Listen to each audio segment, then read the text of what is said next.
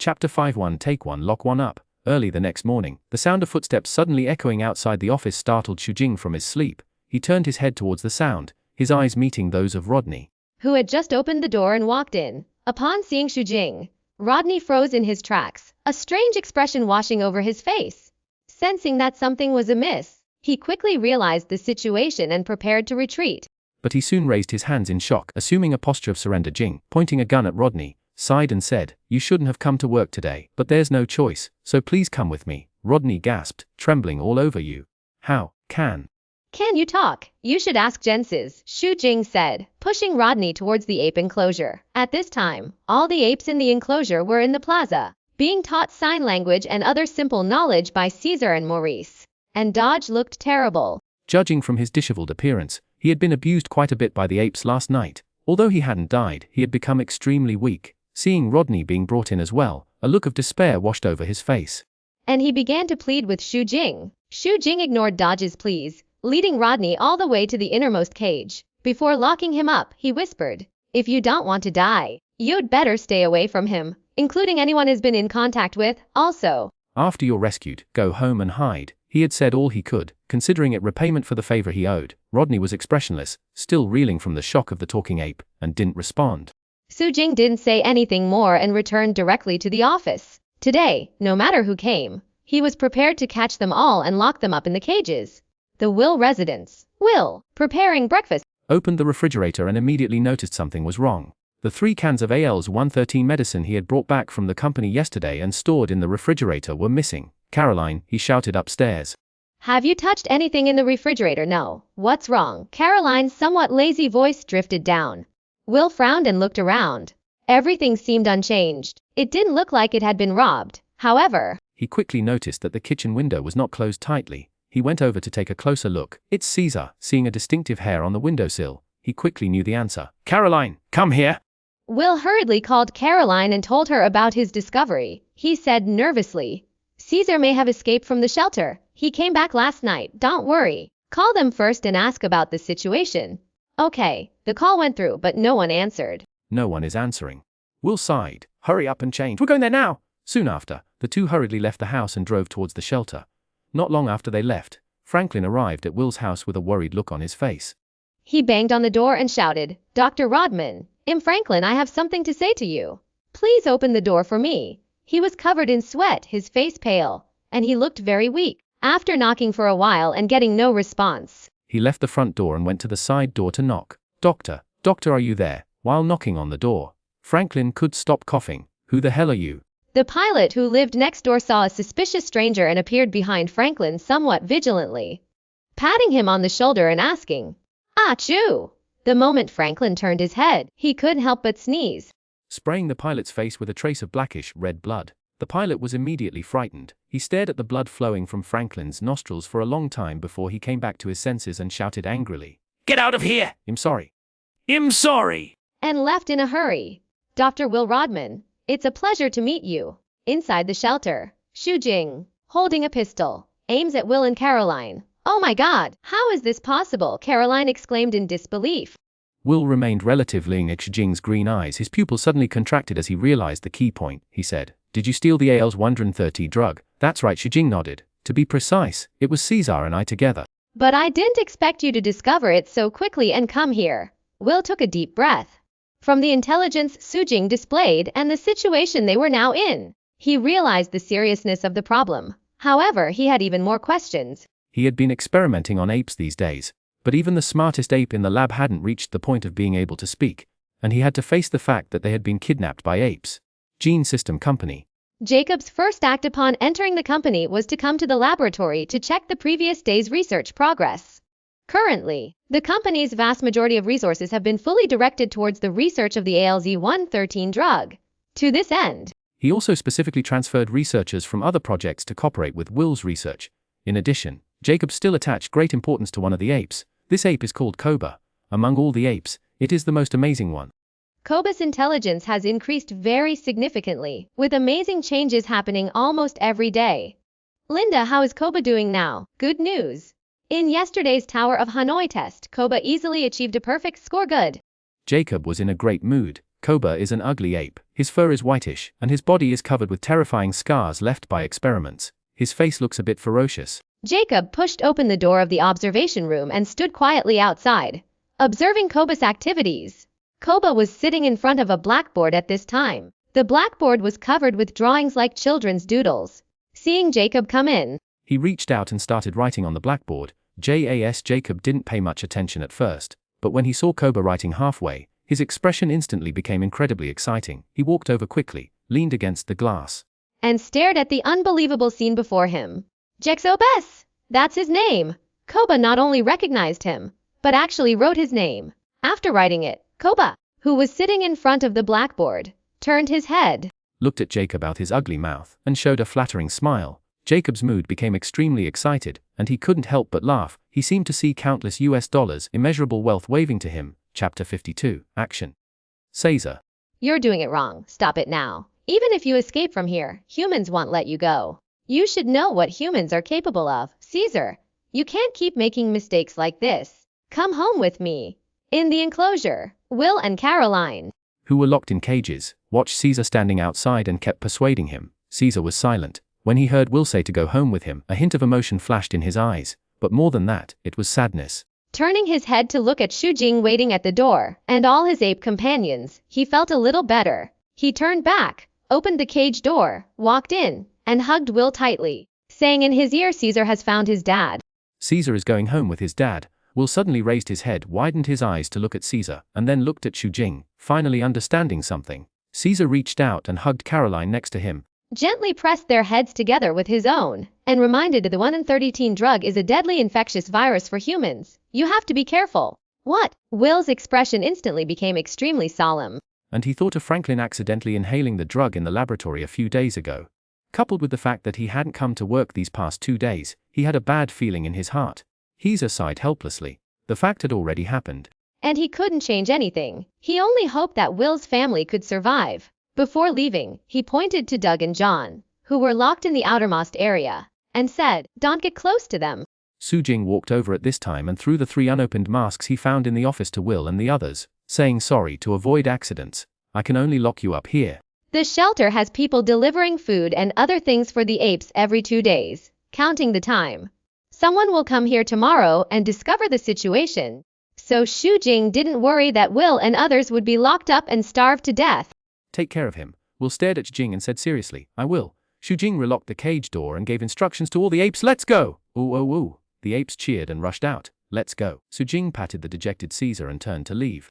I'm still too soft-hearted. Just before he left, he happened to turn back and saw Will putting on a mask. Logically, Will had been in contact with Franklin and was already infected. But whether his body had natural antibodies to the virus was hard to say. Although it was unknown whether Will could survive, as a researcher in drug development, with information known many days in advance, the fate of humanity might be better than in the original history. But this didn't have much impact on Jing, because the virus had a short incubation period and spread quickly. Soon the human world was destined to be in chaos. And he only needed this period of time when humans were unable to care for them to build a home belonging to the apes. And then he could leave. Even if there were any future troubles, it would be Caesar's problem. At this time, night fell. Nearly 200 apes of various kinds kept running out of the shelter, gathering outside the gate. Xujing appeared last. He came to the front, identified the direction, and pointed to a place at the foot of the mountain. In an instant, all the apes were like a torrent, ignoring the mountain road and highway, jumping down in a straight line. His first goal was the Genesis company located in downtown San Francisco, to get all the finished drugs and rescue the apes there. Under his leadership, they tried to avoid places with large crowds along the way, and only walked in remote locations, or climbed over walls, or climbed trees. Even if they were occasionally seen by people, it didn't cause too much of a disturbance. After most of the night's journey, they finally arrived at their destination late at night. Roar! Xujing took the lead and accelerated towards the glass door. Bang! A burst of crackling glass breaking sounded, and his whole body crashed straight in. Bang! Bang! Then, one glass after another shattered, and all the apes rushed in after him. The Genesis Company building was a circular building. The first floor was an open hall. The wide circular staircase around was like a giant snake wrapped around the hall. After entering the hall, Xujing did not rush to act. He looked around and quickly found the cameras dotted around the hall. He pointed to them and made a gesture of smashing them. Maurice and Caesar immediately understood what he meant and demonstrated by leaping high and smashing the cameras violently.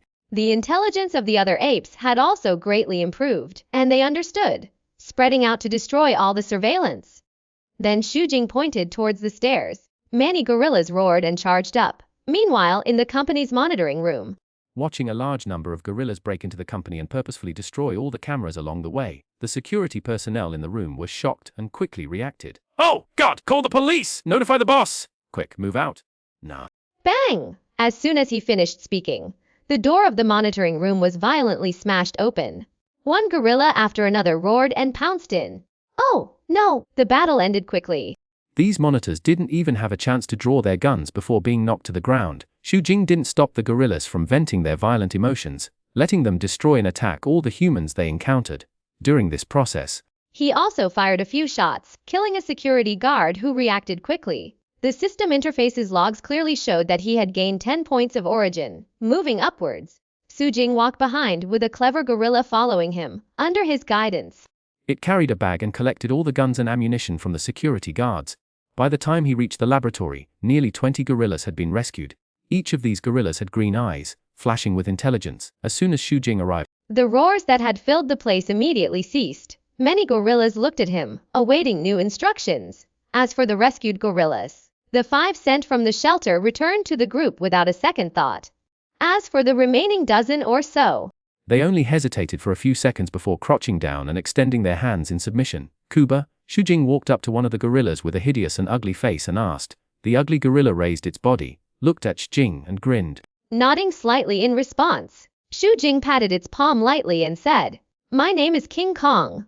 From now on, I am your leader." As he spoke, he walked past the crouching apes one by one, patting their hands and accepting their submission. Chapter 50. I want to report a case. The laboratory was a mess. All the equipment had been violently destroyed by the apes. Fortunately, they hadn't forgotten Xu instructions and had collected all the ALZ-113 drugs produced. Xu took a rough look. There were probably nearly 100 cans, which seemed like quite a lot. His main purpose for these drugs was to use them on the King Kong armor, but whether they would work was unknown. After using the drug, his current body's return to the origin point had increased to 215 and was still slowly increasing. This showed that the drug could continuously produce some kind of unique effect on apes. Although it didn't directly increase strength, it could fundamentally improve certain genes and promote evolution.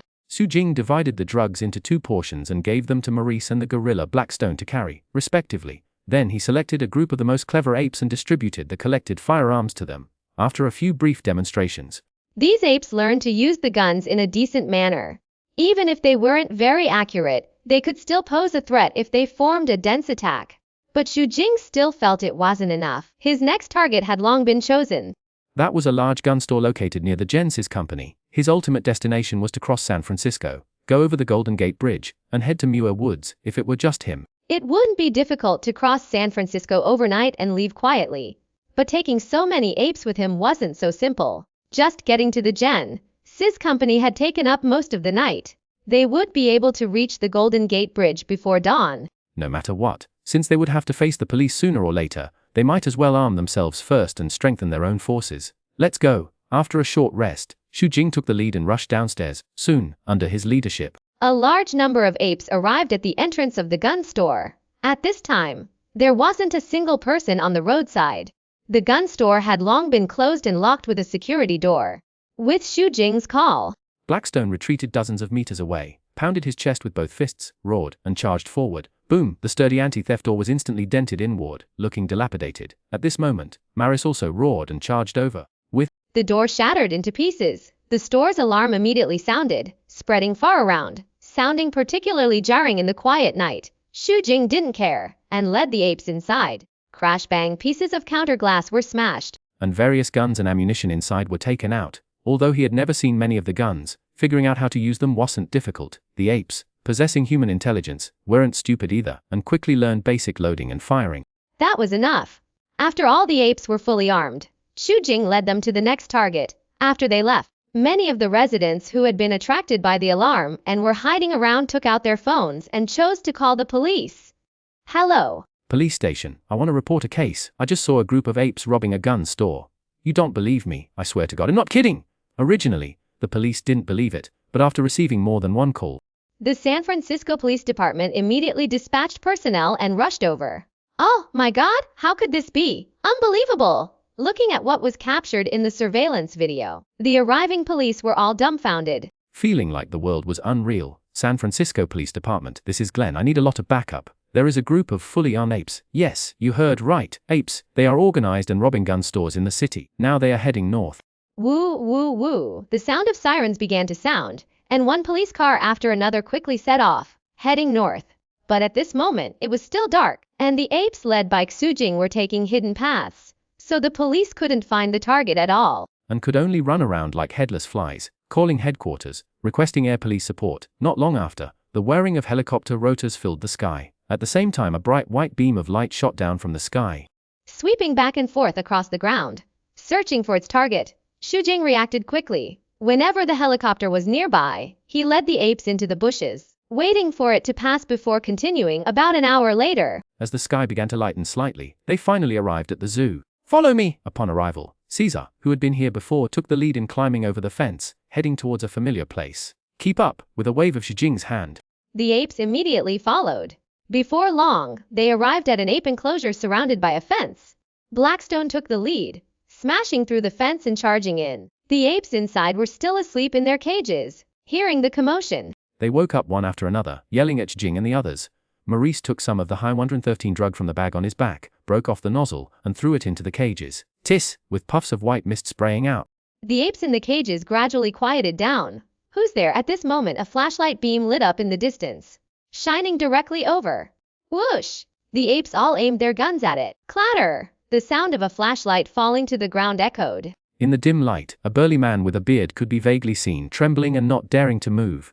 Blackstone and Maurice walked over, each grabbing one of the burly man's arms, lifting him in front of Xuanhuan, and slamming him to the ground. Who are you? Xuanhuan asked in a deep voice. As soon as he finished speaking, the burly man's eyes widened instantly. His mouth opened wide, and then his body swayed and he fainted on the ground. Xuanhuan was a little speechless. He didn't expect him to be all looks and no substance. He stopped paying attention to the burly man who looked like a manager and returned to the cage, opening the lock, with Maurice and Blackstone guarding him on the left and right. And with his enhanced intelligence, the apes in the cage were well behaved, lining up one by one to come out and express their submission to him. In total, more than 30 apes further strengthened his team. Let's go! After throwing the burly man into the cage and locking him up, Xuanhuan advanced again, including Caesar. Not a single ape asked him where he was going, but all the apes chose to trust him completely and follow behind. The sky gradually brightened, and there were more pedestrians on the roadside. This time, Xuanhuan no longer concealed his movements, because no matter how much he concealed, it would be of little use. Anyone who saw more than 200 apes fully armed passing by would choose to call the police immediately. Soon the sound of sirens approached from afar. At the same time, the buzzing of helicopters echoed in the sky above once again. Chapter 54. You know nothing at all. This is San Francisco Police Department 1. I am air support. They just crossed a park on the north side and are now continuing north.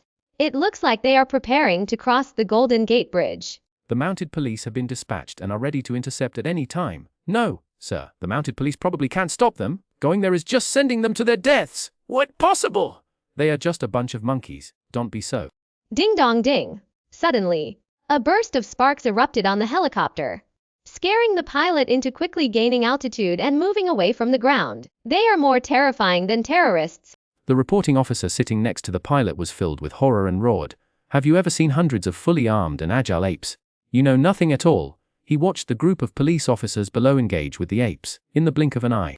The police were completely overwhelmed. Stay calm. What's the specific situation? The commanding officer, number 1, also heard the gunfire. He decided to overlook the subordinate's impoliteness for the moment. I apologize, sir, the reporting officer said, trying to compose himself, still shaken. I suspect they have a leader and these apes are acting just like humans. Hold on a moment. Number 1 then received communication from others. Sir, we're in the city center. There are too many civilians around. Also, our brothers can't hold on. Requesting backup. We just received an alarm call from Gen Sis. Their company was broken into by apes last night. Jacob, the person in charge, said these apes used a new drug developed by their company. Their intelligence is higher than we imagined. Sir, we just received another report. These apes escaped from the San Bruno Primate shelter. Also, there's an absurd message. The reporter claims they can talk. Number 1 blankly put down the communicator. His brows furrowed deeply. These messages were more and more outrageous, completely refreshing his worldview. But if one person was mistaken, surely not everyone could be. Mounted police to coordinate the evacuation of the crowd on the Golden Gate Bridge. Deploy the special response team. Block off the north end of the bridge. Everyone else, head there to intercept. Eliminate all the apes on sight. In any case, he dared not take it lightly any longer and issued the most serious order. Da-da-da. Xu Jing carried a submachine gun, occasionally aiming it at the helicopters flying around in the sky, while leading the apes forward at full speed. He was now moving through crowded areas or breaking through office buildings by smashing glass. Therefore, even though the helicopters in the sky were equipped with machine guns, they dared not open fire at will and could only continuously follow and circle. The sun gradually rose higher, and the sky was clear blue, not to mention thick fog. There were hardly any clouds to be seen. After defeating the initial group of police officers, there were no other interceptions except for the helicopters in the sky. Xu Jing knew without thinking that when they reached the Golden Gate Bridge, they would inevitably face a well-prepared San Francisco police force. He remembered that in the movie, when Caesar retreated, a thick fog happened to roll in, with very poor visibility. The apes split into 3 groups, with Caesar leading one group to stay on the bridge to attract targets, while the other 2 groups advanced covertly from above and below, ultimately encircling and defeating the intercepting force. But Xu Jing did not have the benefit of favorable weather conditions. In the current weather, no matter what instructions he gave, they would be clearly observed by the people on the helicopters. Moreover, once they reached the Golden Gate Bridge, without innocent civilians around, the machine guns on the helicopters would definitely open fire at full force to suppress them. In any case, this was an unavoidable hard battle and the biggest challenge they would face. Fortunately, the first 2 tasks have now been completed. Xu Jing can use the Vajra armor once, so he's not too worried. Around noon, they finally crossed the entire San Francisco and approached the Golden Gate Bridge. They're coming. The personnel on the helicopter asked the ground crew, "What's the situation on the north side of the bridge now?" "All personnel are ready." "Very good. Once they're on the bridge, well, force them to the north, as soon as they get close. You open fire with all your might. Don't worry, they have no cover. It's like catching turtles in a jar. There's absolutely no way they can escape." A roar came from afar in the sky. 2 more armed helicopters flew over from the south. Is this the butterfly effect? Xu Jing stood on the roof of a building, watching the approaching helicopters from afar, a look of surprise on his face. It was much bigger than the scenes he had seen in the movies. But no matter what, he would not give up. He waved his hand forward, and the surrounding apes roared and rushed towards the bridge. "Dad, can we escape?" Caesar stood beside him, looking at the approaching helicopters with a worried look on his face. Xu Jing patted him on the arm and said, "Don't worry, we will definitely succeed." After he finished speaking, he ran forward quickly. Across a distance of nearly 10 meters, he jumped onto the roof of another building. Then he somersaulted and slid down along the pipe. Before long, apes rushed onto the Golden Gate Bridge. Due to the short time for evacuating people, many cars were left on the bridge at this time. Watching some apes continuously jump and advance from one car to another, Xu Jing let out a roar and pointed to the passageways between the cars. The next moment, all the apes got off the roofs of the cars and ran through the passageways with their bodies lowered. Da-da-da. At this time, the helicopters in the sky began to fire. 3 large-caliber machine guns weaved a net of fire, sweeping across all the apes that could be seen. Raw. Xu Jing was not to be outdone. He quickly led the apes to use the cars as cover and began to fight back. Among them, several laboratory apes led by Cuba appeared particularly brave, jumping onto the cars without fear, exposing themselves, dodging and attracting the firepower of the police on the helicopters. Immediately afterward, more apes rushed out, frantically pulling the triggers of their weapons at the helicopter in the sky. Damn it! Increase altitude. Although the apes had poor accuracy, there were just too many guns. In a matter of moments, they shot at the police on the helicopter, who were firing back, making them afraid to even poke their heads out. Ooh, ooh, ooh. Seeing that their side had achieved victory, all the apes cheered. "Keep moving forward." Xu Jing waved his hand forward, and the apes began to run forward again. Air Police Team. "What's your situation?" "Reporting, sir. Under our pressure." The apes are all rushing north, looking at the route of the apes below. The reporting officer would never mention the situation just now. Anyway, they had completed their task. "Very good. Keep up the pressure. Report any situations immediately." Understood. Chapter 55. Is this really my dad? The Golden Gate Bridge spans the Golden Gate Strait from north to south. It is a steel truss suspension bridge. The entire bridge has 3 huge bridge towers, one in the middle and one on each side. Including the parts extending from both ends of the steel towers, The bridge is 37 meters long and 4 meters wide with 6 lanes and 2 sidewalks. Xu Jing led the apes onto the bridge from the south. After the initial attack, the police helicopter never engaged them again. It just hovered around, posing in an attacking stance and constantly putting pressure on them. He knew that these humans wanted to drive them to the north end of the bridge, where layers of defenses must have already been laid out.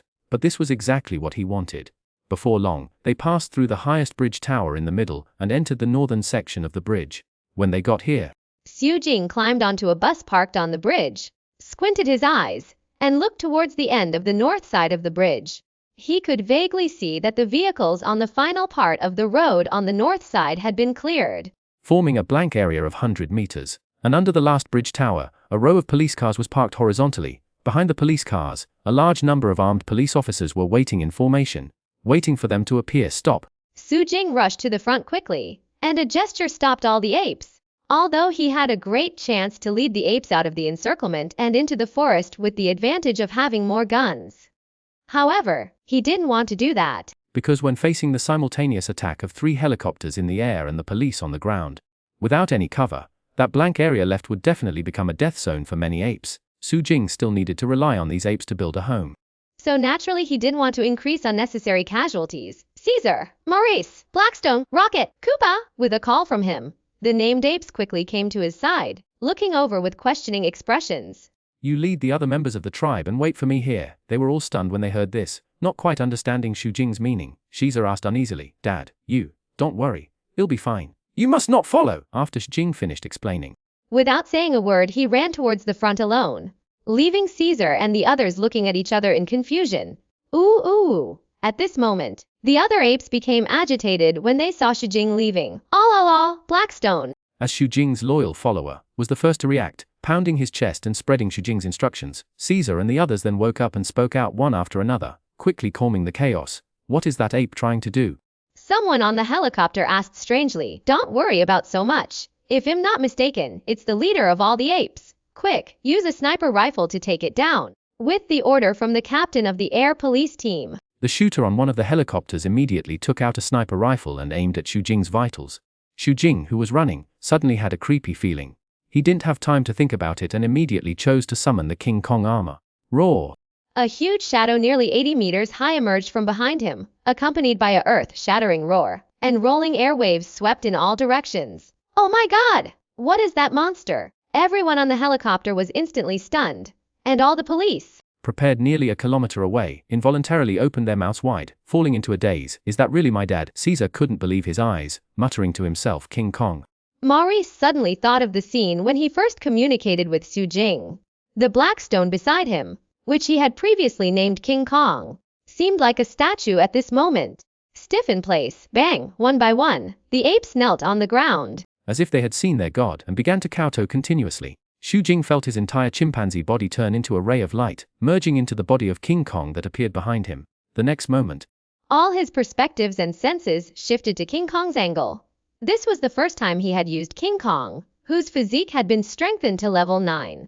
At this moment, his body width was almost equal to the bridge. In his eyes, the originally magnificent Golden Gate Bridge was like a narrow little bridge, giving him a feeling of being congested. Roar! He opened his terrifying mouth and let out another roar. He lowered himself and scooped up 2 cars, throwing them violently towards the helicopter in the sky. Boom, boom, 2 fireballs instantly exploded in the sky, rolling down towards the sea. Retreat! The police in the remaining helicopter finally woke up from their dream, shouting at the pilot in extreme horror. The pilot was sweating profusely, quickly maneuvering to escape, but it was obviously too late. A tumbling car quickly magnified in front of his eyes, instantly blocking his entire view. No! Boom! Another fireball exploded. The whole world seemed to be quiet. Xu Jing roared to the sky, then turned around and looked at the police force north of the bridge, who were trying to escape like frightened birds. Bang, bang, bang, as he ran quickly. The bridge began to tremble. Cars were crushed underfoot. The distance of a kilometer was covered in the blink of an eye. Let's fight it. The police officers who couldn't escape were almost driven mad with fear. They desperately pulled their triggers. Countless bullets rained down on the monster lunging towards them. But all of this was just a futile struggle, as a giant hand, like a 5-finger mountain, repeatedly slammed down from the sky. Everything explode! Roar! Xu Jing climbed onto the hundreds of meters high bridge tower. He waved his arms and roared continuously. showing his existence to the world. In this instant, most of the countries in the world with satellites captured his figure. Oh my god! Can anyone tell? What is this? How can there be such a monster on Earth? Incredible! Countless people went completely crazy at this moment. But countless others began to fear. If it were before the virus spread, Xu Jing would still have some concerns. But now, he wasn't too worried about anything. Before long, a large-scale global virus outbreak would plunge the entire human world into panic. The ensuing riots would destroy humanity, and it is always humanity itself that can destroy humanity. Then he waved to Caesar and the other apes, turned over the bridge tower and walked towards the north bank. Ooh, oh, oh, ooh. All the apes jumped and shouted, letting out excited cheers. Their eyes were filled with fanaticism. They ran desperately, chasing after the distant behemoth. From this moment on, they seemed to have found their ultimate faith. Forever following chapter 56, Return Dad, you were looking for me. Caesar climbed the mountain and sat down in front of Xu Jing. Xu Jing stared blankly at the platform not far opposite him. There was a stockade built among 4 mountains. This stockade was basically built from megaliths, with stone houses, stone gates, and stone walls. It looked like a magnificent castle. 2 towering towers at the stockade entrance firmly guarded the only path leading from the foot of the mountain to the stockade, giving the impression that one man could hold off 10,000. Caesar, do you remember how long we've been here? Caesar thought for a moment and said, it's been over a year. Yes, Xu Jing sighed and said, more than a year. I'm almost used to this kind of life. As early as 2 months ago, when the system prompted that the task was completed, he had forcibly passed the position of leader to Caesar. With him in charge for these 2 months, Caesar used his superior intelligence and practical actions to gain the sincere loyalty of the other apes. Hearing Xu Jing's words, Caesar suddenly felt a bad premonition and panicked. Xu Jing patted Caesar on the shoulder and sighed. I'm leaving. Woo woo woo. Caesar's emotions suddenly became agitated, and his whole body was filled with restlessness. Why? Xu Jing put his hand on the back of Caesar's head and said, maybe you've guessed it. I'm not really your dad. No. Caesar shook his head with tears in his eyes, stubbornly saying, in my heart you are my dad. Xu Jing smiled and said, all feasts must come to an end. I came from another world with a mission, and now I have completed it. He pointed to the stockade and continued, so, I should go back. Caesar covered his face, looking distressed. Can't you stay? Xu Jing shook his head and changed the subject. After I leave, you can live and multiply in this forest. Have more baby apes. In a few decades you will become the masters of this world. When they first entered the forest, humans came in droves to find them, even troops. But Xu Jing, who maintained his King Kong armor, killed them one by one. After a month, fewer and fewer humans entered the forest. It wasn't until recently that Xu Jing secretly sneaked back to San Francisco and learned that human society outside had completely collapsed due to the simian flu. And the operations of government departments had been suspended indefinitely. Even Will, the inventor of the drug himself, couldn't change anything. A survival rate of 5 in 1,000 meant that all humans without innate immune antibodies died one by one. The survivors driven by panic caused countless riots, plunging the entire human world into a post-apocalyptic era. But this was not the end. Xu Jing knew that as time passed, the virus would continue to mutate, eventually leading to the further degeneration of the surviving humans, loss of language skills, and decreased IQ, potentially leading to complete extinction. And the apes didn't have to do anything. As long as they had a safe and secluded place to recuperate for decades, they could become the sole intelligent beings on this world. Most of the mountain stronghold surrounded by these 4 great mountains was built by Xu Jing using his Vajra exoskeleton. It was easy to defend, difficult to attack, and very hidden. He even solved a potential problem for Caesar by secretly killing Koba and the other apes he had rescued from the laboratory. Although Koba and the others were loyal enough, their hatred for humans could never be erased. If they weren't eliminated, they might one day become the fuse for conflicts between the apes and the surviving humans. Having spent time with Caesar and his son, Xu Jing always wanted to do more for him. But ultimately he had to leave. Will you come back? Caesar asked, his head lowered, his face filled with sorrow. Maybe. Xu Jing didn't know if he would have the chance to return. He reached out and hugged Caesar, patted him on the back, and resolutely said, goodbye. After saying that, he immediately clicked on the system's return option. Dad! Caesar cried out, feeling his embrace empty. Xu Jing's body transformed into specks of fluorescent light, disappearing before his eyes. Gishui City. The sky was just beginning to brighten. Xu Jing lay in bed and opened the system to check his gains from this trip. Tasks 1 and 2 were both completed, and he had also obtained the full 1,000 points of origin from killing and devouring. In addition, there were the origins gained from transforming the ape body upon returning. This time, the harvest was not as miserable as he had imagined. Host Xu Jing. Health 95% soul virtual tier. Technique is Fairy Blade Technique Advanced, Great Bear Skill Level 3. Abilities are Tier 1 Flame Level 1 to Level 3 Strength as Level 3 Agility plus Level 3 Hardened Skin plus Armor Adamantine Level 9 Physique thus Source Points 3795, without much thought. Xu Jing spent 50 source points to restore himself to 100% health. Then his gaze shifted and he looked at Task 3, choosing to claim the reward. Accompanied by a wisp of cool air integrating into his mind, he clearly felt his own progress. His perception of the outside world became clearer, and the sense of layering in the world in his eyes became more distinct. However, he still seemed a bit short of reaching Tier 1 Divine Soul. Xu Jing focused his attention entirely on his body. Hazy images of the various organs within his body appeared in his mind. However, it was as if there was a layer of mist separating him. No matter how hard he tried, he couldn't see clearly. With one more transmigration, I should be able to break through. He wasn't discouraged. He relaxed his mind, remembering that Xu Maozong had once said that those in the Jianghu who could reach the inner vision realm were all figures who had entered the innate realm. There weren't many such figures with known names in the entire Great Liang Kingdom. Even in the sect where Xu Maozong had once studied, there were only 2 experts who had entered the innate realm on the surface. Xu Jing shook his head. He knew his own limitations. Even if he could achieve inner vision, it didn't mean he had the strength of an innate expert, or rather, he was only walking on one leg right now. His strength still had great shortcomings. But compared to those who had cultivated for who knows how many years, what he had shown was already exaggerated enough. In the eyes of outsiders, he had only used a few days to gain his current strength.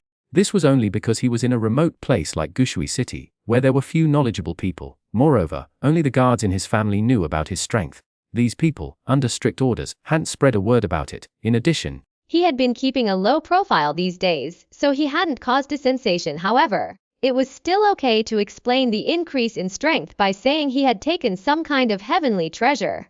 But if people knew that his divine soul was about to reach the inner vision realm, it would be impossible to explain. Thinking of this, Xu Jing immediately felt a chill in his heart. He decided to keep this secret buried deep within his heart. It wasn't that he didn't trust the other party, but he was afraid of accidents.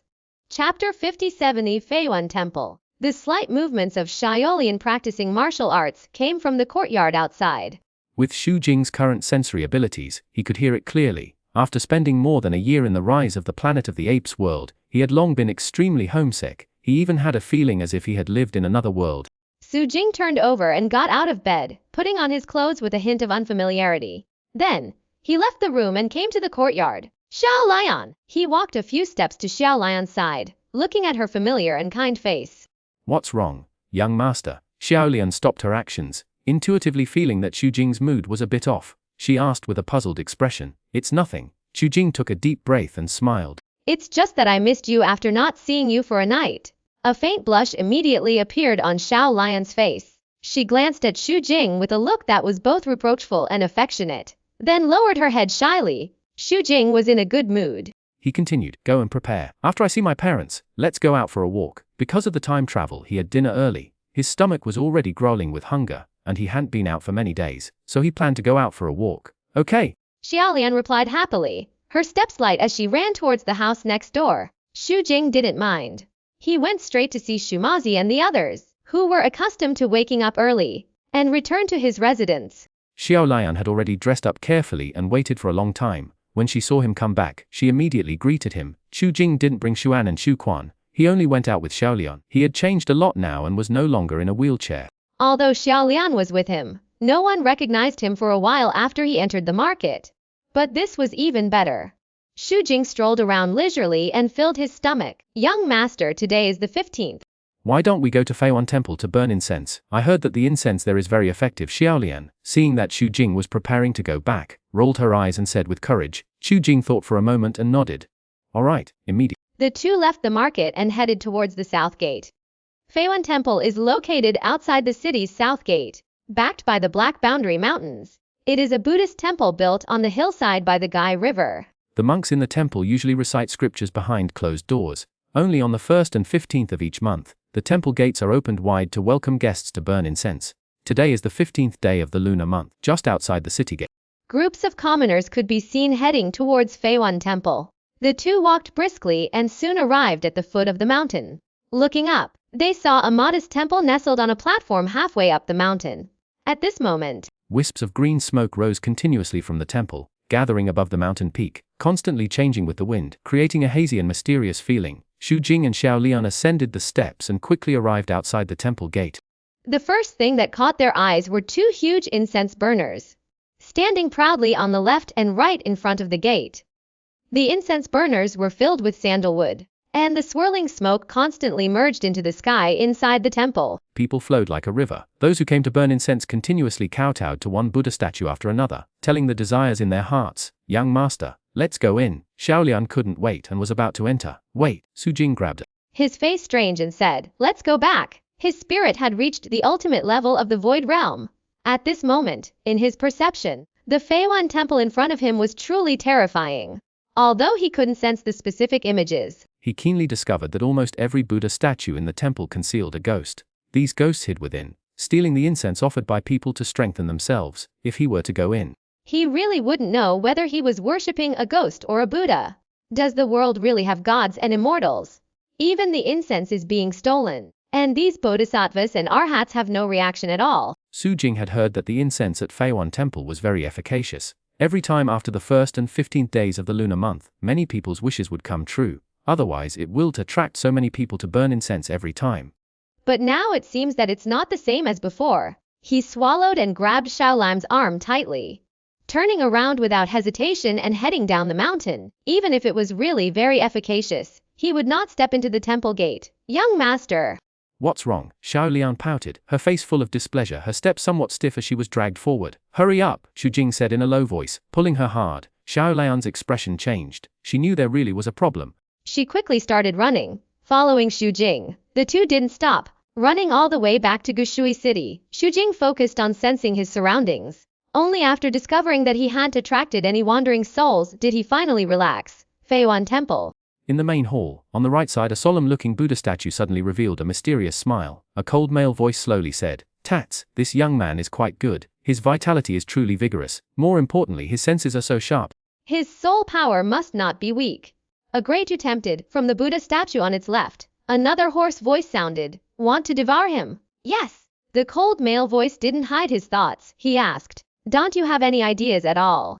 The hoarse voice answered without hesitation. Then it continued, "Although the Imperial Court's blackguards won't actively deal with us, that's based on us behaving ourselves. I don't want to create trouble for myself. Besides, with so much incense offering." "What more could I want? He's just an ordinary person. As long as we don't act recklessly and just occasionally indulge a little, the blackguards won't care. And haven't they already left? What's there to worry about? Just make sure you have a sense of proportion." They spoke without any reservation.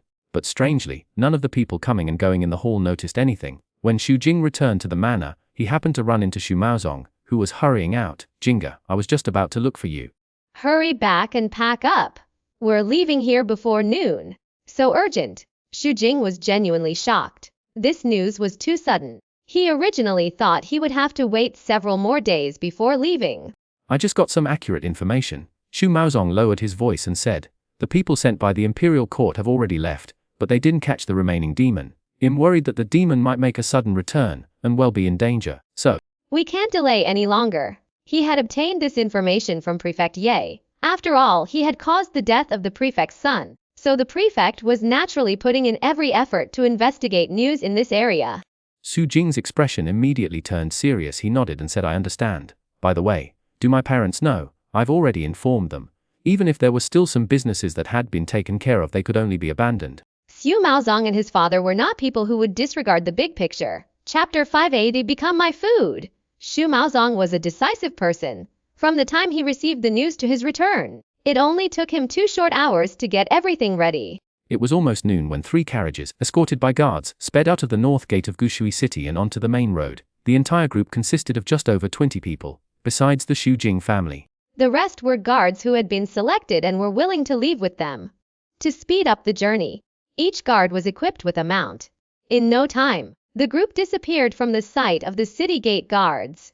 Su Jing had learned to ride a horse in his previous world as a gorilla, but in the main world he had never ridden a horse before, so he didn't try to show off but honestly sat inside the carriage. The carriage rumbled along the uneven official road, creaking and swaying. Fortunately thick, soft animal skin cushions were laid inside the carriage, greatly reducing the discomfort of the bumps. Their destination was An City, located in the heart of the Central Plains. about 1,000 miles away from Gishui City. Such a long distance, relying solely on the speed of the carriage, would take about a week. Xu Jing lazily lay on the long chair inside the carriage, his head resting on Xiaolian's elastic thighs, enjoying her skillful massage. Since the system was upgraded to the official version, although there were frustrating aspects, there were also useful changes for him. The most beneficial was that when he transmigrated, if the body in the main world was threatened, the system would provide free protection for a period of time and alert him, giving him ample time to return and respond. With this convenience, the big stone weighing on his heart every time he transmigrated finally fell to the ground. The team advanced quickly. According to Xu Maozong's instructions, they had to reach the nearest post station before dark. The accompanying guards had all witnessed the fox demon and began to understand the dangers of this world. Naturally, they were unwilling to risk spending the night in the wilderness, so they didn't slack off on the journey. After an entire afternoon, with only 2 short breaks, the group finally arrived at the post station before dark. The post station was actually a village with low walls and narrow streets. The entire village had more than 100 households, along with a large number of inns built within the village to welcome passing merchants and travelers. It was mealtime, and rows of lanterns were hung high in the village. The streets were crowded with people, making it very lively. The people here only glanced at Xu Jing and his group before indifferently looking away, as if they were used to it. As soon as they entered the village, several people soliciting business for different inns surrounded them. After comparing them, Xu Maozong chose the largest one. Xu Jing, having spent the entire afternoon in the carriage, was not in the mood to wander around. After eating a simple meal, he returned to his room to rest. He did not transmigrate after all. He had just spent more than a year as a gorilla and had only returned for less than a day. He was worried that if he transmigrated continuously, he might forget that he was still a human being. Besides, the origin points are currently sufficient to sustain the health value that continuously decreases due to negative statuses for a short period, and there are no further stages to the cultivation method. There's also nothing he needs to improve in terms of strength. So, he decided to give himself some time to adjust. Finally caught up. Midnight. On a hillside a kilometer away from the village where the post station was located. In the dim moonlight, a dark shadow suddenly appeared. To think he ran so far. If I hadn't placed a tracking soul mark, I would have miscalculated this time. But this is also good. If I devour this kid's flesh and soul here, even if there's trouble, it will be hard to trace it back to me.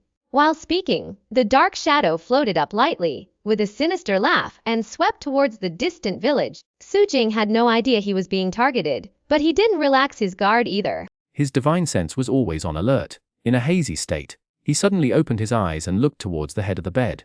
He saw a vague figure standing beside him. A ghost. Xu Jing's mind exploded with a bang. He wanted to turn over and get up, but he found that his body was completely unresponsive. He couldn't even move. This feeling was like sleep paralysis. He was clearly conscious, but he could even move a finger. I didn't expect. I still underestimated your soul power. Not bad. This is simply too good. It was worth me running so far to catch up, kid. Give up the futile struggle. Being targeted by me can only be considered your bad luck. Become my food. The ghostly figure didn't give Xu Jing any chance at all. As soon as the words fell, it exploded with a bang, turning into a strange mist, divided into wisps. It floated towards Xu Jing's mouth, nose, eyes, ears, and other openings. Damn it! Xu Jing was cursing inwardly. He had already realized that this ghost was most likely the one that had targeted him when he went to Xuanhuan Temple during the day. In this main world, if you are weak, you will be slaughtered by these demons and ghosts at will. But if you are slightly stronger, you will easily be targeted like this. Not only can't you afford to provoke them, but you can't even hide from them. What to do? He summoned the system immediately and subconsciously glanced at the Vajra armor, but then quickly shifted his gaze to the plus sign behind the first tier flame. Him going all in, judging from this ghost actions, it was clearly preparing to enter his body and directly devour his flesh and soul. The most likely thing to severely injure it at this point was a burst of flames from within, burning it to death. If 1 tier doesn't work, then 2. If 2 doesn't work, then 3. You want to fort me? Even if I die, I'll break off a tooth of yours. The smoke had already begun to seep into his body. Xu Jing no longer hesitated and instantly made a decision. With a thought, he clicked on the plus sign, but at that moment, the system's cold prompt suddenly sounded in his discover absorbable energy. Convert it into source points. What? Xu Jing wondered if he was hallucinating and quickly stopped the flame upgrade. With a turn of his eyes, he dared to believe it was real after seeing the prompt information that suddenly appeared on the system interface. The ghost is actually absorbable energy. Boy, don't worry. To thank you for providing me with such delicious food, I will make you suffer less. I'll devour your soul first and then slowly enjoy your body. The ghost's cold and ruthless voice sounded in Xu Jing's mind. He didn't have time to think, and with a thought, clicked on the yes option. Ah! A shrill scream rang out instantly. How could this be? Why is this happening? The smoke that had not yet fully entered Xu Jing's body suddenly expanded and contracted violently, as if struggling desperately, but it had no room to resist. It was torn apart by an invisible force and disappeared piece by piece. Xu Jing finally felt his body able to move. He looked speechlessly at the constantly jumping and increasing source points, his face filled with disbelief. Chapter 59. Lishan Sect. After 8 consecutive days of travel, Xu Jing and his party finally entered the Central Plains region. An Ain city was already faintly visible. After the ghost encounter on the first night after departure, he encountered nothing unusual on the road, of course. He didn't mention to anyone that he was being targeted by a ghost. After about half an hour, they arrived outside An City.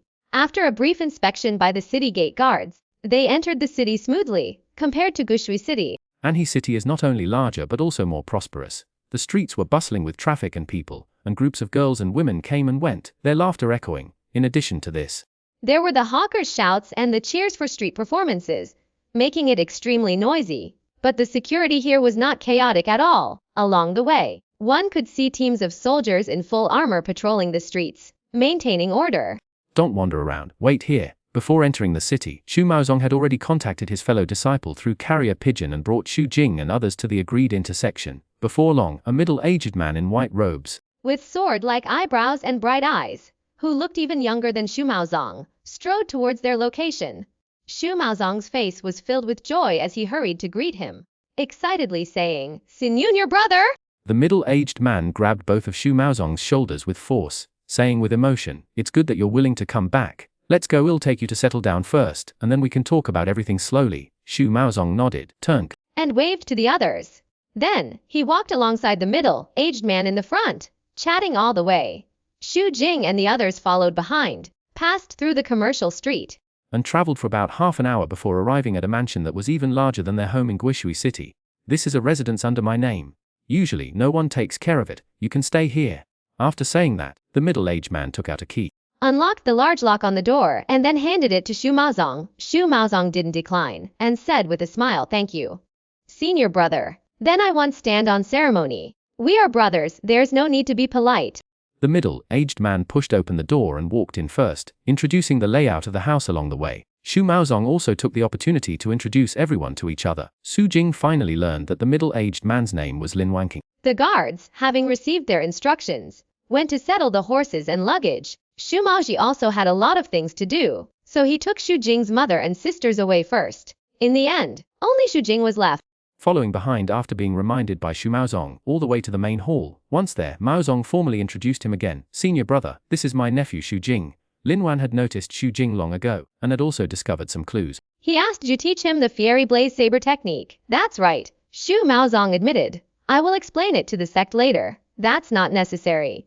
Lin Yuan waved his hand and said, "Since you have chosen to return to the sect, and he has learned the fiery blaze saber technique, he is naturally your disciple. Just tell the master and then report it to the sect." Xu Maozong had expected this and was not surprised. He continued to lead the topic, saying, "Does senior brother know the reason for my return? Could it be for your nephew?"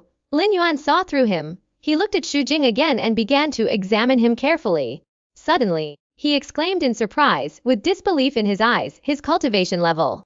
Xu Jing himself had not concealed anything. Seeing Xu Maozong nod in agreement, he immediately circulated his inner Qi, and the full power of the third level of the fiery blaze saber technique erupted. "Hiss!" Lin Yuan gasped, looking at Xu Maozong in disbelief. Xu Maozong said with a hint of pride, "My nephew has indeed reached the blazing flame realm." This, Lin Yuan still couldn't believe it. The fiery blaze saber technique was not a skill that could be mastered quickly. It required gradual progress, constantly strengthening the body and adapting the meridians through secret medicines and inner Qi circulation, and then breaking through little by little. Moreover, practitioners also needed the corresponding aptitude. Lin Yuan was now 39 years old, and he himself had only entered the blazing flame level 2 years ago. He naturally knew the difficulty of the cultivation process. But how old was Xu Jing? He was not even 20 years old. Even the most outstanding figure recorded in the sect had only cultivated to the third level at the age of 25. More importantly, Lin Yuan had been corresponding with Xu Mozi and knew some things about Xu Jing's body. He also knew that Xu Jing had not practiced before. It was possible that his body could be healed. But this third-level Fiery Blaze Saber technique cultivation was simply a fantasy. He finally understood why Xuanhuan was willing to return. He couldn't help but ask, "Junior brothers, tell me, how was this done?" Xu Maozong and Xu Jing exchanged a look. They had already discussed the countermeasures on the way. He immediately replied, "My nephew has a deep blessing." When he was visiting the market, he bought a special stone from a hunter living outside the city. Is it some kind of natural treasure? Lin Yuan's eyes lit up, realizing the key point. Su Maozong nodded with a smile and said, "It is a red fire jade wrapped in fire core rock." Ah, Lin Yuan was stunned. Red fire jade, which only existed in records. It was said that this jade was completely condensed from magma. As long as it was soaked in water, it would dissolve. Taking it could not only heal injuries but also improve physical fitness and increase power. For those who practiced the Fiery Blaze Saber technique, it was a legendary treasure they dreamed of. Lin Wanqing looked at Xu Jing with extreme envy in his eyes. Then, without a word, he grabbed them and walked outside. "Junior brother, let's go see master now." The sect that Xu Maozhong joined was called the Lishan sect. The sect's headquarters was built in the Lufeng Mountains outside An City. The Lufeng Mountains cover hundreds of miles and have hundreds of large and small, steep peaks. The most common trees on the mountains are tall, towering Chinese parasol trees. Legend has it that this was once the habitat of a colorful fire phoenix. The Lishan sect's headquarters is built on the highest and largest peak on the outskirts of the Lufeng Mountains. This mountain, directly named after the sect, is not only extraordinarily high and steep, but also has only one road leading to the top. Following Lin Yuanqing, Xu Jing passed through more than a dozen checkpoints, both visible and hidden, before arriving at the top of the mountain. Upon arriving here, what came into view was a cluster of buildings stretching across the entire mountain peak. Halls and pavilions of all sizes were arranged in a well-organized manner. From time to time, young people wearing blue shirts with burning flame patterns sewn on their chest could be seen coming and going. Most of these young people carried a long saber on their backs. There were both men and women, and each of them looked strong and powerful, possessing good martial arts skills. Along the way, the young people they encountered stopped one after another and respectfully saluted Lin Wanqing. Xu Jing could tell that the sect seemed to attach great importance to rules. After being away for more than 10 years, I didn't expect the sect to have changed so much, and it has even taken in so many disciples. Xu Maozong looked around at the buildings, filled with emotion. He remembered that the Lishan sect didn't have so many people before. Lin Yongqing lowered his voice and explained, "The one currently in charge of the sect is senior brother Xing Cheng. You know what he's like. The current changes in the sect have all occurred after he took over. All those residing on this front mountain are probationary disciples with clean backgrounds who have passed the basic assessment and been screened. These people need to earn sect contributions by completing various tasks or donating money. Once they have enough contributions, they can exchange them for the first level of the Raging Fire Saber technique. If they successfully cultivate it, they can obtain the status of a formal disciple. Formal disciples who want to obtain secret manuals or forge weapons also need to exchange them with sect contributions. Moreover, the exchanged cultivation methods cannot be passed on privately, otherwise they will be pursued by the enforcement team. Himph. Now, not to mention me, even our master and his other junior brothers cannot avoid these rules." Xu Jing listened from the side. He remembered that the prerequisite for cultivating the Raging Fire Saber technique was to condense the seed of true yang. And to condense the seed of true yang, one needed the help of someone who had cultivated the Raging Fire Saber technique to at least the second level. Moreover, the helper would also lose some yuan qi. He thought the contribution system was quite reasonable. Otherwise, if one wanted to grow the sect, who would bear the burden of so many disciples' introductory cultivation for no reason? However, according to Lin Yuanqing's meaning, he seemed somewhat dissatisfied with the current sect leader named Xing Cheng. Lin Wanqing introduced as he walked, leading them to the front of a delicate two-story building. He said, "Master is staying here now, let's go, we'll go up." As he spoke, he stepped inside.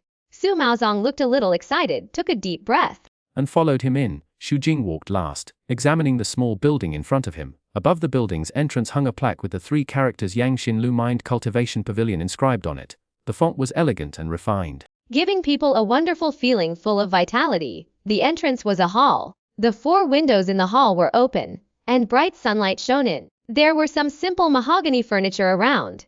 In the corner of the room, there was a wooden staircase leading to the upper floor. Xu Jing slowly strolled around the hall before climbing the stairs. Before he even arrived, he heard a somewhat old but hearty laughter coming from above. He hurried up the stairs and saw a thin, wizened old man with white temples and a face full of wrinkles, holding Xu Maozong and talking. his face full of joy. The old man was wearing simple cloth clothes, looking like an ordinary farmer. He was plain and unremarkable, with no imposing aura revealed on his body, but Xijing did not dare to underestimate him in the slightest. In his spiritual sense, this old man was even stronger than Lin Yuanqing, although he had not yet reached the Xianqin realm. He was only one opportunity away from breaking through. Jinger, come here! After discovering Xu Jing's arrival, Xu Maozong quickly beckoned. Lin Yuanqing also took the opportunity to lean in and quickly tell the old man what he knew. What? When the old man heard about the scarlet fire jade, his eyes flashed with a sharp light. His figure darted out like a ghost and came to Xu Jing, reaching out to grab him. Xu Jing subconsciously wanted to dodge, but he forcibly suppressed the urge, allowing the other party to grab his arm and send a stream of internal energy into his body to investigate. Soon, the old man exclaimed repeatedly, as if he had discovered something incredible. He looked at Xijing with thought's admiration, as if he had seen an uncarved jade, his eyes full of excitement. Chapter 60. Decision. Jinger, it's time to take your medicine. Xu Maozong pushed the door open and came in, covered in dust. He held a bowl of nudie-colored medicinal liquid and placed it on the table. It had been a full week since they arrived at the Lishan sect. During this week, Xu Jing successfully joined the sect and, through assessment, became a formal disciple, with his level 3 blazing fire saber skill. He could have originally become a core disciple directly, but unfortunately, Grandmaster, Xu Maozhong, and Lin Yuanqing all objected. He was tired of hearing things like a tree that stands out in the forest will be blown down by the wind.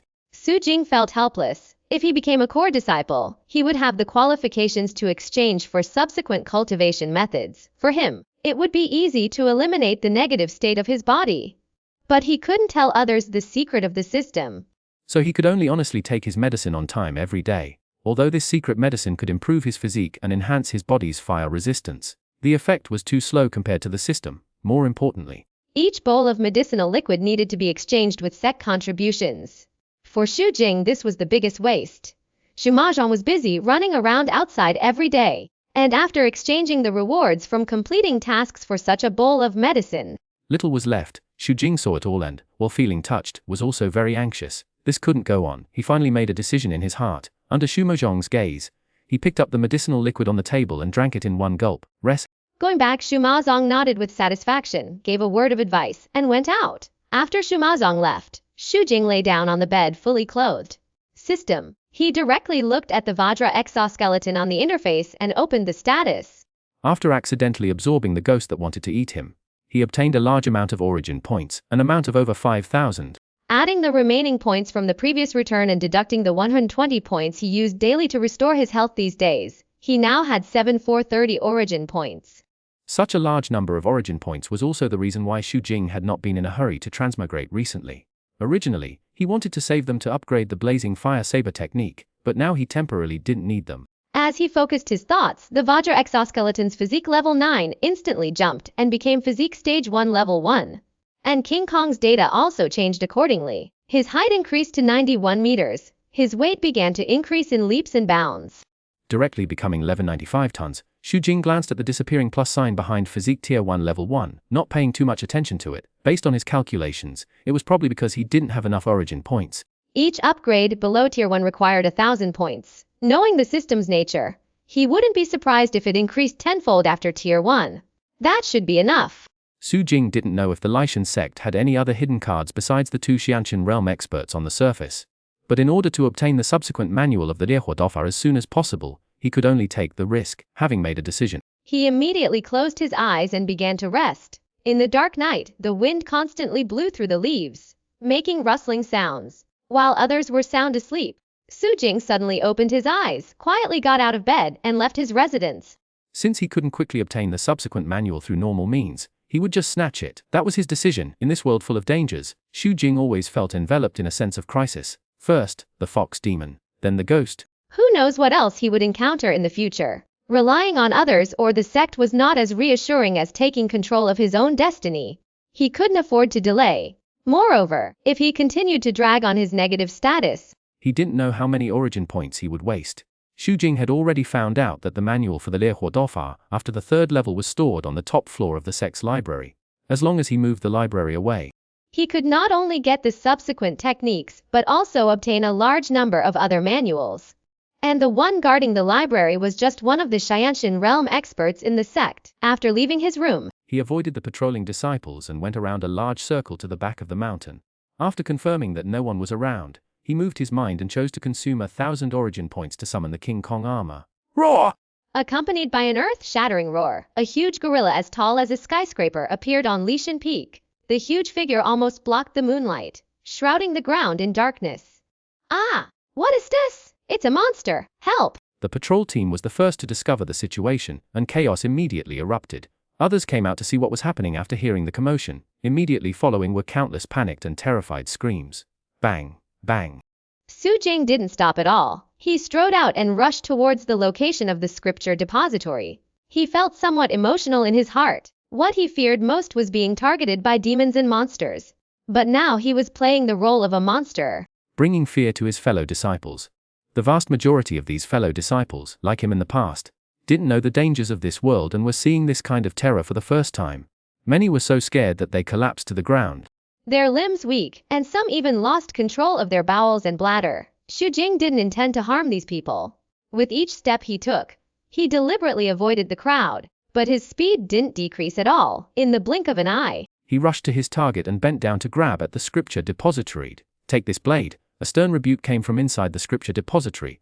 A middle-aged man with a dark long blade on his back, a burly figure, thick eyebrows, and looking extremely imposing, jumped out of the window. While still in mid-air, the long blade on his back was instantly drawn, slashing at Su Jing's outstretched giant hand. As this blade was unleashed, a vast wave of blade energy appeared at the same time. There was a loud bang in the air and countless deep red flames appeared out of nowhere, burning madly towards Su Jing. It's Elder Su. Many disciples recognized the person who attacked, seeing the momentum of the countless flames burning the void. A glimmer of hope appeared in their eyes. Su Jing didn't recognize the person who dared to draw his blade against him, but he recognized the flames the other party unleashed. They were actually a first-order flame of the same level as the one in his body. However, he was not afraid at all, and still recklessly grabbed towards the scripture depository. Bang! The incomparably sharp blade energy collided violently with Su Jing's palm first. A piercing sound of metal clashing suddenly rang out in the air, enveloping the entire palm and beginning to burn. Su Jing only felt a faint tingling in his palm, followed by a burning sensation, although it didn't cause him any serious harm. The burning palm prevented him from grabbing the scripture depository.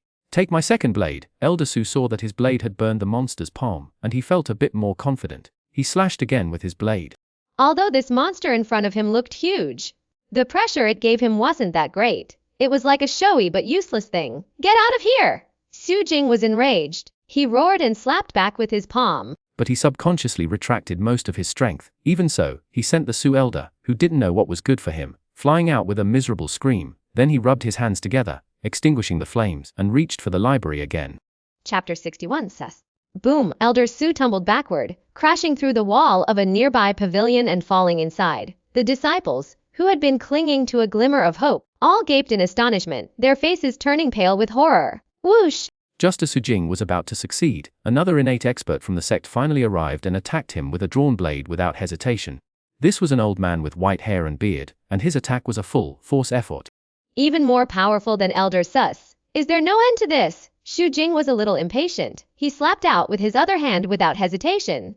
With a bang, the old man soon followed in Elder Sus' footsteps. This time no one came out to stop him. Everyone watched as he forcibly dug out the library pavilion, then jumped off Lishan Peak and disappeared into the darkness. What exactly is going on? Are we okay? Why did he let us go? After Su Jing left, the many disciples of the Lishan sect looked at each other in confusion, as if everything just now was a nightmare.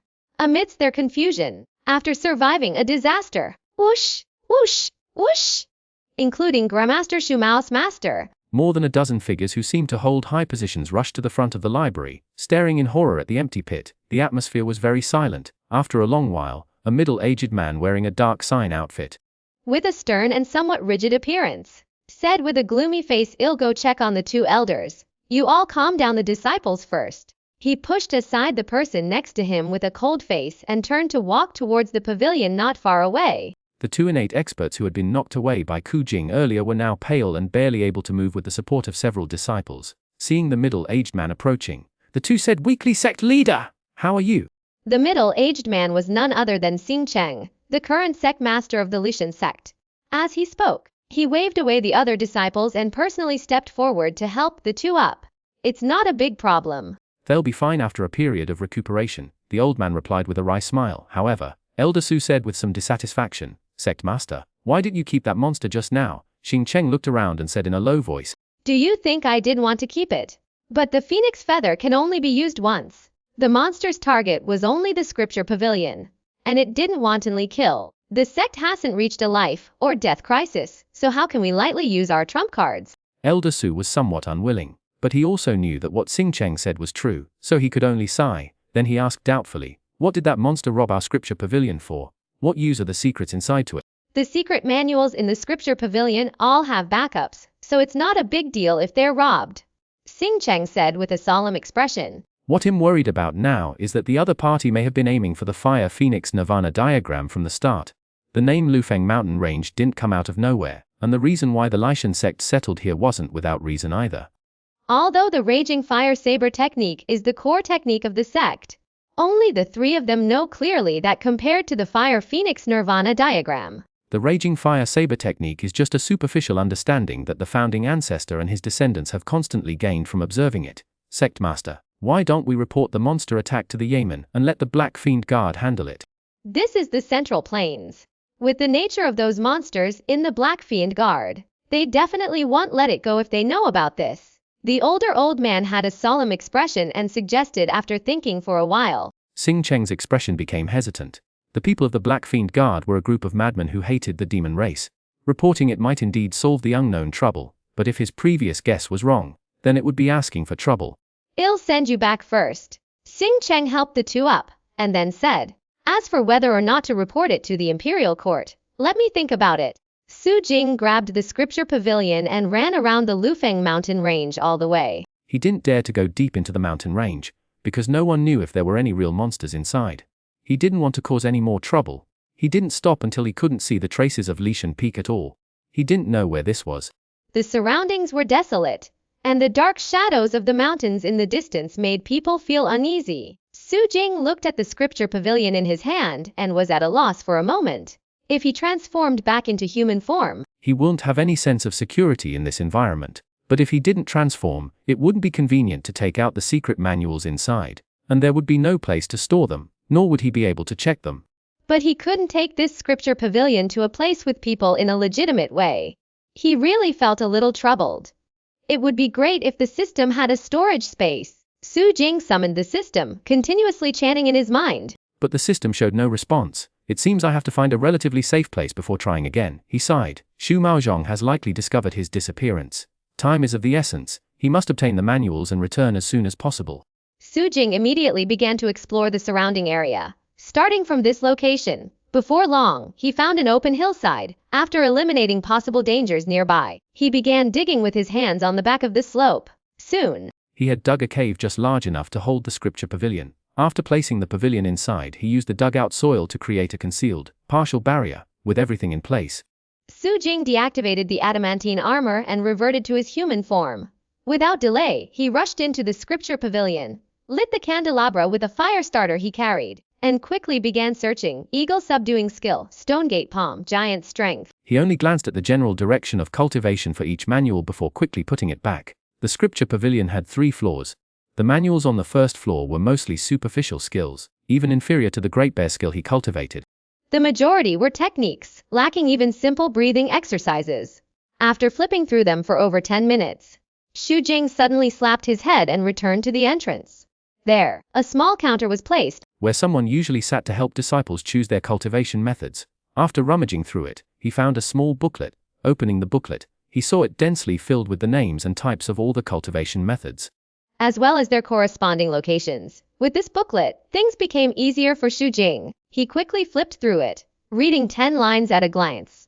Relying on his strong memory, soon he found the manuals he wanted, memorized them all, and obtained them all at once. Iron Bone Skill, Meridian Opening Method, Toad Catching Strength, Adamantine Body. Although each of these cultivation methods wasn't the most powerful, they were the easiest to learn and the most needed by Jing.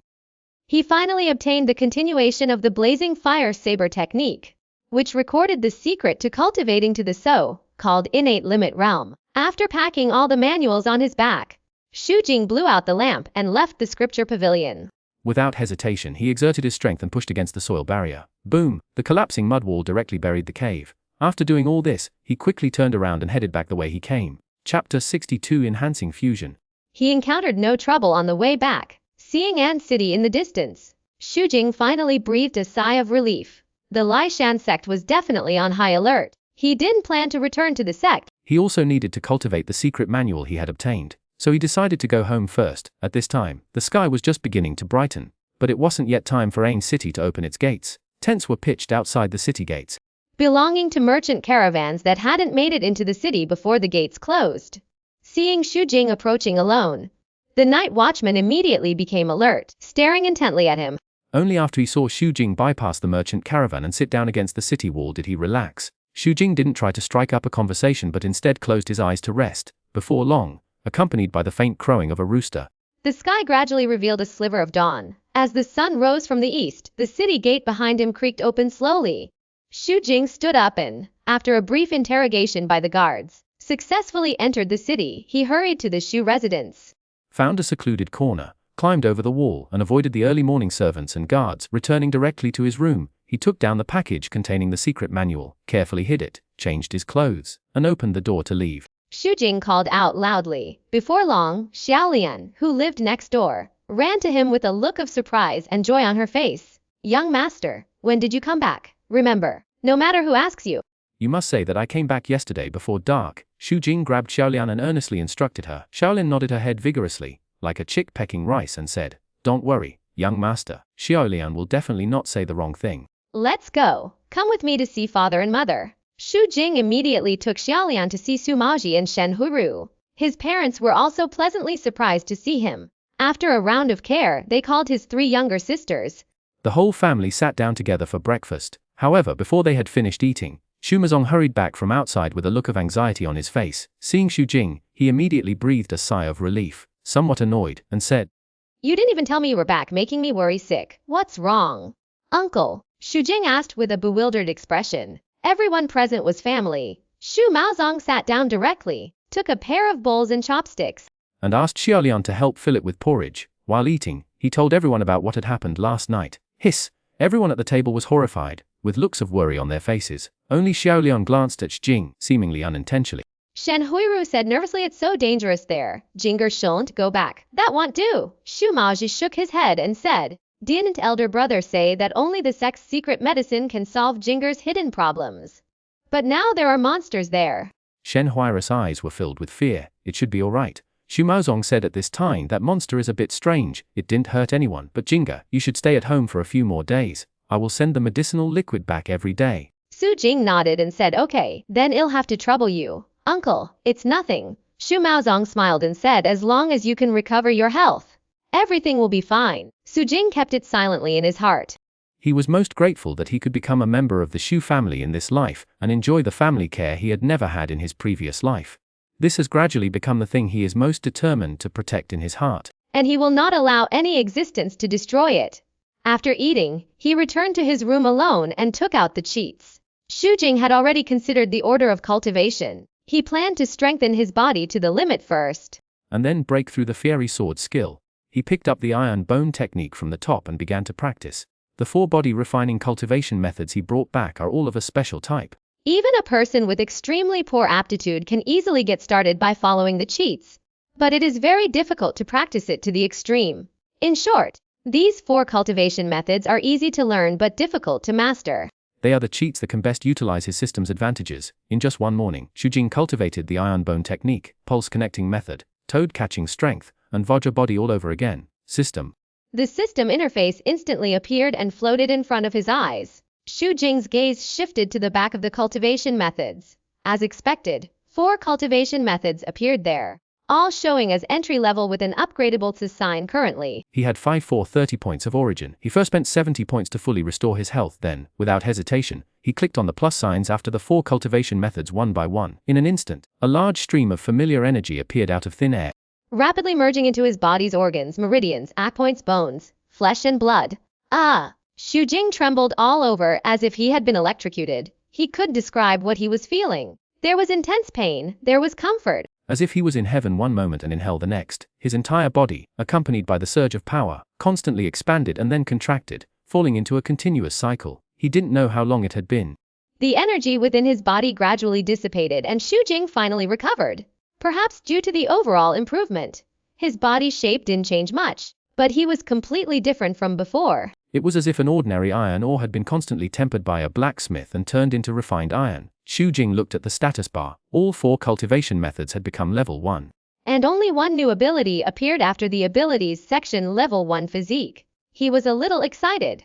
Although there was only this one ability, any improvement was a good thing. After checking his body and finding nothing unusual, he immediately clicked on the plus sign again. Soon, Xu Jing directly upgraded all 4 cultivation methods to the highest level of level 3, and his physique also became level 3. Just then, the system interface trembled, and a prompt box popped up. Integrate cultivation methods and abilities. Yes, no, it can even do this. Xu Jing was filled with surprise. With a thought, he chose yes. The status bar in the upper left corner of the system instantly blurred. After about 5 or 6 seconds. Cultivation method Fairy Blade Technique Advanced. Unnamed Cultivation Method 3rd level Foot Abilities First Order Flame First Levels 3rd level Body Fuck. Xu Jing had anticipated the emergence of the body ability. He remembered that Vajra was automatically integrated into body upon the simultaneous attainment of the same level of strength, agility, constitution, and hardened skin. He already possessed the other 3 previously. And the appearance of constitution just completed the final piece of the puzzle. It was not surprising at all that it formed a 3rd level body at this moment. What surprised Xu Jing was the newly appeared cultivation method. This method actually merged all the cultivation methods except for the Fairy Blade Technique. Moreover, as soon as it appeared, his entire body's blood and qi began to boil, forming a simple circulation route like internal qi, constantly circulating within his body. What's even more magical is that the system, which usually can't be upgraded without subsequent cultivation methods, now has an upgradable fuss sign appearing after this unnamed cultivation method. Chapter 63. Is there an efficacious temple here? Although a plus sign appeared after the unnamed cultivation method, this plus sign was gray, which was significantly different from the white plus signs that could be directly upgraded. Xu Jing concentrated his attention on it, and the conditions required for the upgrade were immediately displayed next to the plus sign. It turned out that this newly formed cultivation method could enhance its potential by devouring other body refining cultivation methods. In other words, when Xu Jing got started with other body refining cultivation methods, he could turn them into nourishment to allow the new cultivation method to continue to evolve. At that time, the gray plus sign would turn white, and he could upgrade it with origin points, and the higher the level of the cultivation method used as nourishment, the more levels the new cultivation method can be upgraded.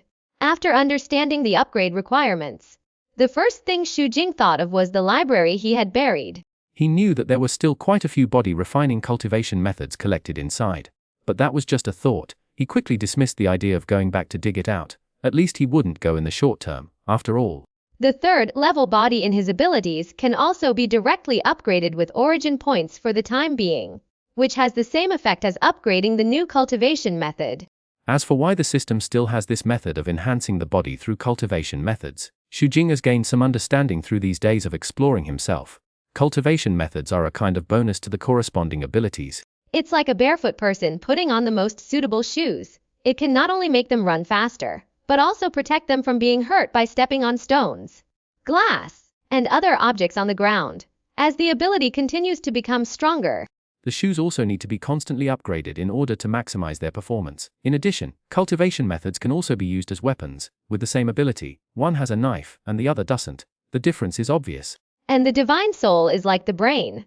The stronger the divine soul, the stronger the control over oneself, and it will enhance the performance of abilities and cultivation methods. Xu Jing understood. His cultivation level didn't come from his own practice.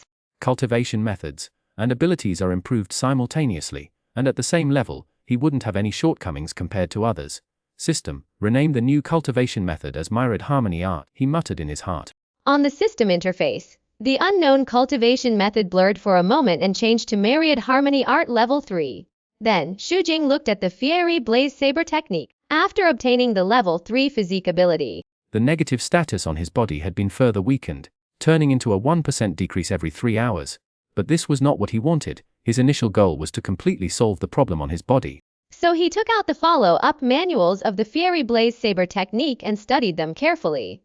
As he studied the next level of the technique, a plus sign that could be upgraded finally appeared behind the fiery blaze saber technique in the system. Xu Jing focused his attention on it and received the information that the upgrade only required consuming 100 points of origin. So little, he was stunned, but quickly reacted and looked at the Tier 1 flame, a thoughtful look on his face.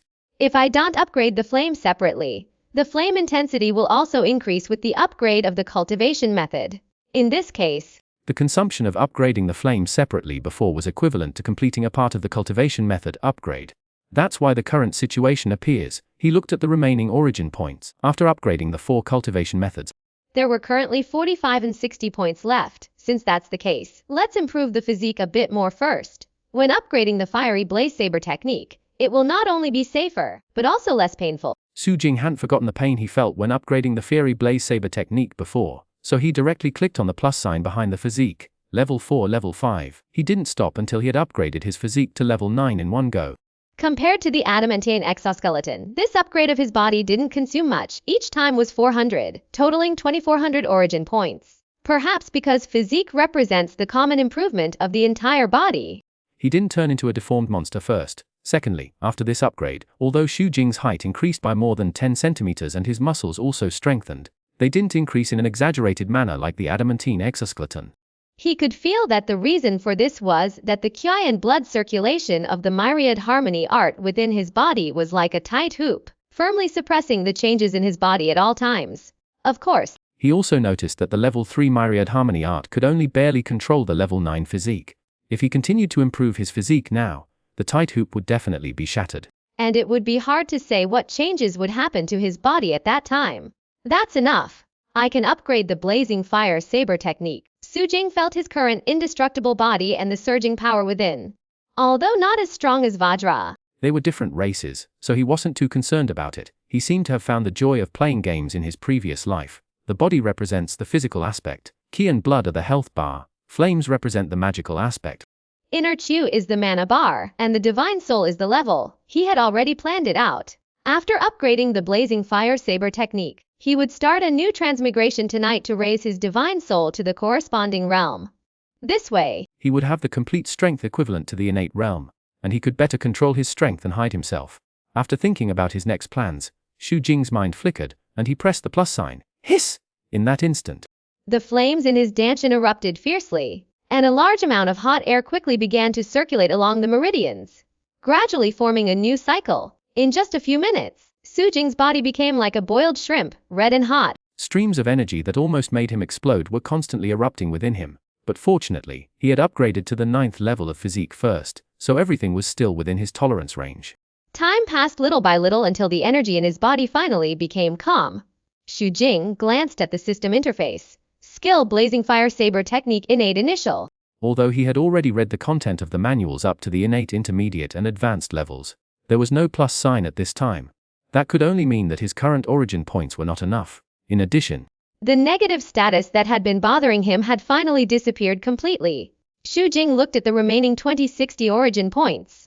Although it was not a small amount, the consumption for each upgrade after the abilities and skills reached the first level was even greater, making him feel like no amount was ever enough. Xiaolin, with a call, Xiaolin arrived in the room in a short while. Young master, you. Have you cultivated some kind of body refinement technique again? She looked at Xu Jing in astonishment, a trace of worry flashing in her expression. If this continues, will the young master turn into a monster? Xu Jing glared at her and said, Don't think nonsense, find me a set of suitable clothes. Xiaolin pouted and said, None of them fit. I'll get someone to make you a few new sets later. All right, Xu Jing said helplessly. A thought occurred to him and he asked, by the way, have you heard of any particularly efficacious temples or Taoist temples around Ain City recently? I haven't heard of any. Xiaolin shook her head, then added, I'll inquire about it later. Her face was full of doubt. She remembered going to Feiyuan Temple in Gishui City. She always felt that the young master was becoming more and more mysterious. Chapter 64. He'll definitely be back, of course. Xu Jing didn't want to go to a temple to find ghosts and farm origin points right now. Although he had improved a lot, he was still aware of his limitations. Ghosts are beings that specialize in cultivating the soul. The last guy's soul was likely at the 2nd level. Otherwise he would have been able to easily suppress his soul and make him lose control of his body, in the end. If that guy hadn't sought his own death by drilling into Xu Jing's mind and actively delivering himself to the system, It would have been impossible to convert him into origin points while Xu Jing's soul was suppressed. Thinking about it now, Xu Jing felt both fortunate and amused. He also found a way to obtain origin points in the main world from this incident. Although his strength is not enough now, it is always good to inquire about information in advance. Xiaolian quickly brought a ruler and helped Xu Jing remeasure his size, then went to find a tailor to make clothes. With nothing to do, Xu Jing familiarized himself with the changes in his body's strength in the yard outside. Xiaolian brought lunch. He didn't stop cultivating until Xu Maozong returned with the medicinal liquid in the afternoon. Jinga, what's going on with you again? Xu Maozong immediately asked after seeing the changes in Xu Jing. I don't know either. My body suddenly changed like that. Xu Jing pretended to be confused, and then said, Uncle, I think it might be because there are still remnants of the blood essence from before. Xu Maozong pondered in silence for a long time, a worried look on his face, and said, Then, do you feel any discomfort anywhere in your body? No. Xu Jing waved his arm vigorously and said, I feel stronger, and the flame in my danchin doesn't affect me anymore, really. Xu Maozong instantly turned from worry to joy and hurriedly reached out to grab Xu Jing's arm. Xu Jing let Xu Maozong grab his arm, while silently operating the cultivation technique and trying his best to restrain his inner ki. Although his soul had not yet entered the first level, Xu Maozong himself only had the strength of the second level of the fiery blade technique, so it was not a problem to hide it from him, as expected. After Song circulated a wisp of inner energy within Xu Jing's body, he found nothing. He also confirmed Xu Jing's words. Compared to before, Xu Jing's meridians now felt incredibly resilient in his perception. That's great! Xu Maozhong's face showed excitement. For him there was no better news. However, he quickly took a deep breath, forcing himself to calm down. He said earnestly to Xu Jing, Jinga, your uncle knows you've always been very opinionated. But this time you must listen to me. Wait a few more years before exchanging for the subsequent cultivation methods. After all, you're only 17 years old. Being at the third level of the fiery blade technique is too conspicuous. Moreover, what you absorbed wasn't genuine natural treasure, but essence blood plundered through demonic means. We don't know if there will be any hidden dangers with that stuff, so you must keep a low profile, accumulate slowly, and solidify your foundation. Only then will you have a better future. Xu Jing nodded. Even without Xu Maozhong saying so, he knew what to do. Now that the problem with his body was solved, and he didn't have to worry about the subsequent cultivation methods, he replied without hesitation. Ah, uncle, good! Xu Maozhong patted Xu Jing's arm with satisfaction. Then, he picked up the medicinal liquid on the table, handed it to Xu Jing, and said, drink this medicine, it's good for you. This kind of medicinal liquid made by the Lishan sect has the effect of slowly improving physique and enhancing the body's resistance to fire. And there seems to be some secrecy to it. It doesn't seem too rare. Formal disciples need to exchange contribution points for a serving every now and then in order to improve. The sect also relies on this medicinal liquid to maintain its smooth operation. Xu Jing knew that this medicinal liquid was of no use to him now. He immediately shook his head and said, Uncle, you should drink it. As he spoke, he grabbed Xu Maozhong's hand and steadily pushed it back, his attitude very firm. Xu Maozhong understood Xu Jing, seeing how serious he was. He sighed helplessly and drank the medicinal liquid. Then he said, you kid. Alright, I'll go back to the sect first. Well, don't overdo your cultivation. I know. Xu Jing responded and escorted Xu Maozhong all the way to the door. Watching him disappear around the street corner, it was already near dusk. A deep red cloud hung in the sky, like burning flames, covering most of the sky. Xu Jing first went to see his parents. After dealing with their concerned inquiries, he went straight to the kitchen. The kitchen was bustling. He expertly found a steamer, picked out a few plates of dishes and a large pot of rice, and took them back to his residence. After eating his fill, Xu Jing instructed Xiaolian and closed the door. Lying down on the bed system, he looked directly at the new traversal option in the lower left corner.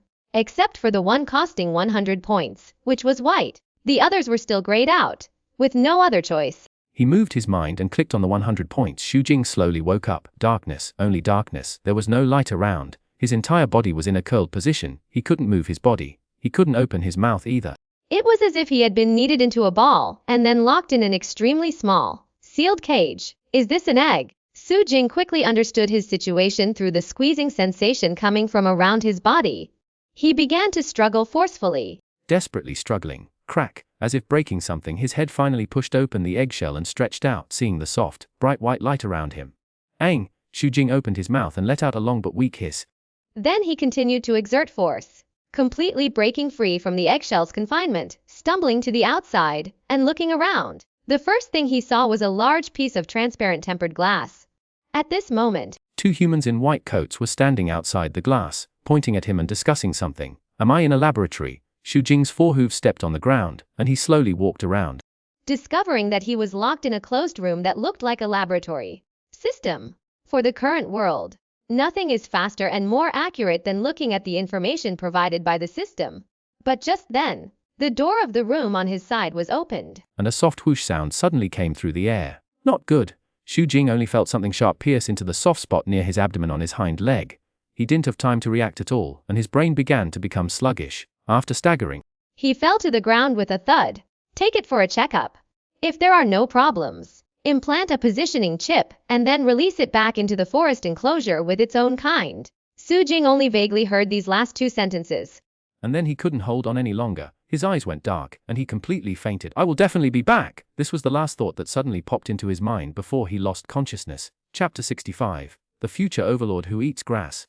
Xu Jing slowly opened his eyes. Awakening once again, he found himself lying in a soft, muddy pit. Around him was a lush forest with countless vines hanging down to the ground, interweaving into green carpets outside the pit.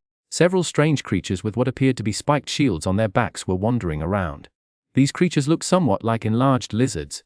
Xu Jing estimated that they stood about 2 meters tall, with short but strong limbs, and their body lengths generally reached around 9 meters. Additionally, their long, thick tails looked like clubs, giving off a threatening aura. At the moment, they were leisurely gathered around the trees, nibbling on the vines hanging down or the relatively low shrubs and tall grass on the ground. Dinosaurs. Xu Jing struggled to climb out of the pit, shook his body and felt the strength generated by the movement of his tail bones. Immediately, he understood his current identity. No need to guess, he was exactly the same kind of dinosaur as those around him. And he was a newly hatched one, soft and tender. System. As the interface opened, he quickly glanced at the bottom right corner. Can return at any time. Current origin points available for conversion 46. Identity Ankylosaurus herbivore. Gender female. Height 32 meters. Length Xu 76 meters. Weight Xu 19 tons. Abilities dorsal armor developing claw. Hardened strength developing plus. Mission 1 teen escape the forest enclosure origin points 1000. Mission 2 kill Henry Wu. Destroy the lab origin points 1000. Mission 3 become the dominant aquatic and terrestrial dinosaur on Nublar Island. Enhanced spirit. Xu Jing looked at the interface and felt somewhat speechless. Traveling into the body of a herbivorous dinosaur was one thing, but to be a female hatchling. How the hell was he supposed to become the overlord of the dinosaurs like this? His primary goal for this time travel is to strengthen his divine soul, which necessitates completing task 3. Xu Jing was no stranger to the movie Jurassic World. After the events of Jurassic Park, Isla Nublar welcomed a new beginning. Some Masrani, an Indian tycoon ranked 8th on the world's wealth list, acquired InGen, the original genetic engineering company, and transformed Isla Nublar into Jurassic World. And even to attract more visitors, Masrani adhered to the principle of introducing a new dinosaur every few years to maintain the park's novelty.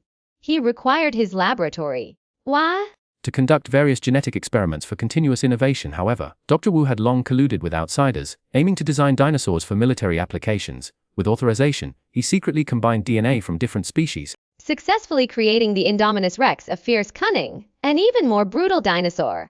The plot mainly revolves around the highly intelligent Indominus Rex escaping its enclosure and wreaking havoc on the island before being accidentally eliminated. To become the apex predator of both land and sea dinosaurs on the island, he needed to become at least stronger than the Indominus Rex, and also eliminate the Mosasaurus living in the water. Task 3 seemed difficult, but upon closer inspection, he realized it wasn't that challenging. With enough origin points, everything would be possible. Xu Jing glanced at the remaining 2040 origin points. He didn't rush to upgrade his abilities. After stretching his body, he climbed out of the mud pit in a few steps.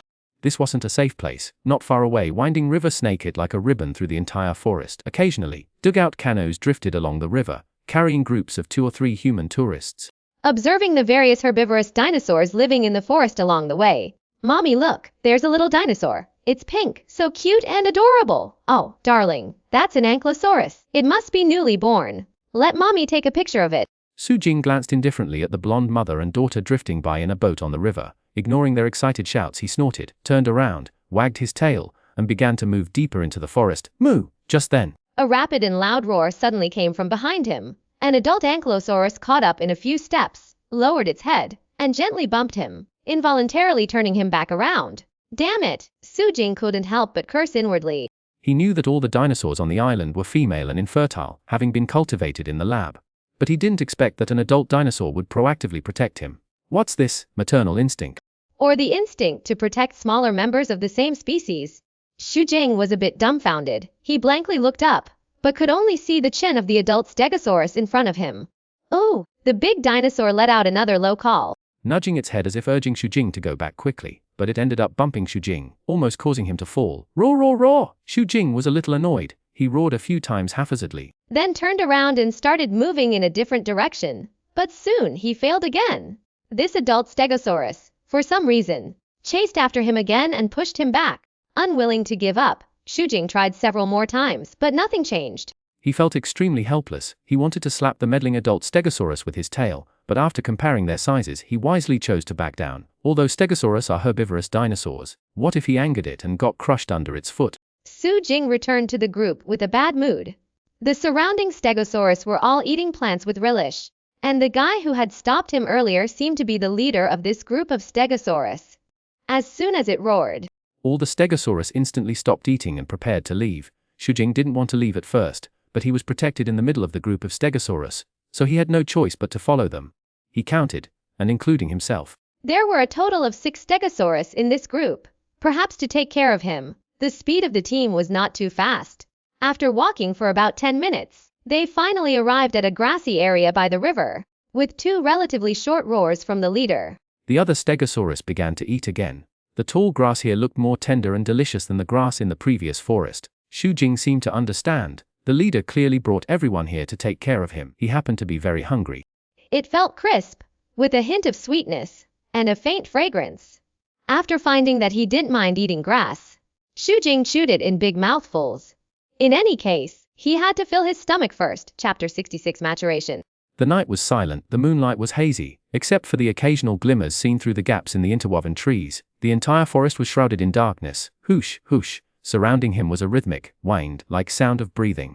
Xu Jing squinted, fighting back his drowsiness, and observed the stegosauruses around him. They were lying on the ground on all fours, their heads buried in the soil, seemingly fast asleep. After confirming this, Xu Jing cautiously rose from the ground, Gently began to move his feet, and slowly crept towards the gap between 2 stegosauruses whose tails were facing each other. He took each step with great care, his tail held high, afraid of making a sound that would wake one of them up. Despite the distance being only a dozen meters, it took him several minutes to get out of the circle.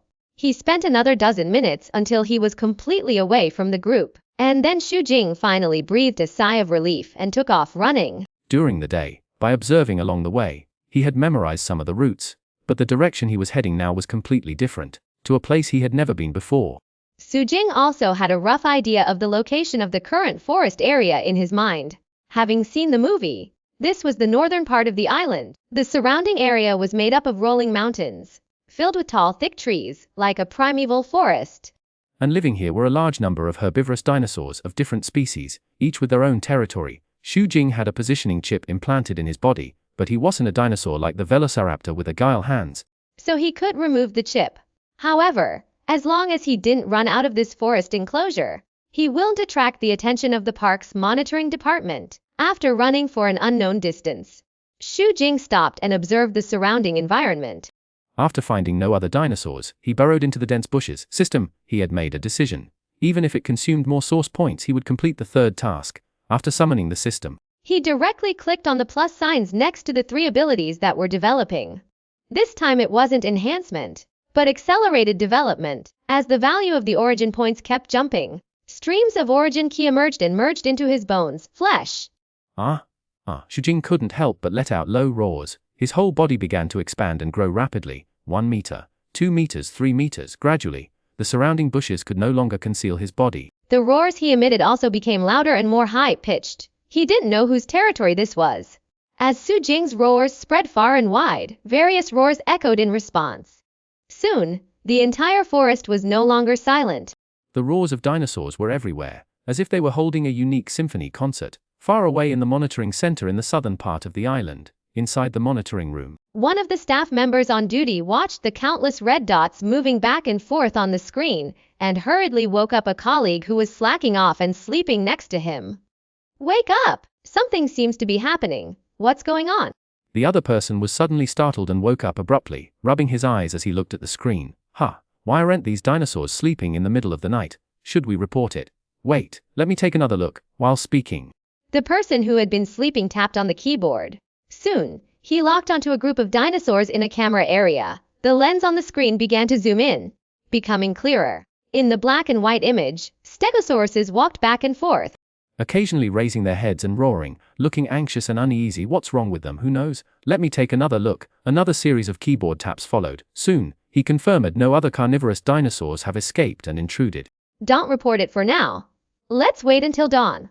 Alright. A night passed. Xu Jing's body development was completely finished. He shook off the dew on his body and slowly stood up.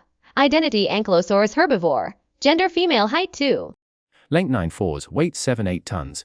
Abilities level 2 armor + level 1 hardened skin, level 1 strength. Having confirmed that he was fully mature, Xu Jing began to adapt to his current physical condition. He started by sprinting back and forth at full speed, then circling around trees, followed by a turn that swung his thick, long tail, striking a tree several people could embrace. Located more than 5 meters away, bang! The tree swayed slightly, And a large pit 50 to 60 centimeters deep appeared on its thick trunk. This club attack is decent, but not enough. Plus, my body is too clumsy and I'm slow to move and turn. If I face the Indominus Rex, I'll only be able to land one blow before it gets close. The consequences would be dire. Xu Jing didn't have high hopes for the back armor, mainly because it only protects the back, the nape of the neck, and the upper part of the face.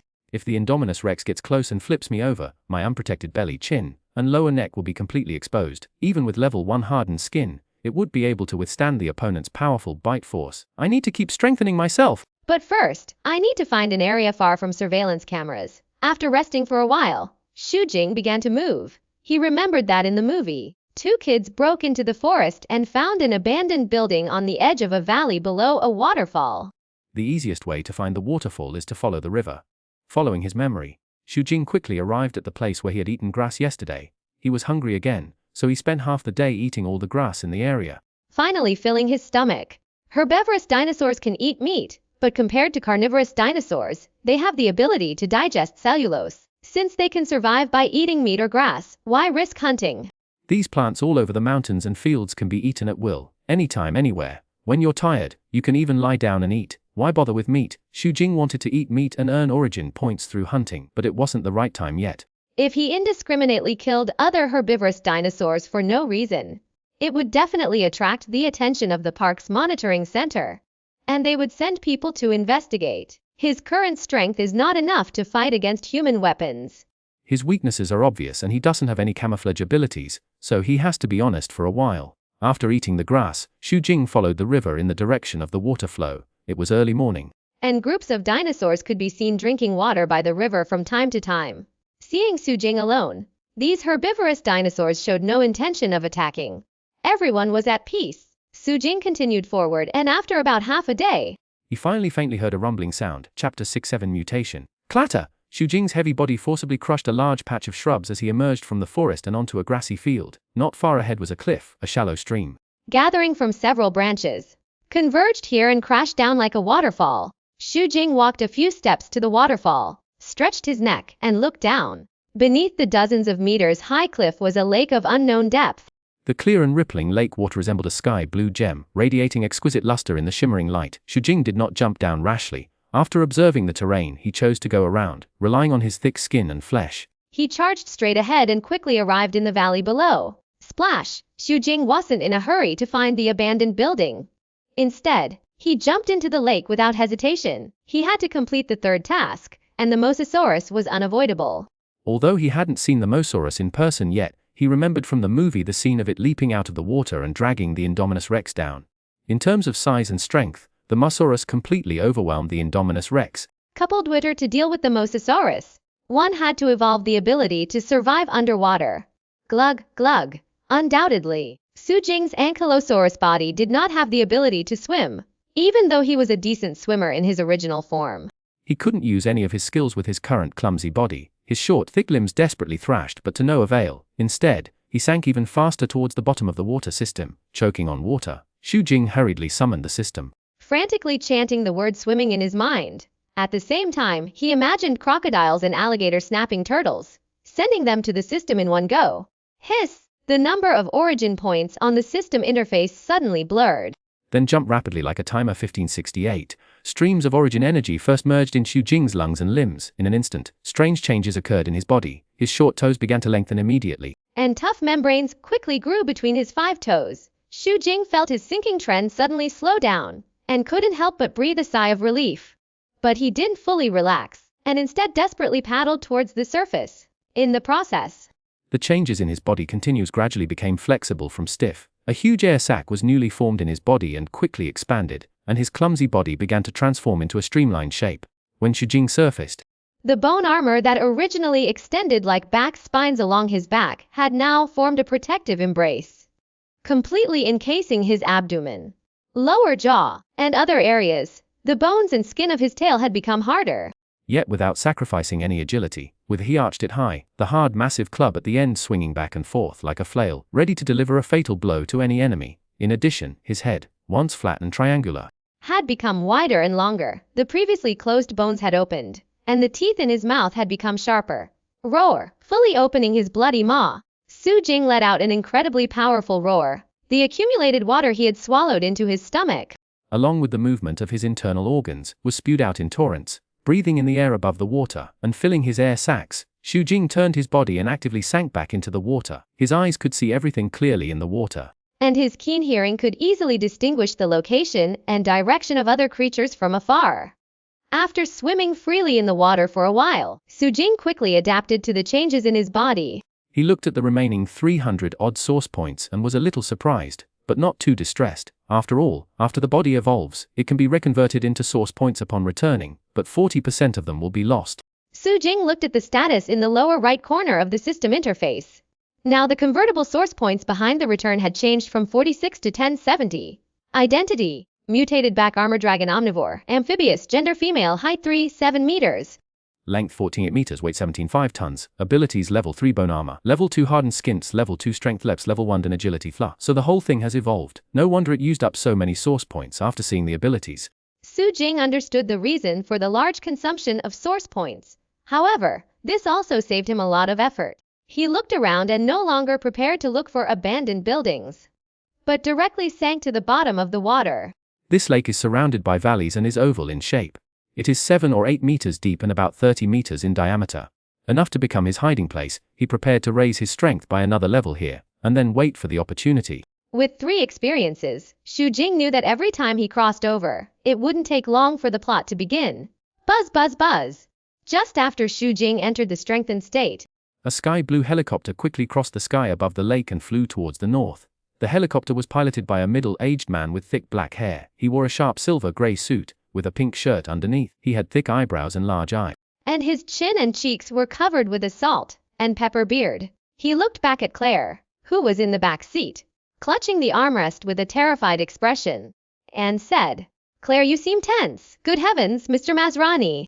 Please concentrate on flying the helicopter." Claire, dressed in a white dress, had brown hair that fell just to her shoulders. She was tall and had regular features, with freckles on her face that were considered aesthetically pleasing by Europeans and Americans. Seeing Masrani turn around, she quickly waved her hand to remind him. Masrani laughed and turned back confidently, saying, "The key to a happy life is accepting that you can never truly control everything." He had just learned to fly the helicopter and was 2 days away from getting his pilot's license. But this was Isla Nublar, an island under his name. And there was a flight instructor beside him. There was nothing to worry about. Claire watched in trepidation as Masrani narrowly avoided a flock of birds, trying to stabilize her emotions. As the operations manager of the Jurassic World theme park, she dutifully took out the financial statements and began to report. "Don't talk about costs," Masrani interrupted impatiently. "John Hammond entrusted the park to me before he died. He never mentioned profits. He used to say, 'No expense spared.'" "That's all well and good," Claire shook her head, "but running a theme park requires. Don't forget the original intention of building this park." Masrani interrupted again. "Jurassic World is meant to remind humans how small and young they are." "All right, let's not talk about this. We're flying," he said, putting on his sunglasses and accelerating. Claire sighed speechlessly, but soon let out a terrified scream. Chapter 68, Owen. The helicopter flew all the way to the northernmost part of the island and landed outside a wall that was under construction. The flight instructor in the co-pilot seat stumbled out of the helicopter, his legs weak, and ran to the side of the road to throw up. Are you alright? Claire was also a little weak in the legs, but her good self-control helped her escape the awkward situation. Never mind him. Masrani looked up at the high wall and asked, are you still building this wall? We plan to open in May. But the asset management department insists that we build the wall even higher because it's getting bigger. A good idea. Masrani scanned the busy workers and nodded. Take me to see it. Claire walked ahead, leading Masrani into the paddock. They went up the stairs and arrived at the monitoring room. In addition to monitoring equipment, the situation in the paddock can be observed through transparent and sturdy tempered glass windows. I've been having some trouble lately. It started predicting where the food is coming from. One of the feeders almost had his arm bitten off. The rest are threatening to quit if I can't guarantee their safety. Claire walked up to the tempered glass, with some reluctance. She tapped the tablet screen next to it to view the recent records. So you're saying it's smart for a dinosaur? Yes. Masrani frowned and pointed to a cracked section of tempered glass to the side, saying, what's this? Claire took a deep breath and said seriously, it tried to break the glass once. I like its spirit, Masrani said with appreciation, looking into the enclosure. At this moment, from within the dense thicket, a massive creature, about 6 meters tall and nearly 15 meters long, resembling a Tyrannosaurus rex, slowly revealed itself. It's white, you never told me that. Masrani's eyes widened, his face filled with surprise, and he said in a deep voice, do you think it will scare the children? Claire was a little unsure of what Masrani was thinking. Children? Masrani raised an eyebrow and said slowly, even their parents will be scared. Is that a good thing? Very good. Masrani stared at the big creature in the enclosure. Noticing that it was turning its face toward them, he then asked, can it see us? It's said to be able to sense heat radiation, like a snake. I thought there were 2 dinosaurs here. To prevent it from dying in infancy, we did cultivate a backup. It ate it. Masrani's heart tightened. He looked at Claire, then surveyed the surroundings, and said seriously, is this enclosure safe? Claire smiled and nodded. We hired the best structural designers in the world. That's how Hartman started. Masrani remembered the accident that occurred when this was still Jurassic Park. He said seriously, listen, there's a US Navy guy in charge of a research project for another company of mine. His name is Owen Grady. I know him. Claire pursed her lips as soon as she heard the name. She said in a low voice, a self-righteous guy. Go ask him to come over and inspect the paddock. Masrani said in a tone that brooked no refusal. Maybe he'll notice details we've overlooked. Owen Grady is a veteran, tall and strong with a determined character. He is employed by International Genetic Technologies, Inc. on the island to study how to train velociraptors like lions and tigers. Due to Masrani's instructions, Claire had to bite the bullet and go to him. The two had once had a crush on each other and even dated. But it ended without a trace due to different ideas. Because Claire is a standard businesswoman, she regards every dinosaur on the island as a company asset. Not a living animal. This is in stark contrast to Owen, who can treat velociraptors as brothers. After an awkward argument, Owen agreed to Claire's request and came with her to the Indominus Rex paddock. What kind of species is inside? Owen stood in front of the glass, looking for the dinosaur in the paddock, but couldn't find any trace of it for a while. In fact, apart from Dr. Wu in the lab, Claire didn't know much about it either. She tossed her hair and pretended to be natural, saying, the basic chromosome group is Tyrannosaurus rex. The rest is confidential. Owen saw through Claire's excuse at a glance and sneered, you've cultivated a new type of dinosaur, but you don't know what it is specifically. The lab produces the product. And we are responsible for promoting it. A trace of annoyance flashed across Claire's face.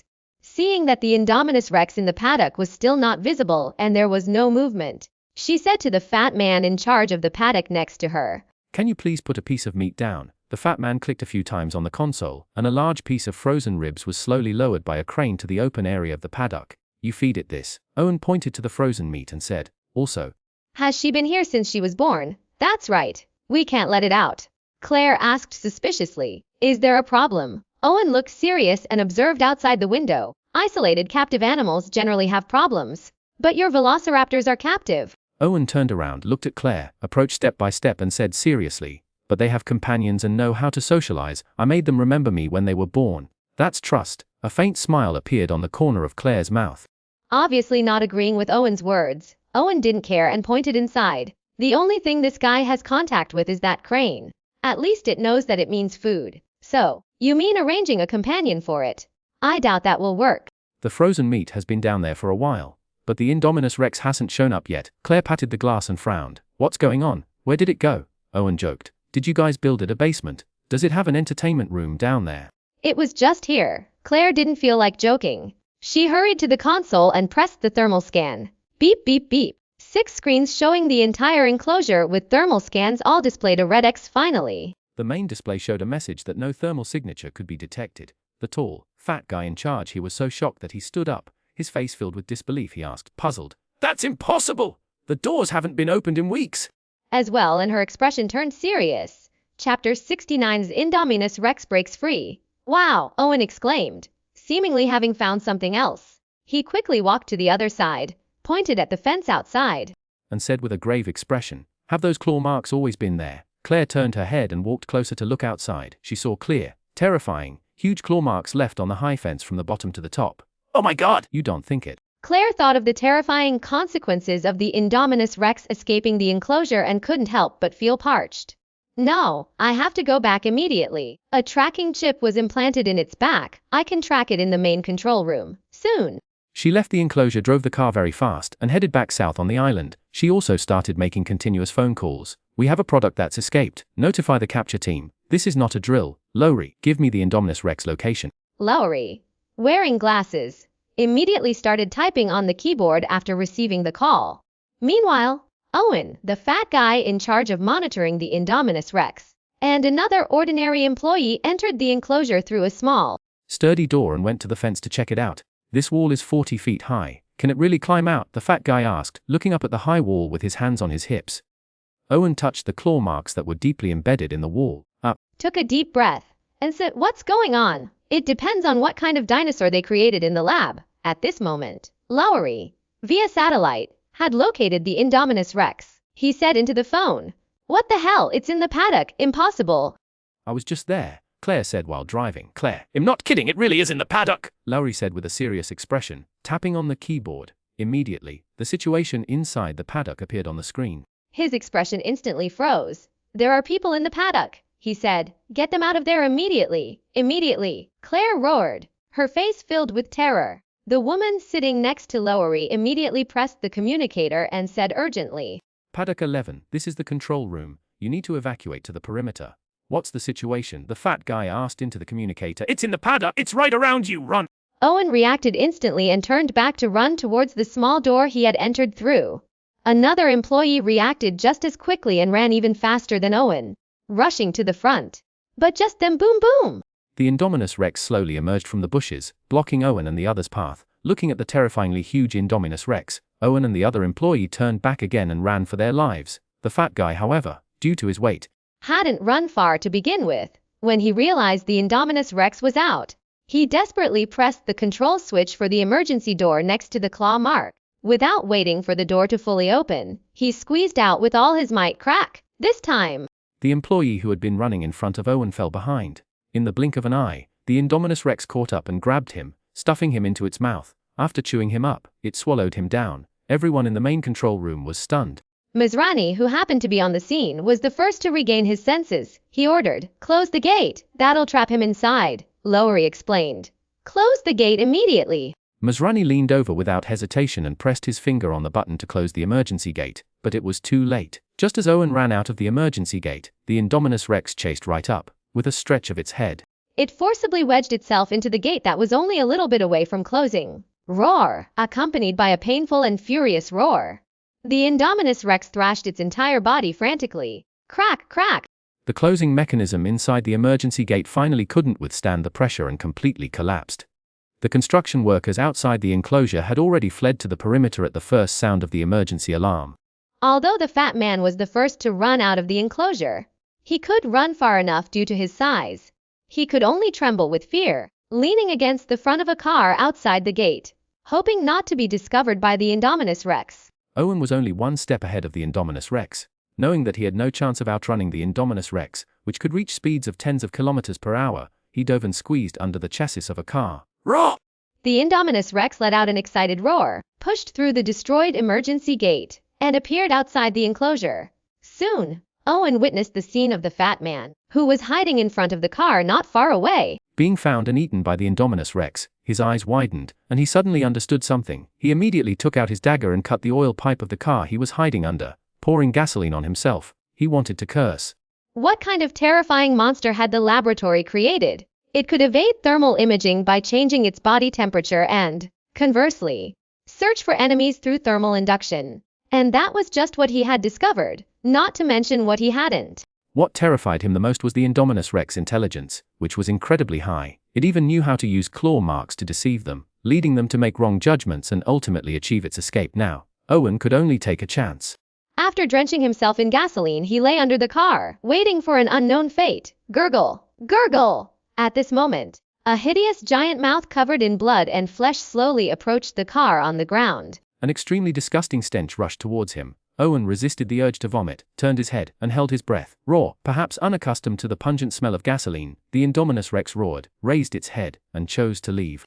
He lay on the ground with his eyes wide open, gasping for air. When Claire returned to the main control room, the scene was silent. Some girls were crying softly. Seeing her enter, the confused crowd looked over. Claire forced herself to calm down, saying in as even a tone as possible, "Everyone stay calm." As she spoke, she walked to the main console and looked at the screen. Beep beep beep. On the large screen, The blip representing the Indominus Rex flashed continuously, forming a red line moving from north to south, advancing relentlessly. Lowry said in a deep voice, "It's moving very fast. This is the control center, issuing a park-wide warning now." the woman next to him was trying to evacuate the visitors. "Get off that damn phone!" Masrani hurried in, shouting from afar, then quickly approached and said, "Listen to me. Send the capture team to catch it." The existence of this entire park is built on our ability to handle these kinds of problems. This is all expected. Lowry, not caring about the other status, retorted sarcastically, "You should print that on the brochure one day." Someone will be eaten by a dinosaur. Seeing the awkward atmosphere, Claire diffused the situation. The enclosure is 4 miles from the nearest location. The capture team will take care of it. No one else will be eaten, right? Lowry looked completely unconvinced. But soon the capture team set off with tasers and other non-lethal weapons. Chapter 7: Jing breaks free. On a mountain at the southernmost point of the island, near the beach. This is International Genetic Technologies territory and also the paddock for breeding, researching and domesticating velociraptors. As the head of security, Hoskins was also born in the military, but unlike Owen, He had connections with the outside military and wanted to use dinosaurs in military warfare. Dr. Wu in the laboratory had long been bought off by him. When designing the Indominus Rex, the intention was to create a terrifying killing machine. when he learned that the Indominus Rex had escaped, Hoskins immediately called Dr. Wu. "It's me. Now there may be an opportunity. We can immediately have a comprehensive understanding of this new product." Xu Jing quietly lay on the bottom of the water. His body's further enhancements. Currently he is 5'1" meters tall, 18.6 meters long and weighs 22.5 tons. Although he is not much larger than the Indominus Rex, in terms of absolute strength, he has absolute confidence in crushing the opponent. Thermal imaging, camouflage, controlling body temperature. He has a rough understanding of the Indominus Rex abilities, but no matter how strong those abilities are, they are useless when facing him, because in the end, it still comes down to strength. Agility and defense. Xu Jing didn't leave, nor was he in a hurry to deal with the Indominus Rex. Now that he was in this world and had spent so many origin points, he couldn't give up on earning more. Task 1, escaping the forest enclosure, was easy to complete. But task 2 required some luck. If Xu Jing rushed out now and made his way to the lab, no one would be able to stop him. But if something went wrong and Henry Wu escaped, it wouldn't be good. So he planned to use the Indominus Rex to attract attention and cover himself. Then take advantage of people's attention being focused on dealing with the Indominus Rex to raid the lab. Xu Jing didn't know if the Indominus Rex had escaped yet. But he would be able to confirm it when Claire's 2 nephews jumped down from the cliff above. So far, his actions had hardly changed history at all, so he could just wait here peacefully. A capture team consisting of a dozen retired soldiers traveled in 2 off-road vehicles to the location of the Indominus Rex. At this time, Owen also returned from Enclosure 11 and forced his way into the main control center. "You're still using non-lethal weapons against it." After arguing with Claire, he looked at the capture team's actions on the monitoring screen, his face full of disbelief. Masrani said coldly, "We've invested 26 million in it. We can't just kill it." "These people aren't going to survive," Owen said seriously, very confident in his judgment. "Stop the operation immediately. They had just arrived at their destination. Stop it immediately." Claire suddenly exploded. "You have no say here." Owen stopped talking. He couldn't change anything. He could only look at the screen helplessly. The capture team arrived at the location, but there was no sign of the Indominus Rex, based on the specific location. The leader quickly found the chip embedded in a piece of meat, and this piece of meat, judging from the skin on the back, was clearly not human. "What is that?" Masrani asked. Owen sighed and said, "That's its implant chip. It dug it out." It remembers where the chip was implanted. Everyone gasped, a sense of foreboding washing over them. Xuanhuan's words proved true. It was a trap. The Indominus Rex used the chip to lure the capture team and camouflaged itself in the bushes. From the moment it appeared, it was a massacre. No one from the capture team survived. Xu Jing stayed underwater for almost half a day before surfacing for air. He felt a bit hungry and was about to go to the shore to eat some grass.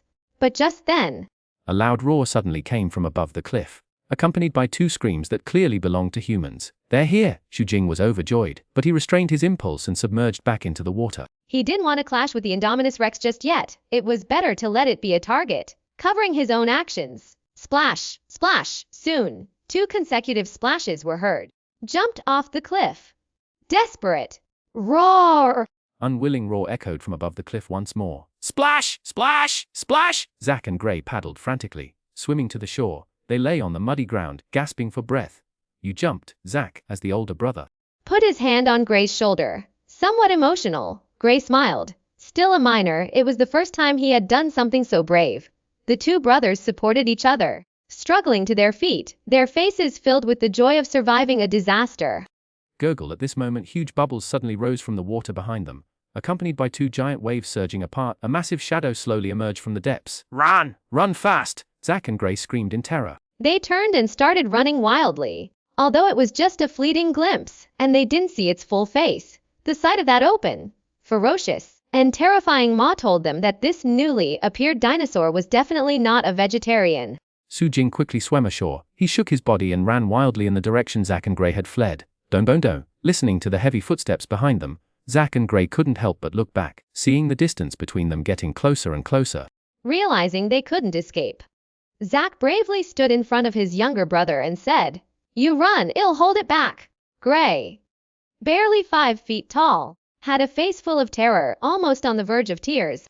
He knew a lot about dinosaurs, but he had no memory of this terrifying creature at all. Crocodile, turtle, ankylosaurus. The dinosaur in front of them seemed to combine the characteristics of these 3 creatures, but its size was even larger. More terrifying than the Tyrannosaurus Rex-like creature they had seen before. "I won't leave you." Despite being scared to death, he still didn't choose to escape alone. Xu Jing glanced indifferently at the 2 children who had stopped. He didn't intend to do anything to them at all. His goal was a highway not far ahead. Amidst the terrified screams of Zack and Gray, he swept past them, heading south along the highway. Huff! Zack and Gray watched Xu Jing disappear at the end of the highway, collapsing onto the ground, their bodies weak and Lingon. "Did we survive? Yeah. It's so strange. What exactly is happening on this island? How can there be so many monstrous dinosaurs? I don't know. Let's get out of here quickly." That Tyrannosaurus Rex-like monster might come after us. Chapter 7. One straight to the heart of the dragon. Having witnessed the terror of the Indominus Rex, and with Mazraina's tacit approval, Claire finally made the decision to close all attractions north of the entire park. Nearly 20,000 tourists returned one after another, gathering in the resort and demanding explanations from the staff. The entire park became a scene of chaos, filled with noisy crowds everywhere. Due to technical reasons, all exhibition halls will be closed. The announcement repeated over and over, but it still did not ease the anger of the tourists inside the main control room. Due to the sudden alarm, all sorts of problems arose. Phones rang incessantly and everyone was overwhelmed. Just as Lowry hung up a call requesting assistance in finding someone, the communicator rang again. He reluctantly answered it. A large dinosaur, never seen before, just crashed through the fence of the forest enclosure and ran south. "It's moving too fast." The report came from a security guard stationed at the edge of the forest.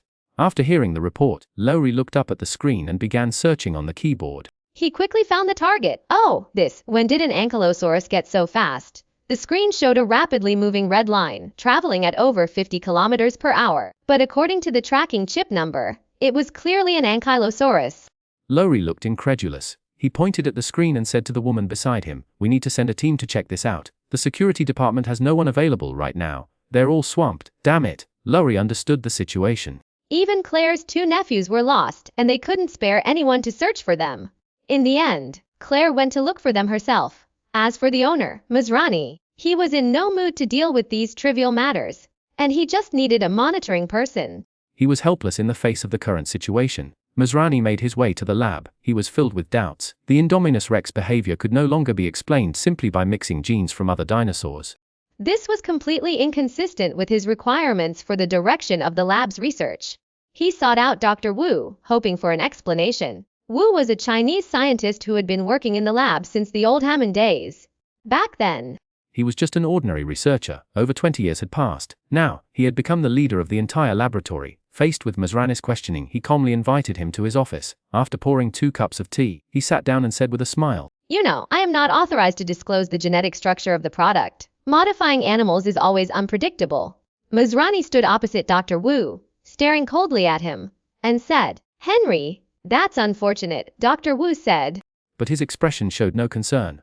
Masrani took a deep breath and said, "Then tell me, why would dinosaurs need the ability to camouflage?" Dr. Wu thought for a moment and said, "Adding squid genes was to help it withstand the rapid growth process."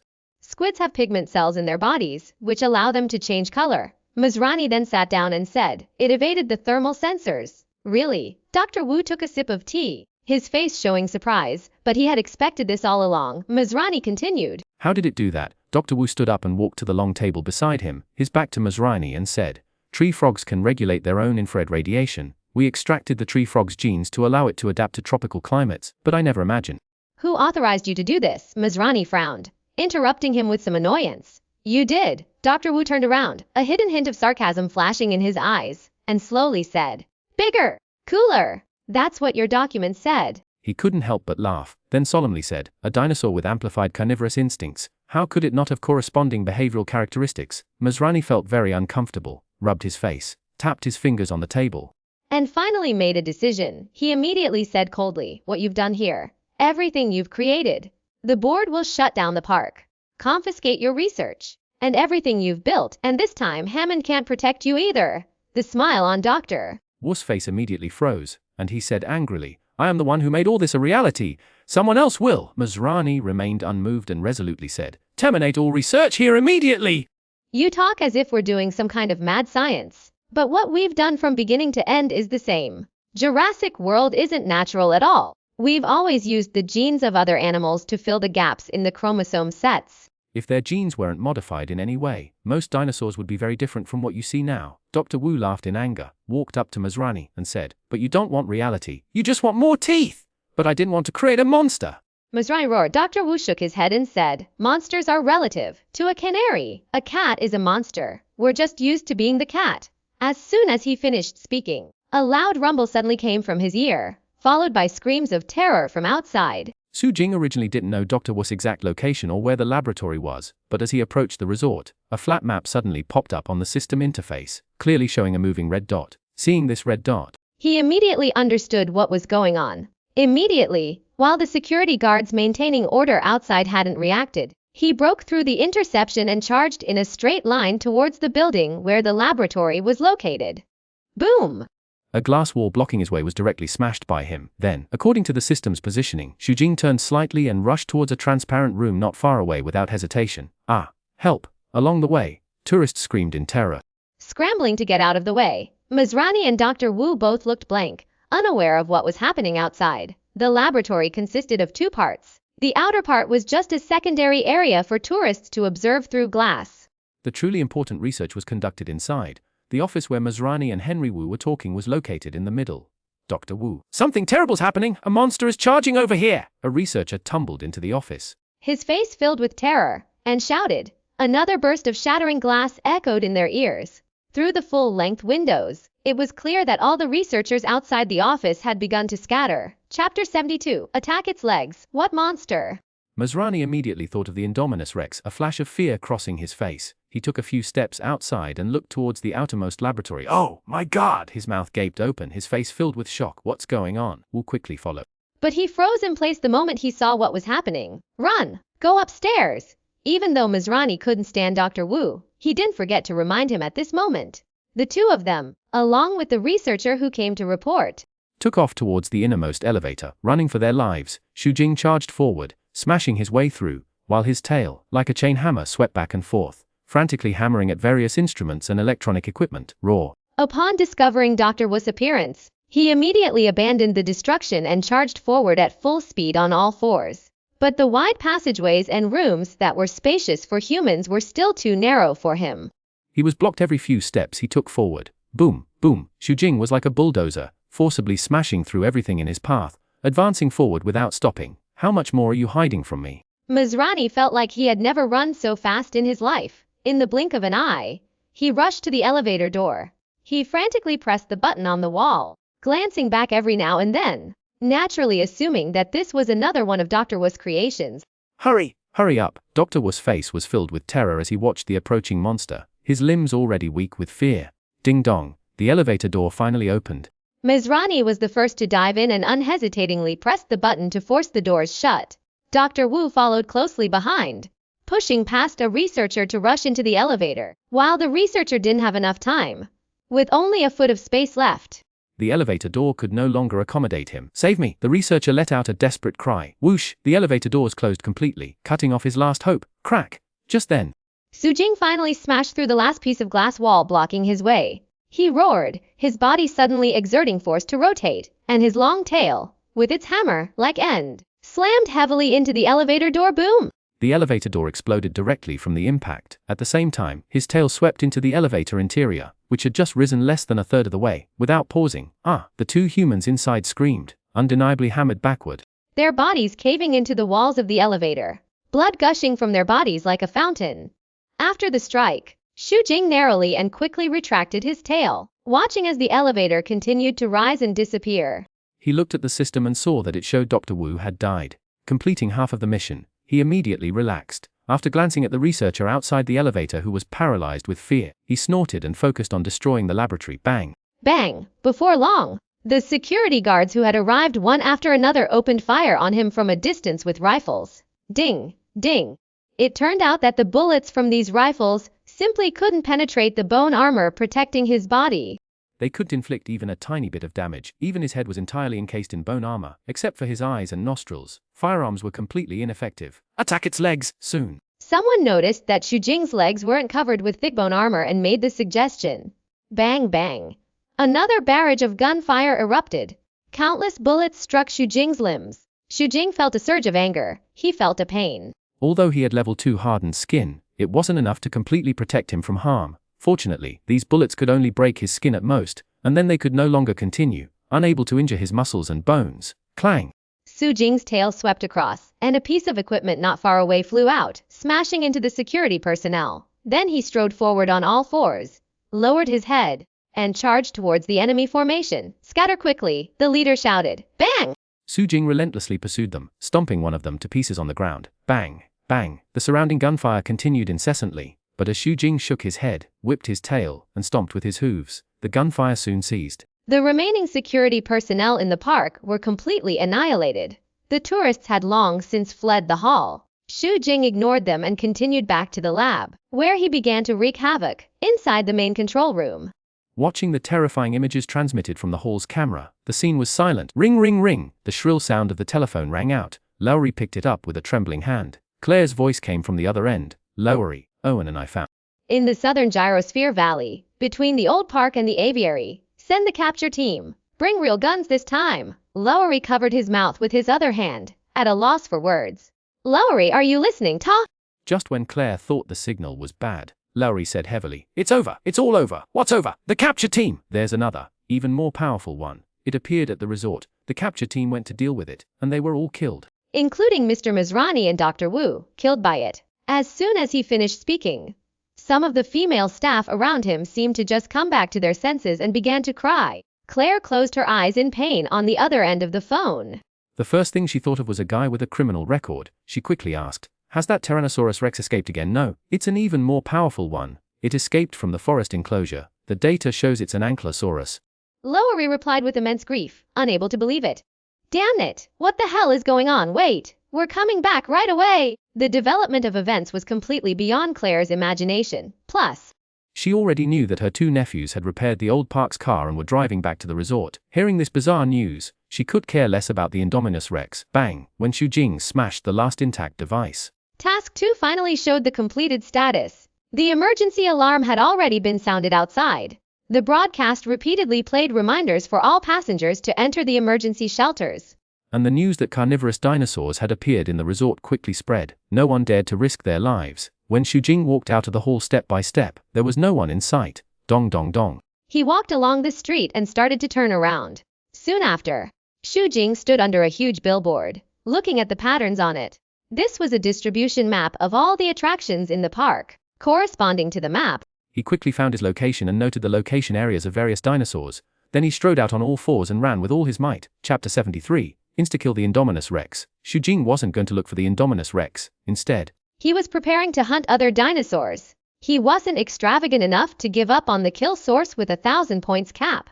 As for the Indominus Rex, he wasn't worried at all that it would hide and not appear. For the Indominus Rex, which had been confined and raised in captivity, everything was new. Although it had a high intelligence, it didn't even know what it was. It would use continuous killing to determine its position in the food chain. Now, the dinosaurs at various attractions outside the resort were mostly being constantly hunted by the Indominus Rex.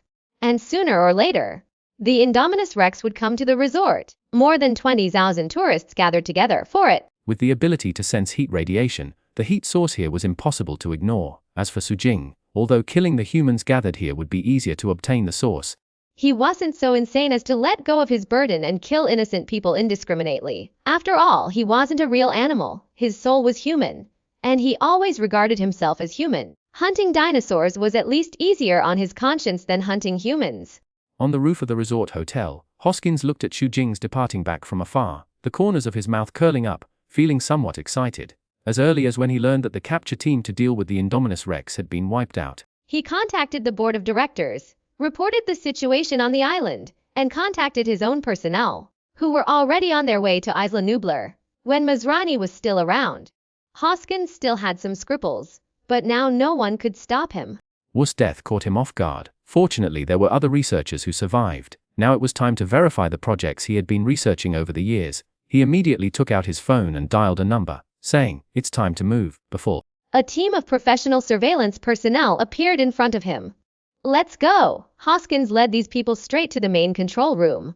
No matter what he was going to do, he had to take control of the main control room that could monitor the entire island first. The elevator doors opened. Hoskins pushed away the two security guards who were intercepting him and said loudly to everyone, "Simon Masrani's death is heartbreaking. So the new mission is to prevent more casualties." As he spoke, the professionals he brought with him scattered to different posts, forcibly pushing aside the original staff and starting to debug the equipment. "Who are these people?" Lowery asked. Remaining seated, just waiting for you to ask. Hoskins glanced at Lowery dismissively, produced the board's authorization and announced again, "You're all fired! A completely new team will take over here." Lowery and the others were in an uproar but couldn't change anything. They were soon driven out of the main control room. At that moment, Claire called, asking about her two nephews' location and the resort's current situation. "Your nephews are back and have taken shelter. The special Ankylosaurus has also left, but the situation has changed," Lowery said worriedly. The board handed over the Emergency Action Authority to InGen's private security division. "The guy named Hoskins is now the boss. He's crazy. He says he's going to use the velociraptors to hunt down the Indominus Rex and that Ankylosaurus." Claire felt relieved upon hearing that her nephews were safe and prepared to inquire about the specific situation. Buzz, buzz, buzz. A helicopter suddenly appeared in the sky, flying over their heads towards the southernmost part of the island. Owen clearly heard what Lowery said on the phone. Seeing the helicopter, he became anxious and gnashed his teeth, cursing. "Looks like he's been waiting for this day. Don't ask. Come with me." Xu Jing's target was the nearest Parasaurolophus habitat. This area was not far outside the resort, near the edge of the forest enclosure. Even if the Indominus Rex moved quickly, it couldn't possibly be here yet. When he arrived, the Parasaurolophus were indeed still alive. His arrival immediately frightened all the Parasaurolophus, and they scattered in all directions. But it was no use. After ruthlessly hunting down nearly 10 Parasaurolophus, Xu Jing began to devour them one by one. After the system upgrade, although there was a limit to the number of kills and devours, the cost of rapid digestion was also eliminated. Killing a Parasaurolophus yielded as many as 40 origin points. With rapid digestion, these Parasaurolophus brought him nearly 800 points of profit. He wasn't in a hurry for the remaining 100+ points. Anyway, he would eventually kill the Indominus Rex and the Mosasaurus, which would be enough for him to complete the limit. At this time, it was almost dusk, just as he was planning to return to the resort and wait for the Indominus Rex to appear. A provocative roar suddenly came from the forest ahead. Xu Jing blinked his eyes, feeling a little surprised. He hadn't gone looking for the Indominus Rex yet, but he didn't expect it to take the initiative to come to him. But this was even better. He roared back without hesitation and quickly rushed into the forest. A few minutes later, Xu Jing arrived at a dense thicket of trees. Once he got there, he found that the Indominus Rex had disappeared. "Still want to play hide and seek with me?" Xu Jing sneered inwardly. The Indominus Rex had a high IQ, and it was even possible that human or ape genes had been added. It was likely that it sensed he was not easy to deal with, so it hid, preparing to ambush him. He immediately concentrated and used his divine sense to perceive. The difference between life and real stone could never be disguised perfectly just by changing body temperature. Under the divine sense, Su Jing found the Indominus Rex hiding place without much effort. Roar! He roared and rushed towards the left thicket at the fastest speed. As he approached, he suddenly whipped his tail and slammed it hard. Bang! Howl! Accompanied by countless leaves flying. The Indominus Rex, which had changed color and was hiding here, howled miserably and was immediately knocked to the ground by him. Struggling painfully, Su Jing didn't give the opponent any chance. He turned his body and pounced on it fiercely. He nimbly dodged the opponent's bite, turned his neck, opened his blood basin mouth, and bit down on the Indominus Rex's neck. At the same time, his two front hooves exerted all their strength to stomp down. With a bang, the Indominus Rex turnover was directly stomped back to the ground by him. Clang! The Indominus Rex waved its forelimbs, and its sharp claws scratched Su Jing's body, but they were completely defended by the bone armor. Crack, crack, crack. Su Jing held the opponent down, biting firmly and refusing to let go, and his body strength had the advantage. No matter how the opponent struggled and roared, it was to no avail. Gradually, the Indominus Rex roar became weaker and weaker, and its strength became smaller and smaller. Finally, it completely lost its breath. Chapter 74. Bait. Seeing the kill reward displayed on the system interface, Su Jing confirmed that the Indominus Rex had truly died, and then he let go of his mouth. Killing the Indominus Rex gave him over 200 points of origin. The upper limit was reached directly, so he gave up on devouring it any further, just as he was about to return to the resort. He suddenly heard the sound of a car coming from the far distance, as well as low roars. His heart stirred, and he thought of the reason. This must be Owen, forced by Hoskins, bringing his raptors to hunt the Indominus Rex, and maybe adding himself. But Su Jing had no interest in getting involved with them. He turned around, detoured quickly, and headed back to the resort. There, slowing down, Owen drove a climber, closely following the four raptors running at full speed. These raptors were raised by him since they were young. After thousands of scent trainings, he had the raptors smell the piece of meat where the Indominus Rex positioning chip was dug out. Upon discovering they were approaching the target, he immediately notified Hoskins' men in the car behind him through the communicator. Then everyone got out of the car, with real guns and ammunition, even rocket launchers, carefully following behind the raptors and slowly advancing. Stop. When they arrived at a dense forest, seeing the four raptors stop, Owen raised his hand to stop the team from advancing and sought cover, preparing for combat. Time passed, but the four raptors did not make any further moves, just when everyone was wondering. Blue, as the leader, turned her head and hissed at Owen. There's an unexpected situation. Owen hesitated slightly and whistled at Blue. Blue obediently led the other three raptors into the forest. Cameras were installed on their heads. People in the main control room saw everything from the raptors' perspective through monitoring. Hoskins' surprised voice came from the communicator. The Indominus Rex is dead. What? Owen exclaimed and quickly stood up, running towards the forest. Coo.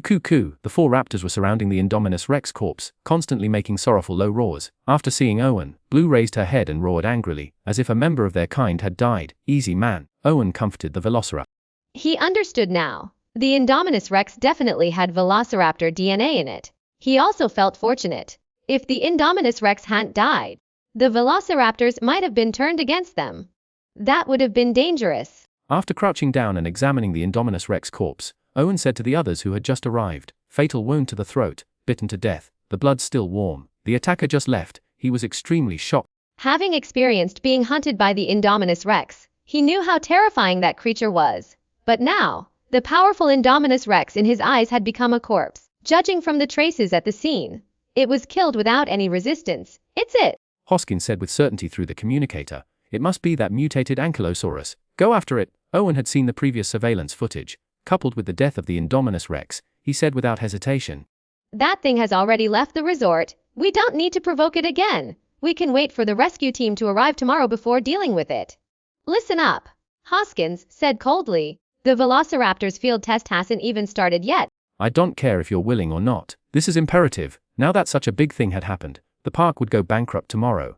If they waited until tomorrow, he would have no chance to try using dinosaurs for military operations. Owen heard the madness and determination in Hoskins' voice. He sighed helplessly.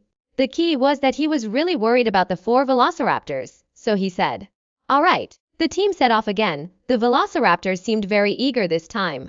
After advancing for a while, Owen suddenly frowned and said into the communicator, "Something doesn't seem right. We're heading towards the resort." Hiss! A gasp of air filled the main control room. Lowry had returned to his post. He immediately pulled up the surveillance footage outside the resort and began to review it frame by frame. Oh, damn it, it's back! The footage that had just been recorded showed Xu Jing rushing into the resort. "Don't panic," Hoskins shouted. "It's too big." "It can't get to our floor, but what about the people in the shelter?" Claire was very worried about her two nephews. She immediately stood up and walked towards the elevator, determined to find Zack and Gray. Hoskins didn't try to persuade her. And Lowry's words were useless. In the end, they watched helplessly as Claire entered the elevator. After returning to the resort, Xu Jing went straight to the pool where the mosasaurus lived. It was very close to the shelter. Located on the more southern part of the island near the coast, as far as he knew, this mosasaurus was about 18 meters long, about the same size as himself now. In addition, its vision was very poor, relying mainly on smell and hearing to hunt. Its main offensive tactic is tearing and biting. Its head is thick and large, extremely strong with sharp, conical teeth that curve backward like barbs. The immense torque generated by its jaws during a bite can snap prey in half. Xu Jing made a comparison in his mind. If the data was accurate, he was no worse than the creature in terms of agility, strength and size. Combined with the unique defense of his bone armor, he was confident in defeating it. By this time, the sky had completely darkened. The outdoor signs and neon lights of various shops along the street were connected, shimmering with colorful lights. The deserted street seemed particularly quiet, accompanied by a series of huge ground tremors. Xu Jing quickly approached his destination. Calling it a pool is an understatement. It was actually very large, covering several miles in radius. The actual viewing platform for tourists to admire the mosasaurus was only a corner of it. Xu Jing stood about 7 or 8 meters away from the pool, staring at the calm water, trying to find any trace of the mosasaurus. He didn't rush down rashly. After all, seeing is believing. Who knew if the creature inside would be different from what he remembered? However, after a while, he didn't find anything. After thinking for a moment, Xu Jing had an idea. He knew that mosaurs would prey on anything they could bite near the surface. With turtles, large fish, and even small mosaurs not being spared. If that was the case, he would find a living creature to bait the opponent out. If he could easily resolve the situation, that would be ideal. Having made a decision, Xu Jing exhaled and slowly turned his body, preparing to find a suitable bait. But just then, he smelled the scent of humans approaching in the air. The person didn't seem to know he was there and was running quickly towards his location. Chapter 7-5 The Former King. Stop! Lowry's tense cry came from the communicator Claire was carrying. What's wrong? Claire stopped and picked up her communicator to ask. It's right in front of you. Quickly find a place to hide.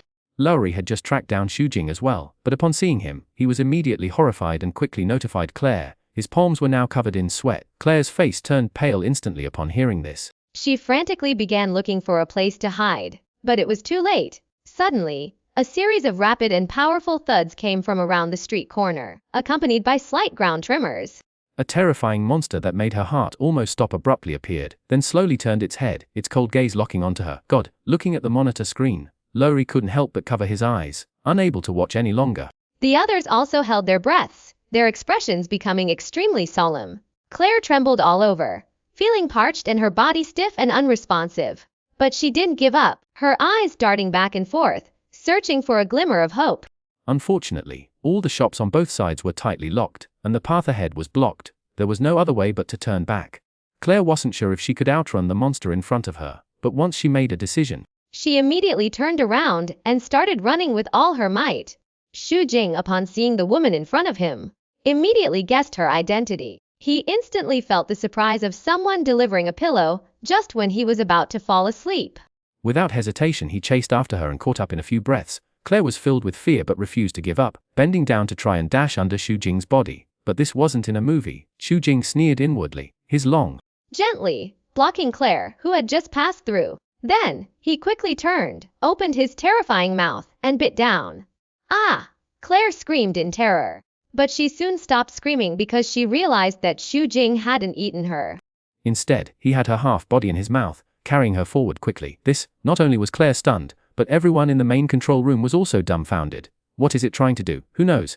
It couldn't possibly be full now and planning to save her for later. Right? Claire only felt the wind whistling in her ears, and the buildings on both sides moving rapidly backward. Soon, dizzy and disoriented, she was thrown by Xu Jing in front of a large gate. Xu Jing roared and slammed his tail hard against the heavy steel door. Run a quick check. Which paddock is this? A strange light flickered in Hoskins' eyes. After instructing Lowry, he contacted Owen and asked, how much longer until you get back? Almost. What's the situation? Claire's been taken by that dinosaur. Damn it! How did she get out there? Owen was immediately anxious, wishing he could get to the resort immediately. Hoskins, having achieved his goal, directly closed the communicator. He stared intently at the mutated dinosaur on the screen, increasingly eager to capture it and send it to the lab for in-depth research, judging from the situation just now. This is clearly a new species of dinosaur with intelligence no less than the Indominus Rex, greater strength, and, more importantly, rationality and the hope of being tamed. At this moment, Lowry had already found the result and said blankly, it's paddock 9. Hoskins' eyes lit up even more. Looking at the creature constantly ramming the gate on the screen, he suddenly had an idea and said, open the gate! What? Lowry was stunned. Are you kidding me? Do you know what's locked inside, kid? You think I've been wasting my time all these years? Hoskins snorted and pointed to Claire on the screen. Do you know why it brought Claire here? It wants to use her to threaten us to open the gate. As soon as he finished speaking, the dinosaur on the screen suddenly looked up and stared at the camera above the gate. Wow, see that? Hoskins was extremely excited. He angrily berated Lowry. Damn it, open the gate. Can't you be a man and do something right for once in your life? Why are you making personal attacks? Lowry dared not speak his anger. He closed his eyes and pressed the open button. He understood that even if he insisted on not opening the gate, Hoskins, having lost his patience, would do it himself. Click, click. Su Jing heard the sound of the mechanism opening. He immediately stopped attacking the gate. At the same time, he gently pushed Claire aside with his tail, no longer paying attention to her. Claire looked at Su Jing with suspicion, then gritted her teeth and turned to run. After running 100 meters, she looked back and breathed a sigh of relief when she saw that Su Jing hadn't chased after her. Although she was very curious, she rationally chose to leave quickly. Su Jing watched the gate slowly rise, but instead of going in, he took a few steps back and entered the shadows beside the gate. Hoskins in the main control room sighed in disappointment when he saw this. Bang, bang, bang. The world inside the door seemed like a primeval forest, shrouded in darkness. A dinosaur, not much smaller than the Indominus Rex, advanced slowly and resolutely towards the gate. Roar! As it crossed the gate and entered the outside world once more, it let out an earth-shattering roar as if announcing the return of a king. This was a Tyrannosaurus Rex. Though in its twilight years it was even more temperamental, the countless scars on its body were a testament to its glorious past. Bang! Su Jing burst out of the darkness, swinging his tail and slamming it hard against the roaring T-Rex head. Boom! The T-Rex roar turned into a wail, and it fell to the ground in agony. Bit down on the T-Rex tail, and began dragging it along. Roar! The T-Rex struggled desperately, roaring in anger, but it couldn't shake Su Jing at all. It could only move forward passively, its entire body scraping against the ground. Soon, Su Jing arrived at the Moses enclosure with the T-Rex, flicked his head, and sent the T-Rex entire body flying. Clang! The T-Rex crashed through the fence, barely landing on the edge of the pool. It stumbled to its feet, shaking its head vigorously, then opened its mouth and charged ferociously. Su Jing lowered his head and charged, instantly knocking the T-Rex over, sending it tumbling to the edge of the pool, let alone bullying an old dragon, even in its prime. Su Jing would have the strength to crush it completely. The T-Rex got up again, still unwilling to give in, and roared as it charged over. But unsurprisingly, it was knocked back by Su Jing again. Chapter 76 Drag the Mosaurus ashore. What exactly is it trying to do? Inside the main control room, everyone was stunned as they watched the T-Rex charging fearlessly again and again, only to be brutally beaten back to the edge of the pool each time. Hoskins looked at the pool, then turned his gaze to Su Jing's streamlined body, a thoughtful expression on his face. He said to Lowry, zoom in on its toes. The image quickly zoomed in. When they saw the webbing between Su Jing's toes, many people suddenly understood. Did it want to enter the water but sensed the danger, so it used a lure to test it out? Lowry's eyes widened, his face filled with disbelief. Hoskins didn't speak, but his eyes gleamed, in his opinion. The monster in the picture was the most perfect dinosaur he could imagine. Amphibious, with defenses that ignored ordinary firearms, and with strength and agility that surpassed the Tyrannosaurus Rex. It also had extreme sensitivity, possessing not only intelligence but also rationality. If we could cultivate and control such a group of monsters and take them to the battlefield, charging into the enemy ranks, it would be a nightmare for any foe. It would know how to avoid the most advanced military technology and tear all enemies apart, armor and all, devouring them alive, leaving no survivors. And our side would only need to send people to clean up the battlefield in the end. The military needs to reduce casualties. Some people think robots are the future, but what are robots? Nature created the most perfect killing machine 7.5 million years ago. We must catch it, dead or alive! Hoskins made up his mind. He quickly walked to the side, picked up his phone, and contacted the personnel he had originally planned to leave behind for evacuation in case of emergency, and made arrangements. It's me. Mount the M34 machine gun from the armory onto the helicopter. Bang! Xu Jing ignored the Tyrannosaurus Rex somewhat feeble bites and headbutted it unreasonably, knocking it over. He didn't remember how many times this was, but he was truly amazed by its persistent and unyielding spirit. The Tyrannosaurus Rex struggled and finally got up after a long time. It was old. Apart from its temper, it was not as good as before in terms of physical strength or other aspects. At this time, it was a little exhausted. Some wounds on the surface of its skin oozed traces of blood, which dripped on the smooth ground and fell into the water along the edge of the pool. From Xu Jing's perspective, he clearly saw a huge shadow under the water, like an incredibly thick giant snake. Roar! The Tyrannosaurus Rex opened its mouth again and roared at Xu Jing. But this time it didn't rush up again, and instead, a trace of awe appeared in its eyes. But just then, with a bang, the surface of the water stirred up monstrous waves.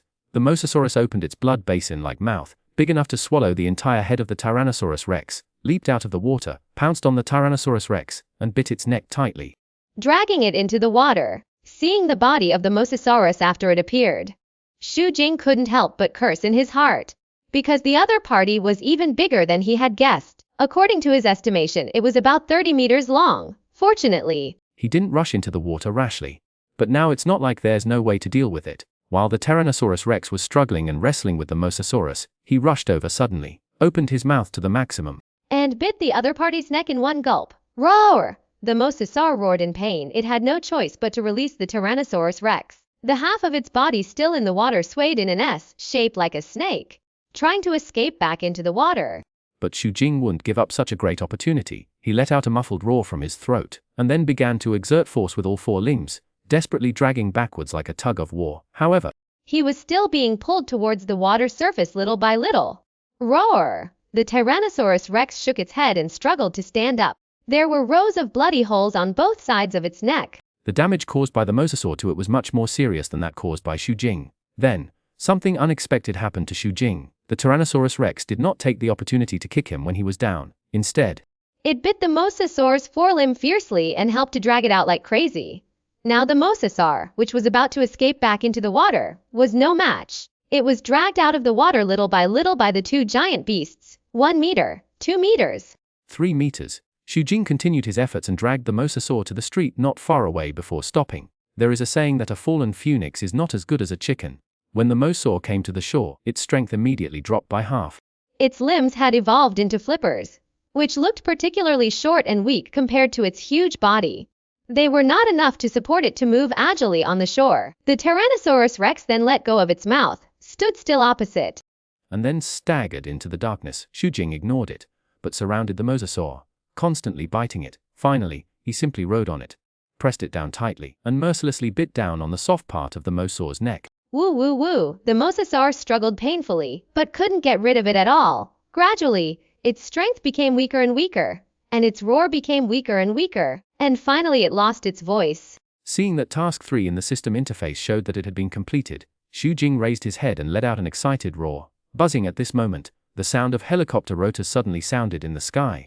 Then a beam of light with a diameter of half a meter shot down from the air not far away, locking onto Xu Jing's body. Poof! Poof! The fire suddenly lit up, accompanied by a muffled drum-like sound. Countless bullets turned into a rain curtain and poured down overwhelmingly. At the same time, a sound like a baby crying suddenly sounded from the corner of the street. 4 velociraptors opened their mouths, let out a sharp cry, and suddenly accelerated and pounced towards Xu Jing. Woof! Xu Jing had already started running the moment the pillar of light from the sky shone down. However, he was still hit numerous times by the rain of bullets. The bullets that hit him didn't cause too much damage, but his legs, unprotected by bone armor, were a different story altogether. After piercing through the skin of his legs, most of the bullets embedded themselves in his flesh, causing him a sharp, "Damn it!" The anger in Xu Jing's heart instantly ignited. He was ready to return after completing the mission, but now he was unwilling to let it go. He turned around, his tail whipping away the approaching velociraptor, and rushed back towards the pool. Splash!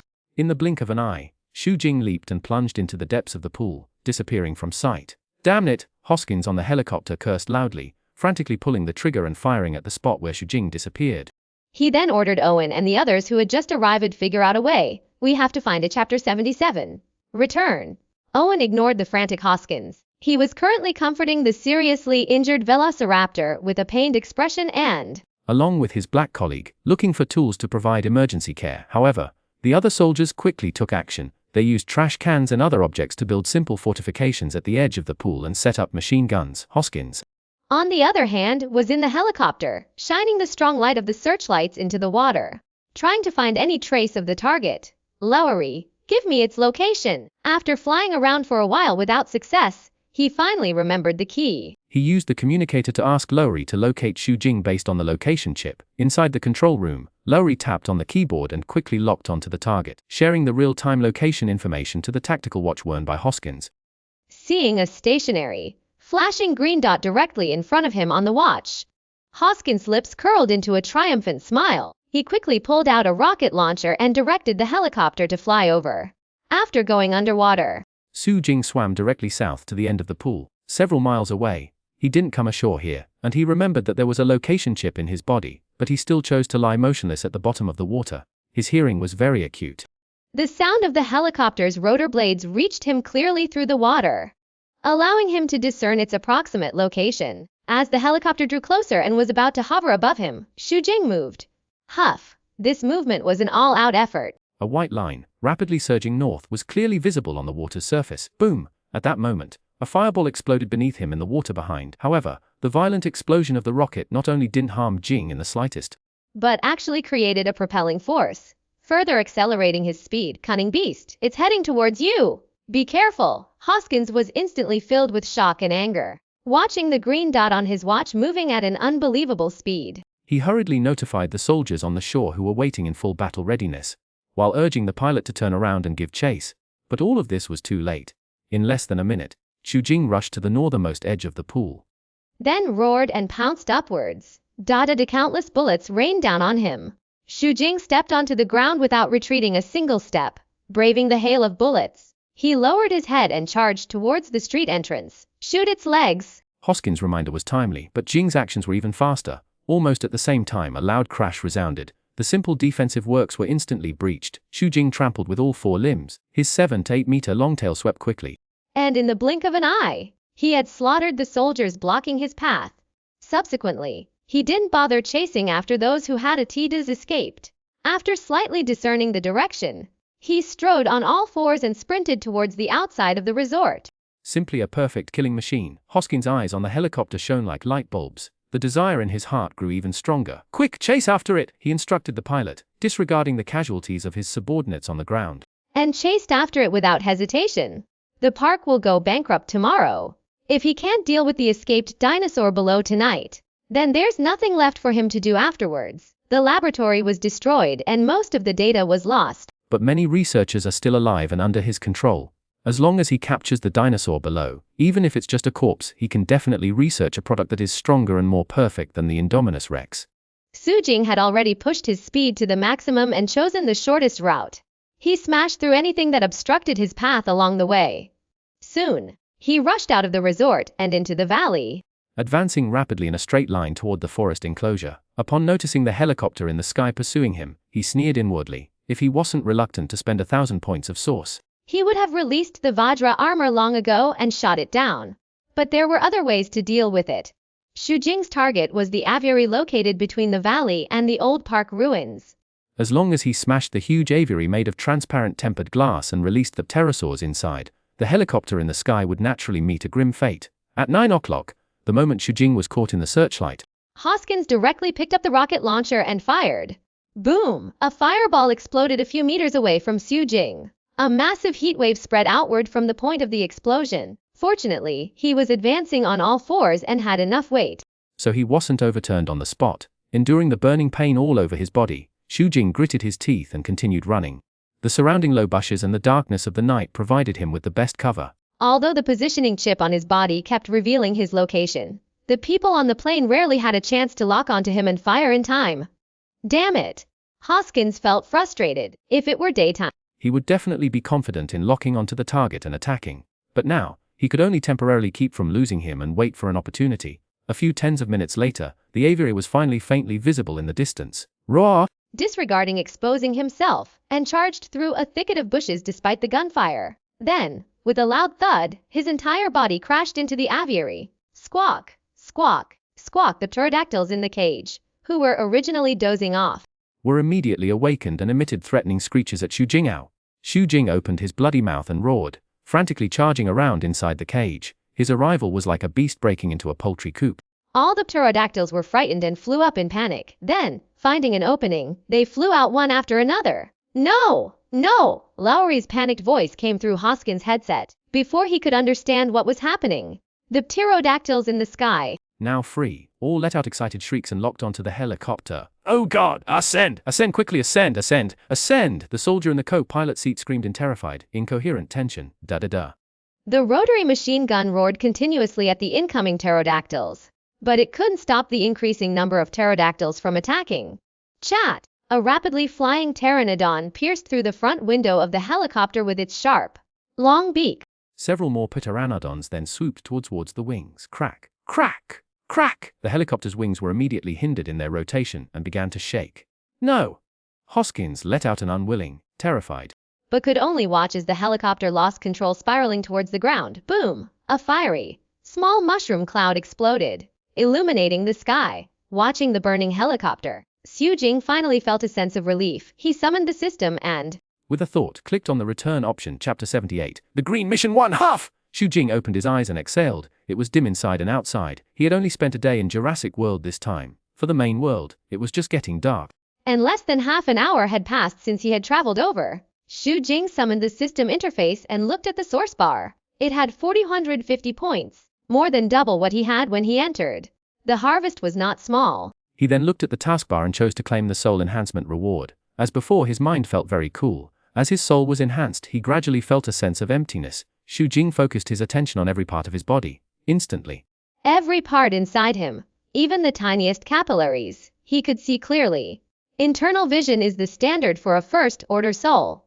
At this moment, he finally entered this stage. After a brief self-check, Xu Jing found that his body was very healthy, and not even the slightest damage could be found. He understood that this was definitely related to the system's restoration of health. In addition, he felt that his control over himself had become more seamless.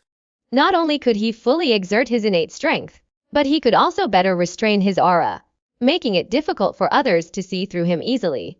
Xu Jing felt joy in his heart. Each time he returned, he could truly feel his progress. Although he wasn't sure about his overall strength in this world, he only hoped to become stronger. He also had plans for his next direction of improvement. Ideally, he would first enhance the myriad harmony skill to strengthen his physique to the first level, and then improve the raging fire saber technique. However, the city gates were already closed, and there was no way to retrieve the secret manuals from the library. Besides, he didn't want to go out at all in the dark. Might as well continue traveling. Being a dinosaur for a day didn't have much impact on Xu Jing. Anyway, there was still one night left, so after thinking about it, he made a decision. His gaze shifted, and he looked at the traversal options. At this time, the function of traversing by consuming 1,000 points of origin had been activated. It was explained during the system upgrade that spending more origin points might lead to a higher level world. But it could also be just an ordinary world. It was only 1,000 points. Even if he traveled to an ordinary world, it wouldn't be a loss. With a thought, he clicked on it. When Xu Jing woke up, he felt a headache, as if he had a big bump. Moreover, he found himself lying flat on the ground, surrounded by a group of guys averaging 3 meters tall. Their faces full of nervousness and concern, speaking words he couldn't understand. These guys were roughly the same as humans in body shape and appearance, all carrying bows and arrows or spears. Their clothing was like that of natives, only covering the key parts. Their skin was blue, and they had yellow eyes like felines, pointed ears, long hair tied into braids, and their bodies were covered with glowing patterns. They also had long tails behind their butts. The more Xu Jing looked, the more familiar they seemed. But he couldn't remember which world this was for a while. There was a burst of cheers. Then he heard a barrage of strange words in his ear, seemingly asking about his condition. But unfortunately he couldn't understand a word. In this situation, Xu Jing simply pretended to be dazed and foolish, without saying a word. System. He immediately summoned the system in his heart and looked at the interface in the lower right corner. Movie avatar. Can choose to return at any time. Convertible origin points 600. Identity Navi Omaticaya Clan Tribe. Abilities level 1 strength SS, level 2 agility TSA, level 1 bone density FS, level 1 hardened skin FS, tier 1 mind link determined by the host's soul level. Mission Sir in nature is mine 5000 source points. Mission 2, become a Toro. 5,000 source points. Mission 3, drive the Earthlings out of Pandora. Soul enhancement. Hint, under system protection, the host can safely link with any creature, including Iowa. Sujing finished reading it in a few seconds. Looking around again, He finally realized that he had transmigrated into an alien, but it was much better than being a gorilla, dinosaur or something like that. He recalled the movie Avatar. The story takes place in 2054. By that time, humans on Earth had exhausted most of their resources. So the RDA Corporation set its sights on the planet Pandora in space. This planet has a mineral element unobtainable anywhere else called unobtainium, which is a room temperature superconductor. For humans, this mineral could completely change the energy industry. To obtain the mineral, the Avatar program was created. An avatar is a life form grown by combining human genes with Navi genes. Humans can control their exclusive avatar body through a link, thereby approaching the Navi, gathering intelligence, and learning about their needs. The story tells of Jake Sully, a paraplegic retired Marine, who by chance participated in the Avatar program after arriving on Pandora. He discovered the beauty of Pandora and the ugliness of humans, so when the mining company used force to conquer Pandora, he helped the Navi to resist. Xu Jing quickly reviewed the memories in his mind note. He also learned about the experience of the body he had transmigrated into. His face immediately darkened. It turned out to be the tragic guy in the story who was cuckolded by the male lead and ended up calling him brother. He looked at Mission 1 again and decided that he had to complete this mission no matter what. After all, he is now Suti. If the story happens again, he will really be cuckolded. The surrounding Navi saw that Xu Jing still looked dull, and the joy suddenly froze on their faces. They spoke one after another, chattering, and some even reached out to pat his face, trying to wake him up. Xu Jing quickly pushed away the hand that was patting him, slowly sat up, frowned, and said to the surrounding people in English, "Who am I? Why can't I remember anything? Humans have been on Pandora for more than just a day or two. It has been many years. In the beginning they built hospitals and schools for the Navi, and taught many Navi to learn English. The Navi are very intelligent, many are fluent in English. Sudi is one of them. What Xu Jing is preparing to do now is pretend to have lost most of his memories, then hide himself well and start over little by little. He believes that with his abilities, he will soon adapt to everything and learn the Navi language. They are currently on a riverbank, facing steep cliffs. Behind them, not far away, is a vast and dense rainforest. The forest is full of intertwined trees at least 50 meters high, and all kinds of strange plants. In addition, in the shallow river channel, dozens of six-legged horses are drinking water, combined with the corpses of several viper wolves beside them. Xu Jing deduced that this should be when he took the tribal warriors out hunting. Chapter 79, Iowa will help you. As soon as Xu Jing asked the question, most of the Navi looked puzzled, not understanding what he was saying. But several of them understood and immediately looked worried. One of the female Navi answered in English, "Tsuti. Are you okay, Tsuti?" Xu Jing stood up and asked my name. "Yes." The female Navi said, "Impella. Do you really not remember anything?" Xu Jing held his head, shook it painfully, and said, "I can't remember many things." Pella was even more worried and said with a serious expression, "Then let's go back now and find Sok. She will help you. Sok is not a name. She is the tribe's shaman, held by the chief's wife. She is the most knowledgeable person in the tribe and also the spiritual leader of the entire tribe, responsible for interpreting the will of the Iowa. Xu Jing knew all this very well. As the next chief, his importance to the entire tribe was self-evident. The occurrence of amnesia would naturally attract special attention. As for Iowa, he also knew something about her through the movie. Pandora is a magical place.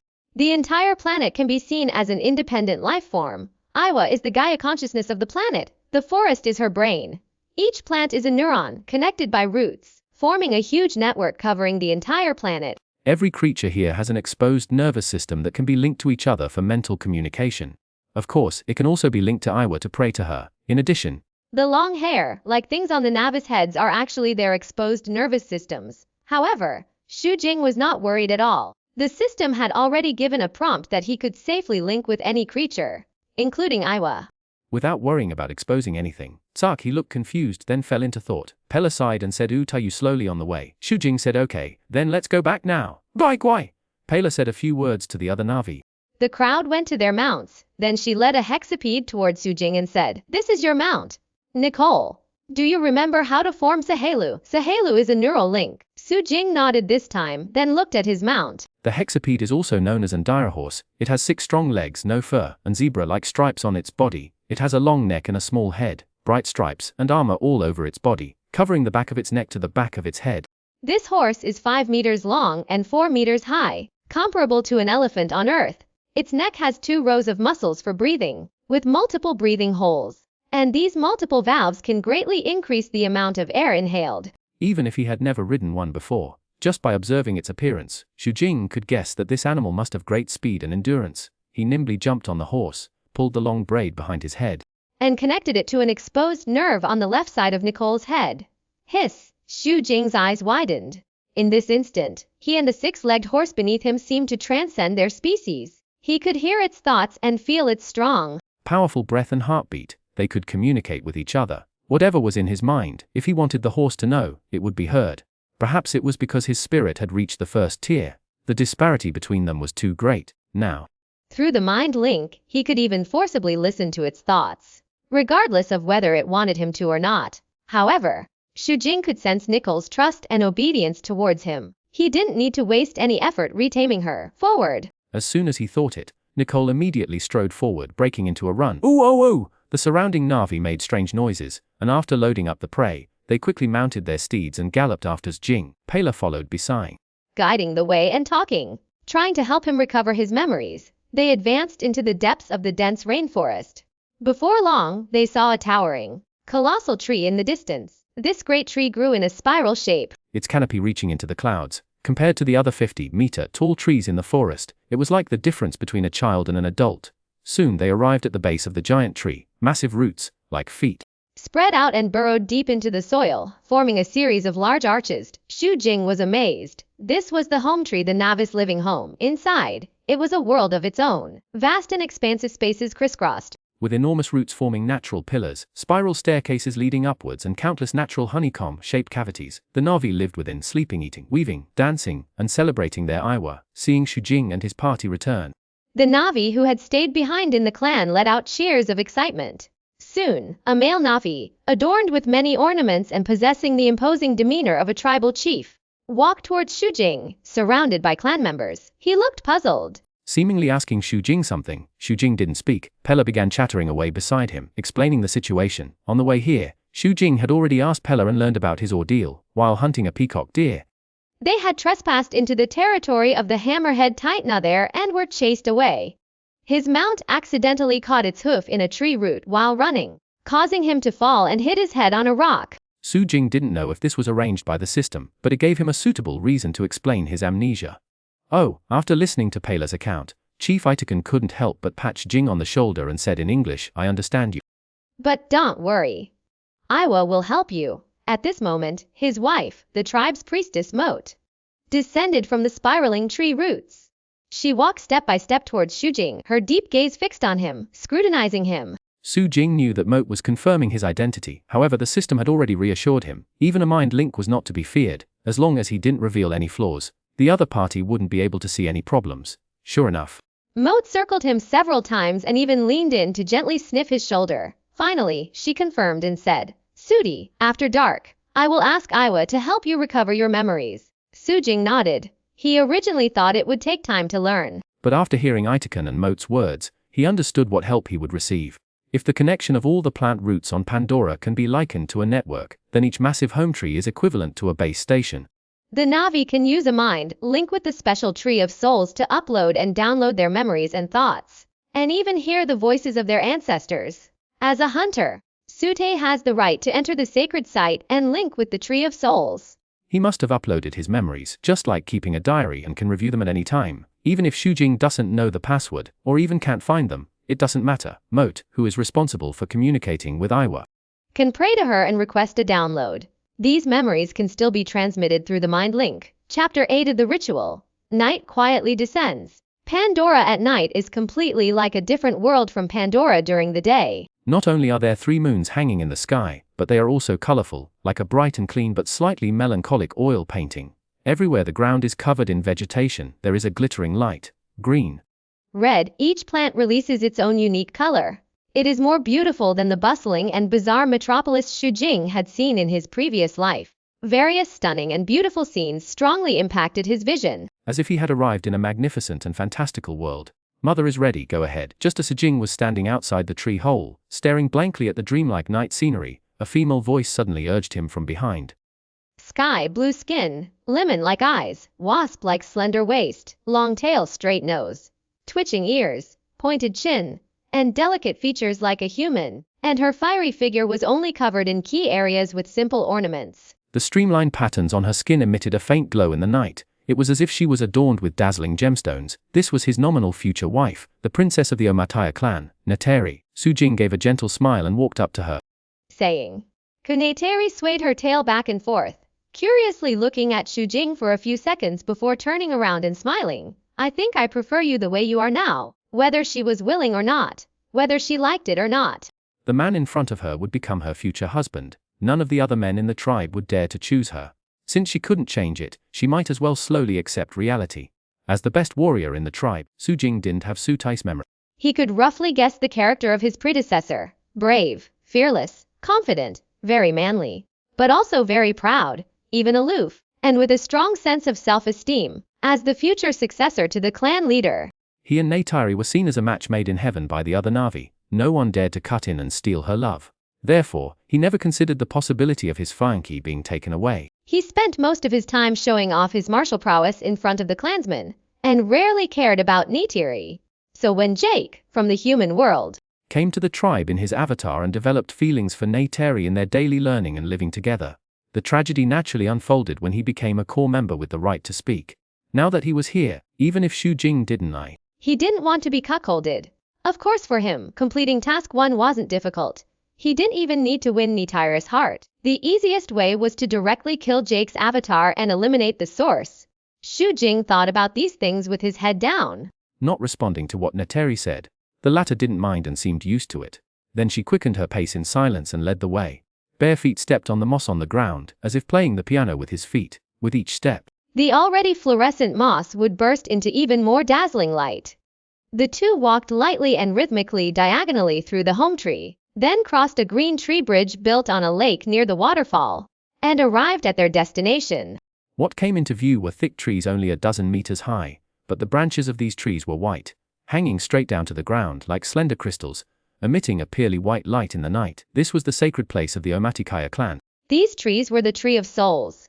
Through a mental connection, they could hear the voices of the ancestors and directly connect to Iwa to pray to her. At this moment, all the core members of the tribe had arrived. They sat around Sa, waiting for Xu Jing and Neteri. As Xu Jing walked into the forest, the whirligig lizards about 45 centimeters long which had been quietly perched on the branches, were startled, the sticks on their backs instantly open, rotating rapidly like helicopter rotors, eventually turning into small, rose-colored discs, fluttering among the crowd. These whirligig lizards, like fireflies on Earth, were deeply loved by the Na'vi. They were not driven away from the sacred place.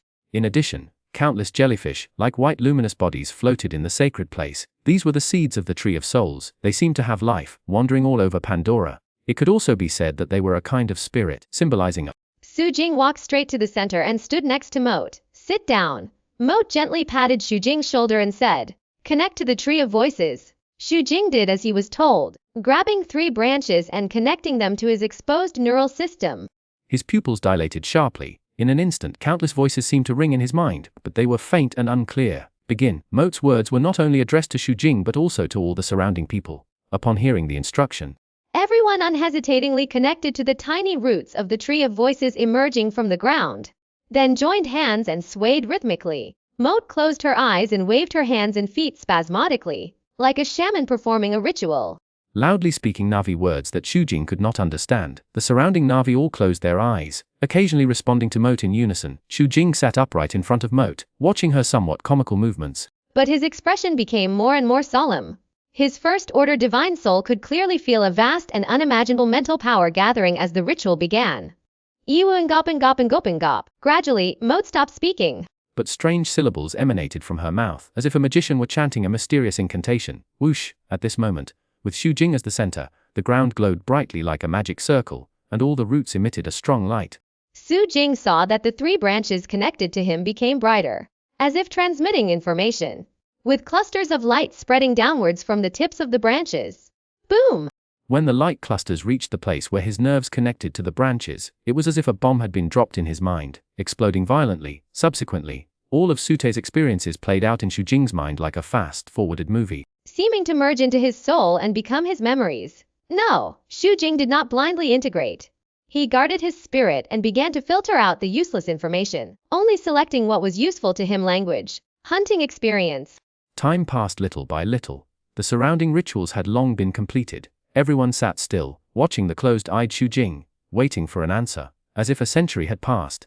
Xu Jing finally sorted out all of Suda's experiences, from birth to before his transmigration. He opened his eyes, disconnected the link, and slowly stood up. Facing the hopeful gazes of all the tribesmen, he loudly said in the Navi language, "I Sutai, am back." Ooh, oh, woo, woo. All the Navi people stood up, waving their arms and cheering excitedly. Chapter 81. I'm going to get her back. Thump, thump. The sound of hooves grew louder from the forest, outside the home tree. The tribal warriors responsible for guarding looked into the distance for a while, then suddenly showed surprise and shouted loudly, "The hunting team is back!"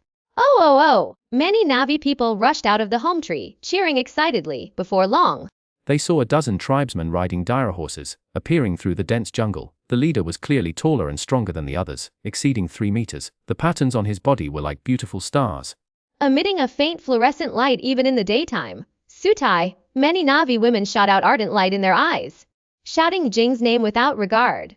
According to the Navi aesthetic, the patterns on the body are an important standard.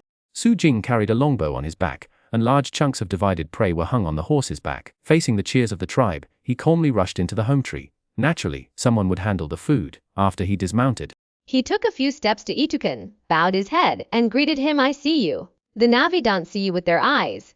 It means they feel you with their hearts. Accepting, understanding, and showing tolerance and greetings, of course, besides expressing these. it can also be used to express love for the opposite sex. Itukan nodded slightly in response, then looked at the large amount of prey brought back by the hunting party and frowned, saying, "You've killed too much these past few days." The food is enough for us to eat for several days. Don't go hunting for now. Okay, Xu Jing didn't refute. He had killed almost all the prey these days. Such a strange practice would naturally be reported to Itaken. The Navi only kill to obtain food and know when to stop. To them, the world was created by Iwa, and food is also given by Iwa. They must be in awe and grateful. This is completely different from Xu Jing's purpose of killing purely for origin points.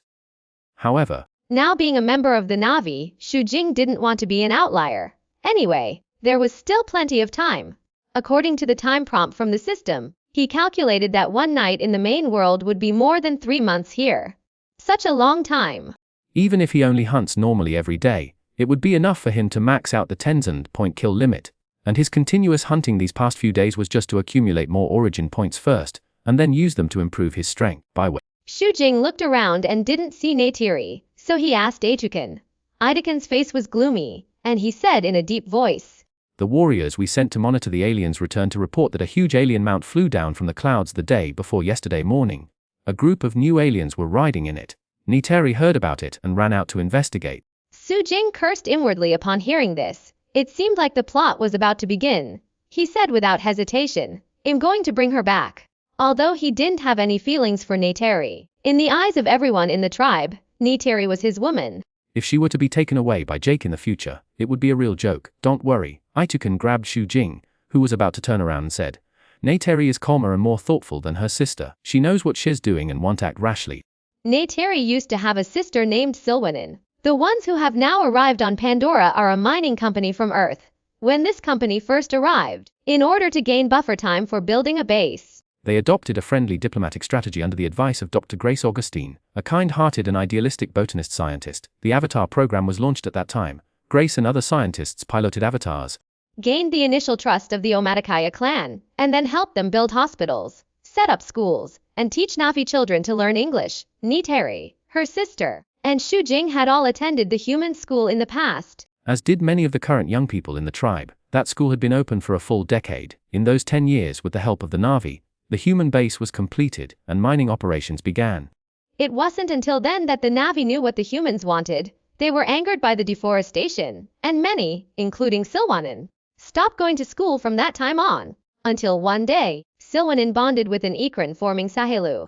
and became a full-fledged hunter. Then she, along with another pair of young hunters, burned a bulldozer and were tracked by human mercenaries. When they arrived at the school, she was shot dead at the entrance, dying in front of Neytiri. However, the mercenaries didn't stop there. They continued to point their guns at the other Na'vi children. Despite Dr. Grace's protection, many still died. From then on, the Omaticaya clan's relationship with humans was completely severed. No one ever went to the school again, and Grace's avatar was completely banished from the tribe.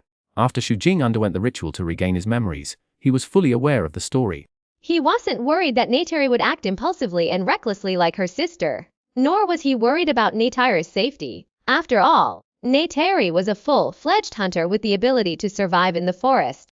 Xu Jing went to her simply to prevent the plot from unfolding.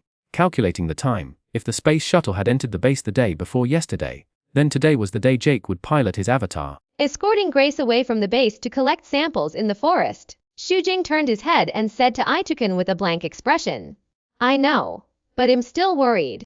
Itukin saw the serious look on Xu Jing's face and thought he was taking it a bit too seriously. At this moment, Moat next to him said with a smile, "Let him go, alright."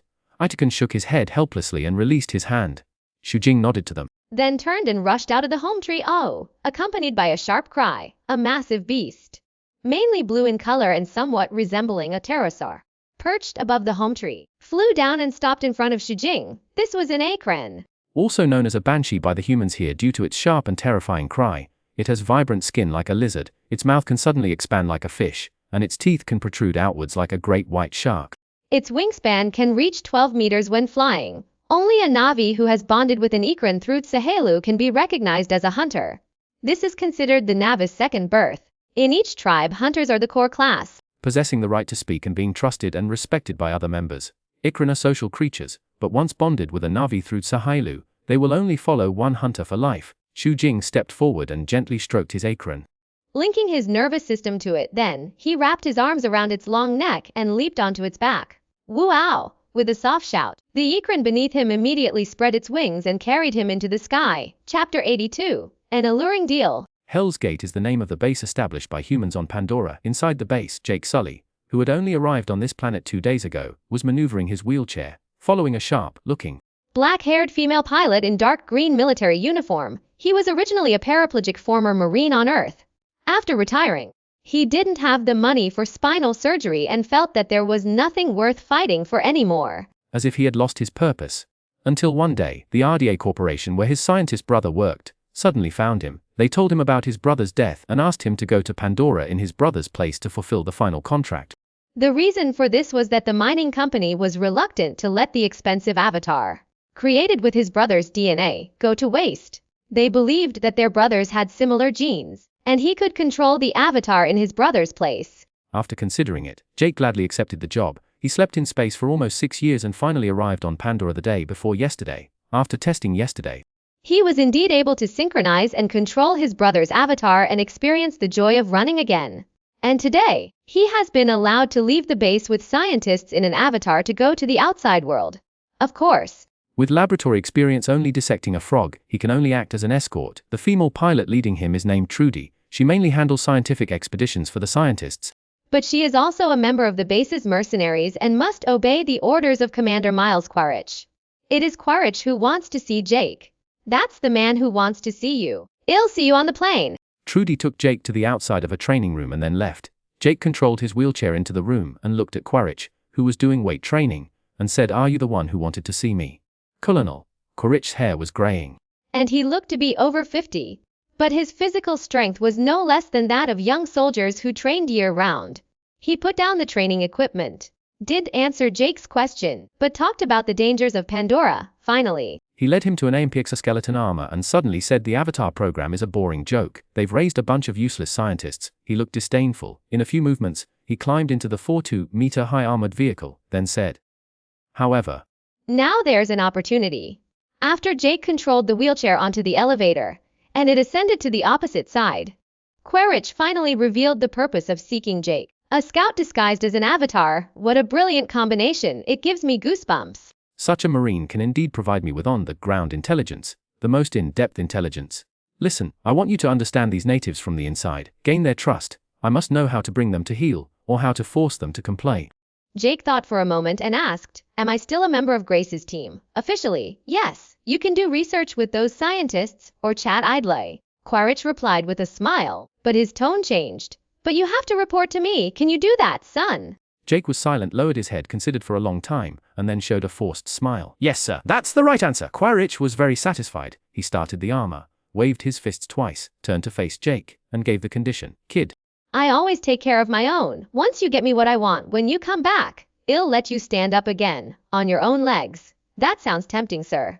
Jake sighed, watching Quaritch drive away in the armor, feeling very complicated and heavy. As someone who knows nothing about science, he was already disliked by Grace in the laboratory. If he didn't agree to Quaritch's request, the person in front of him could make it impossible for him to stay in this base at any moment. However, soon, when his consciousness was transferred to the avatar body and he left the base, he forgot all his troubles and his mood became cheerful again. All kinds of unprecedented beasts and plants, beautiful and strange forest environments deeply attracted him. And he couldn't help but let out an excited cry. For humans from Earth, the atmosphere of Pandora is poisonous. Earthlings cannot survive here without relying on external circulation filtering equipment. But for avatars, they can breathe the air here freely without wearing masks. The helicopter flew all the way to the vicinity of the former school. In addition to Jake, Grace only brought Norm, a new scientist who also controlled an avatar. The three of them carefully walked towards the school location. I'm sure they're watching us now. Although there was no evidence, Grace knew the Na'vi very well. Hearing this, Jake scanned back and forth with his machine gun, but found nothing except a group of passing Pandora lemurs.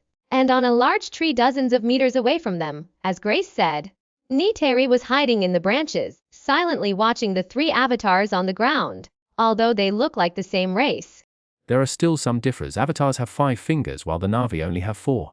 Also, these avatars are wearing clothes and smell completely different from them. Neytiri can track them from a distance by the scent on their bodies. If it were just Jake and Norm below, she would have undoubtedly drawn her bow and ended the lives of these 2 avatars. But when she saw Grace, she hesitated, and finally sighed and gave up her action. Watching them enter the school. Those Na'vi children are very smart and eager to learn. They can even learn English quickly without me teaching them. Grace introduced the situation here to Jake and Norm. Now the school has become a temporary storage room. They are here to get testing equipment. I always hoped that children could come back here to teach them. Why didn't they come back? The Omaticaya tribe. They are already proficient in our language. Norm helped find things, chatting with Grace. Jake, however, wandered around with his gun. Soon, he discovered rows of bullet holes in the thick wooden walls. What happened here? He pointed to the bullet hole, instinctively sensing that some story had unfolded here. Grace's face instantly darkened. Pointing at the gun in Jack's hand, she angrily said, are you still planning to help us with these weapons? We have a lot of important things to take care of. At that moment, she seemed to be in a very bad mood. After taking her things, she left the school. Unwilling to say another word. Chapter 83. The Ignored Problem. Xu Jing communicated with Ikran, flying towards the school's location. Having completed the downloading ceremony, his familiarity with this land was no less than that of the original Sute. Soon, he spotted the helicopter waiting in an open area near the school. After searching around the helicopter, Xu Jing finally found Jake and the others. He landed a distance away from them and quickly moved forward along the remembered direction. Swish, swish. Swish. Xu Jing climbed and jumped between the trees like a nimble ape. The long tail behind him swung constantly, helping him maintain balance. His opposable thumbs and toes ensured his agility and ability to move quickly on the ground or branches.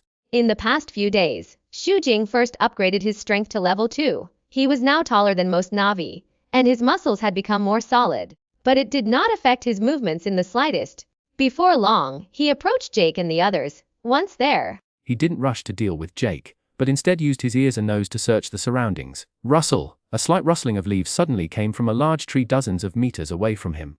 Although it was just like a breeze passing by, Xu Jing could still distinguish the subtle difference in his ears. He walked over silently and climbed up the tree in a few movements. Suti, what are you doing here? Neytiri moved slightly to the side and whispered to Xu Jing. I'm here to help you. Used as an excuse, surprised Neytiri, and then the corners of her mouth curved slightly, revealing a beautiful smile. Xu Jing turned his face away speechlessly, and expressionlessly looked through the dense branches at Jake and the others not far below. At this moment, Grace and Norm were collecting samples and doing simple tests, while Jake was attracted by the strange rainforest around him and walked to a place a dozen meters away where spiral red leaves were growing. The spiral red leaf is a semi-plant, semi-animal life form with a single large trumpet-shaped red spiral leaf that looks beautiful and possesses neuromuscular tissue. Like a mimosa, it contracts immediately upon being touched. After discovering the characteristics of the spiral red leaves, Jake's playful nature was immediately aroused. And he touched them one by one with his fingers. Xu Jing didn't want to wait. He directly drew his bow and aimed at the opponent's vital point. His arrows were 2 meters long and made of obsidian like volcanic glass rock, which could easily penetrate glass. They were also coated with a very deadly nerve toxin. Not to mention Jake. Even a strong panther wouldn't be able to struggle for more than a few seconds after being hit. Wait! Neytari suddenly pressed down on Xu Jing's longbow and pointed to the back of the spiral red leaves. In the bushes there, a group of hammerhead titanother were foraging. Adult hammerhead titanother are 6 meters tall and 12 meters long, with a physique equivalent to twice that of an elephant on Earth. But they are very agile. Their heads have a raised, hard bone structure that looks a bit like a hammerhead shark and can easily break trees. They can even smash human steel machinery. This is an extremely dangerous creature with a strong sense of territory and a temper more irritable than a rhino, and they move in groups. Neytari looked at Jake's childish behavior and said to Xu Jing, "You don't need to expose yourself." His behavior is more foolish than a child. He will pay the price soon. In her opinion, Jake was not far from death. Of course, Xu Jing saw the hammerhead titanother, and he also knew from the movie that there was a thanator lurking nearby. But Jake would not die here at all. Pong! At this moment, a series of sounds like opening an umbrella rang out, and a large area of tall spiral red leaves suddenly contracted into the ground. Roar! A hammerhead titanother walking at the front. Eat! Immediately discovered Jake. After being startled, it roared angrily. Jake's heart rate accelerated instantly, and then he raised his gun without hesitation. Although he knew that he wouldn't really die if his avatar died, in that case as a disabled person, he would have no value to be exploited in the base. At that time, no one would care about his life or death. "Don't shoot, you'll anger it." Grace heard the noise and ran over in time, hiding behind a tree on the side and quickly reminding him. The hammerhead titanother has very poor eyesight. As long as she doesn't actively run under its nose, she can easily be ignored. What's more, Jake is now attracting all of its attention. The hammerhead titanother took a few steps. Its head swung from to side, easily smashing 2 thick trees nearby. Then, it let out a demonstrative roar. Sweat beaded on Jake's forehead. He widened his eyes and said, "But I've already pissed it off. Jake, its hide is too thick. Bullets won't penetrate it." Trust me, Grace analyzed based on past experience. It's just declaring its territory. Don't run, or it will charge. Then what am I supposed to do? Dance with it? Jake watched the hammerhead titanother stomp the ground, making dull thuds. He couldn't help but swallow. He had no experience in this jungle. After thinking for a moment, he listened to Grace. "Put down his gun. Stay still," Grace advised. Xu Jing and Neytari stood on a long tree branch, watching the situation below. At this moment, the hammerhead titanother's front hooves were constantly scraping the ground, white air puffing from its mouth. It was clearly preparing to attack. "Has dead," Neytari whispered into Xu Jing's ear. "Not necessarily." Xu Jing pointed to a dense thicket behind Jake and said, "Look closely there." Neytari heard this and stared intently. Then she covered her mouth. Her expression changed drastically. "It's a thanator! How can there be a thanator here?" The thanator is over 5 meters long, and up to 5 meters tall. It also has 6 legs, black skin with yellow and red stripes, and a chitinous armor covering its entire back. Its claws are as sharp as knives. Not only can they grasp like human hands, but also easily tear enemies apart. In addition, this creature has a powerful bite force as well as agility and speed exceeding that of Earth's cheetah. Its armored tail can also deliver fatal blows to prey. Most importantly, the thanator is a carnivore. Therefore, it is the apex predator known on land, rampaging through the jungle, and is the nightmare of various animals. Even the bravest and most nature-loving Navi turn pale at the mention of it. Xu Jing originally thought that the scene before him was normal, but after hearing Neytari's words, he suddenly reacted. The question he had overlooked kept echoing in his mind. How can there be a thanator here? As the best warrior of the Omaticaya clan, Su Te knew the distribution of animals around the tribe like the back of his hand, and Xu Jing, who had received this information, was now equally clear. This place is located between the tribe and the human base. If there were thanators, it would have been impossible to build the school in this area in the first place. Moreover, there has never been a trace of thanators here before, so where did this thanator come from, and why is it here? Chapter 84, Changing the Plan. When Xu Jing realized that the appearance of the thanator here was abnormal, he quickly reacted. All of this must be related to Iwa. His heart was instantly stirred. He couldn't calm down, thinking about everything related to Iwa. There was no doubt about Iwa's real existence. She had been protecting the balance of life, maintaining the ecological environment of the entire Pandora. The forest was the network she built to control the entire planet. It was her brain and her foundation! Through the movie, Su Jing confirmed that Iowa didn't have the ability to summon wind and rain or cause disasters like earthquakes and tsunamis. But she wasn't without any defensive power either. All life on Pandora were Iowa's followers when necessary. she could summon these lives to fight for her. Was this a test for Jake? Xu Jing turned his gaze to Jake, suddenly understanding something. In the past, when the Omaticaya clan and humans had a harmonious relationship, the Na'vi, While learning English at human schools, had also tried to teach humans. However, the arrogant humans simply couldn't accept the teachings of the primitives. Judging from the current situation and the movie plot, Iowa had obviously not given up. perhaps she sensed certain qualities in Jake, believing he could learn to understand nature like the Na'vi. Iowa's purpose was likely to persuade or stop humans through Jake, to change their approach of conquering nature and destroying the forest.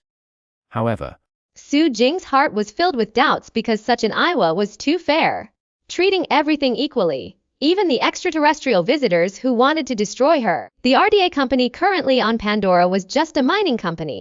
and the base guards were just a group of mercenaries using weapons from Earth 100 years ago. With Iowa's abilities, she could completely summon a large number of creatures to directly level the Hell's Gate base. The simple defensive wall couldn't stop the hammerhead titan other that could even crush AMP suits. But Iowa didn't do that. Throughout the entire movie, it wasn't until the last moment, when humans were about to blow up the Tree of Souls, The server equivalent to the entire network, that she began to summon animals to fight back, ultimately reversing the outcome of the war. So Iowa is very selfless. Xu Jing made a guess but didn't dare to draw a conclusion. He looked at the ground. At this moment, the hammerhead titan other finally lost patience and charged towards Jake, and Jake completely erupted, recklessly charging forward, shouting, "Haha, come on, let's see what you can do."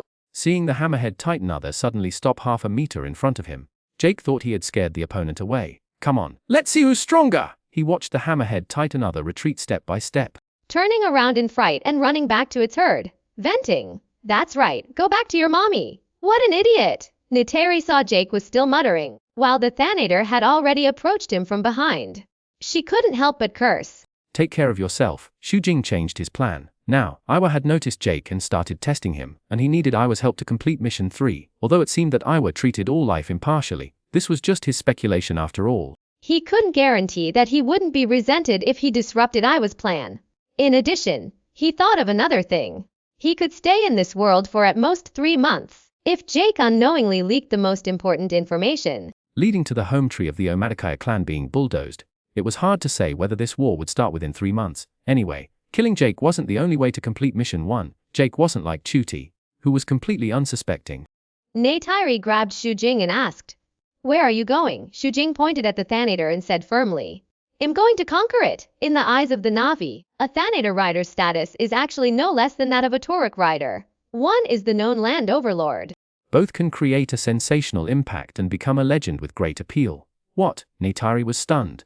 But after reacting, she didn't stop him. Instead, she stared at Xu Jing with burning eyes and blessed him. "May Iowa be with you. Be careful." The Na'vi worship the strong and respect the choices of others. Every Na'vi who becomes a hunter conquers their Ikran with their own strength, not with the help of others. Of course, the successful gain glory, while the failed are killed on the spot by the Ekran. At this time, the situation under the tree had changed drastically. The Thanator did not sneak attack Jake, but jumped out and confronted the hammerhead titan other herd. Although the hammerhead titan others seemed stronger, they were herbivores. Facing the Thanator, it was as if buffalo saw a lion, protecting their young and not daring to charge easily. The Thanator then turned around and locked onto Jake. Or not. Jake, holding the gun, hurriedly asked Grace. Grace was already terrified. She said, "Run! Run fast!" Jake also understood that the hammerhead rhino was not scared away by him at all, knowing how terrifying the Thanator was. He immediately turned and ran. Crunch! The Thanator pounced out. Trees as thick as human thighs in its path were snapped by its claws. In the blink of an eye, the man and beast disappeared from Xu Jing's sight. Going. Xu Jing shoved the bow and arrow in his hand to Neytiri and jumped to the ground without hesitation, chasing after them. Da! Da! The sound of machine gun fire came from ahead. When Xu Jing arrived, Jake was hiding under the roots of a huge tree. However, the bullets hitting the Thanator only caused it pain and did no real damage. Crunch! Crunch! The Thanator roared, clawing and biting. The thick tree roots broke one after another. Jake scrambled away. But before he could run 10 meters, he was pounced on by the Thanator. Fortunately, the large backpack on his back saved his life. After unfastening the backpack, he rushed with all his might towards the waterfall a dozen meters away. And then jumped down without any hesitation. Roar! The Tanator pounced as well, but it was just short. It still didn't catch Jake. Its pair of forelimbs missed, but luckily, its other four limbs firmly gripped the ground, preventing it from falling off the waterfall. Hey, at this moment, Xu, who had been closely following behind, finally seized the opportunity, suddenly pouncing onto the Thanator's back and using all his strength to forcibly drag it off the waterfall. Roar! The Thanator flailed its 6 limbs, struggling and shaking violently. But it couldn't shake off Xu, who was clinging to its back like an octopus. Splash! Another heavy splash echoed as both man and beast plunged into the water. Gurgle! While the Thanator struggled to surface, Xu finally freed a hand. He grabbed the long braid, forcibly connecting to the exposed neural system at the back of its head. Chapter 85 Miracle. Jake, after jumping down the waterfall, was completely disoriented. It took him a while to swim to the surface, gasping for breath. But just then, a dark shadow rapidly grew larger above him, accompanied by an incredibly angry roar. He realized that the monster chasing him had followed him down. Jake was instantly terrified. He desperately paddled, following the current, trying to escape to the shore. Boom! The 5 or 6 meter long monster crashed heavily into the water, like a bomb exploding underwater, sending shockwaves in all directions and creating huge pillars of water. The monster quickly surfaced, its clear roar piercing his ears, scaring Jake into swimming even harder. He swam to the shore in one breath, then couldn't help but look back. The moment he looked, the expression on his face froze. And he stood there stunned. The terrifying monster that had chased him to the point of having no way to heaven and no door to hell had a person fighting it on its back. And it was a native. This was the first time Jake had seen a Navi. Although the native looked almost identical to the avatar he controlled, the wildness and courage in him deeply shocked Jake. However, he could also see that the native was completely at a disadvantage. He didn't believe that the native could defeat the monster. He immediately seized the opportunity and ran into the forest on the shore without looking back. How? Xu and the Thanator had already formed a Sahailu bond. It was like breaking through the most important barrier. As long as he could appease the Thanator, he could completely solidify their relationship. Get off! I'm going to eat you! Xu clearly heard the Thanator's inner thoughts, but he was unmoved. He held the Thanator's neck tightly with both arms and wrapped his legs around its body. No matter how much it rolled and tossed in the water, he didn't let go. He didn't know how long it had been. But the Thanator beneath him finally gave up struggling and desperately grabbed a section of tree trunk lying across the water's surface. And Xu was also covered in wounds. Blood was constantly seeping from his skin. Even a large chunk of flesh was torn off his arm by the death beast's claws, and the exposed bone was bent into an unnatural curve. Sutai! Natari arrived at this moment, standing on the shore and calling out. Xu weakly looked up at Natari and shook his head, indicating that he was fine. Then he said to the death beast beneath him, "Go ashore." Although death beasts can swim, they are not good at it. It grabbed onto the tree trunk and climbed up. Before scrambling ashore, then like a drowned dog it lay on the ground without any momentum, vomiting violently. Xu was completely limp and had no strength left. He released his mental link with the death beast, rolled off its back, leaned against the death beast, and gasped for breath.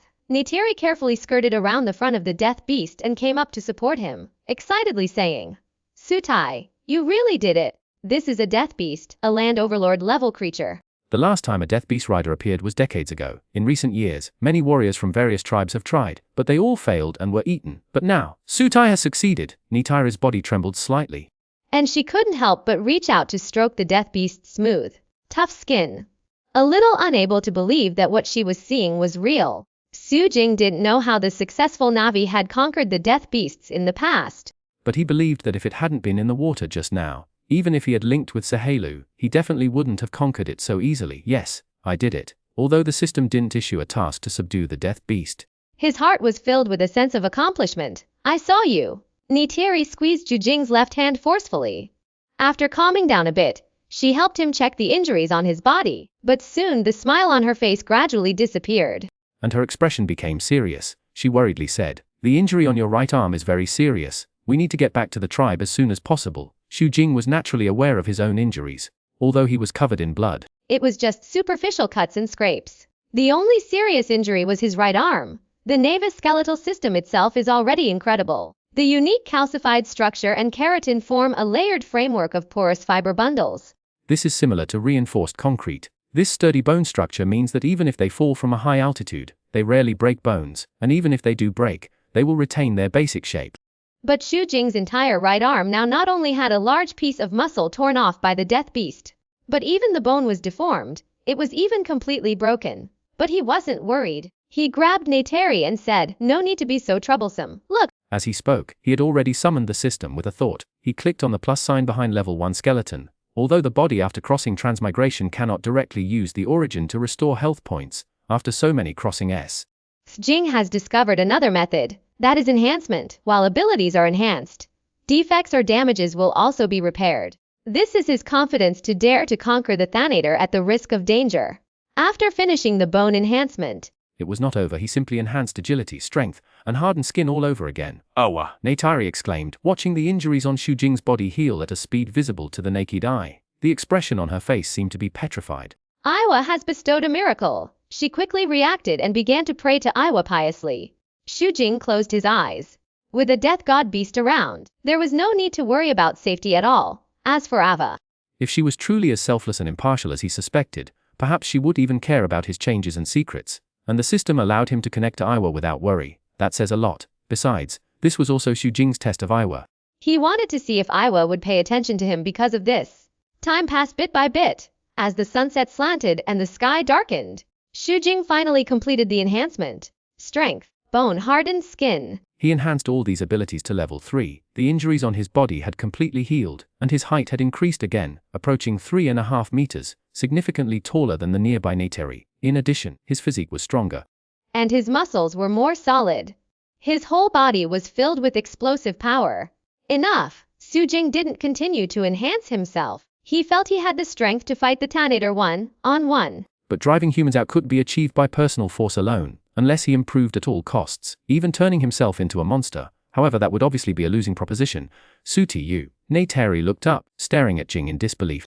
Then she reached out and stroked the muscles on his body, asking blankly, "Did you see Aiwa?" "That's right," Xu Jing replied without hesitation. Chapter 8060 Testing Aiwa. Attributing the changes in his body to Aiwa saved Xu Jing from having to find another excuse, and also tested whether Aiwa would have a targeted reaction. As for the Na'vi, as long as it involved Aiwa, they wouldn't overthink it. Instead, they would firmly believe it was Aiwa's blessing. Neytiri's reaction at this moment was just like that. Her face was full of piety, and her gaze towards Xu Jing became different.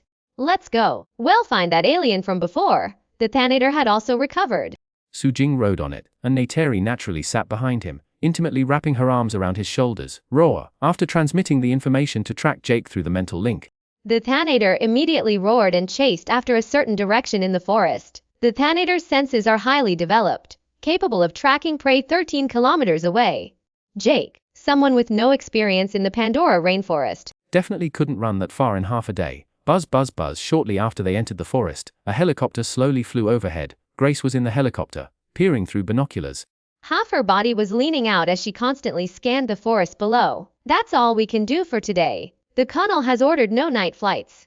Trudy, the pilot, looked at the sky and said through the communicator, "Sorry, Doctor." He'll have to hold out on his own until tomorrow morning. Grace, clutching the communication collar designed specifically for the avatar around her neck, said coldly, "He won't last until tomorrow morning."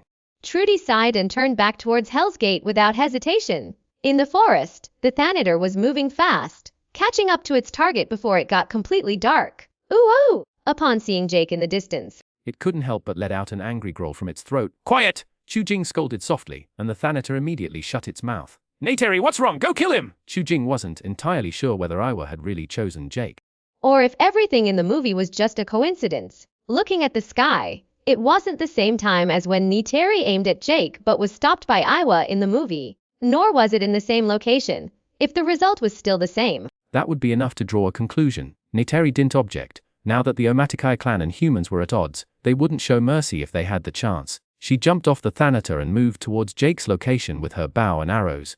Jake was currently squatting in front of a plant that constantly secreted resin.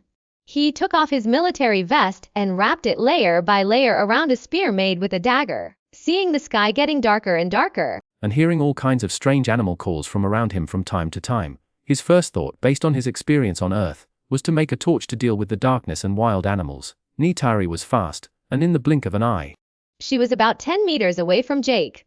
She nimbly climbed a large tree and then took out an arrow and placed it on her longbow. After aiming, Neytiri drew back the bowstring, ready to release the arrow. But just then, a jellyfish-like white, transparent sprite floated down from the sky and landed on the tip of the arrow, a seed of the Tree of Souls, an avatar of Aiwa. From Xu Jing's perspective, he witnessed the entire process. He sighed. It was indeed Aiwa who chose Jake, not a coincidence. A hint of surprise in her eyes, she said. Aiwa stopped me. I saw it. Xu Jing also dismounted his dire horse and told it to wait there.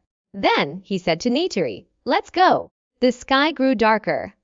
Hiss! A faint hissing sound like a snake moving echoed through the forest. Viper wolves! Xu Jing and Neytiri exchanged a look and immediately restrained their breathing, detouring to avoid the approaching viper wolves. These creatures have a call that resembles both snakes and wolves, making them easy to identify. They are 5 meters long and about 0.7 meters tall. With mouths that can open wide like snakes, they have 6 legs and slender bodies. Paddle-like tails for stability, primate-like hands, and opposable thumbs on their claws so they can be like the Navi, moving quickly on the ground, and also moving nimbly between trees, and maintaining balance. Additionally, viper wolves and thanators are evolutionarily related. They can keenly sense prey from over 8 kilometers away. Their green eyes allow them to see as clearly at night as during the day, and they possess advanced intelligence and organization.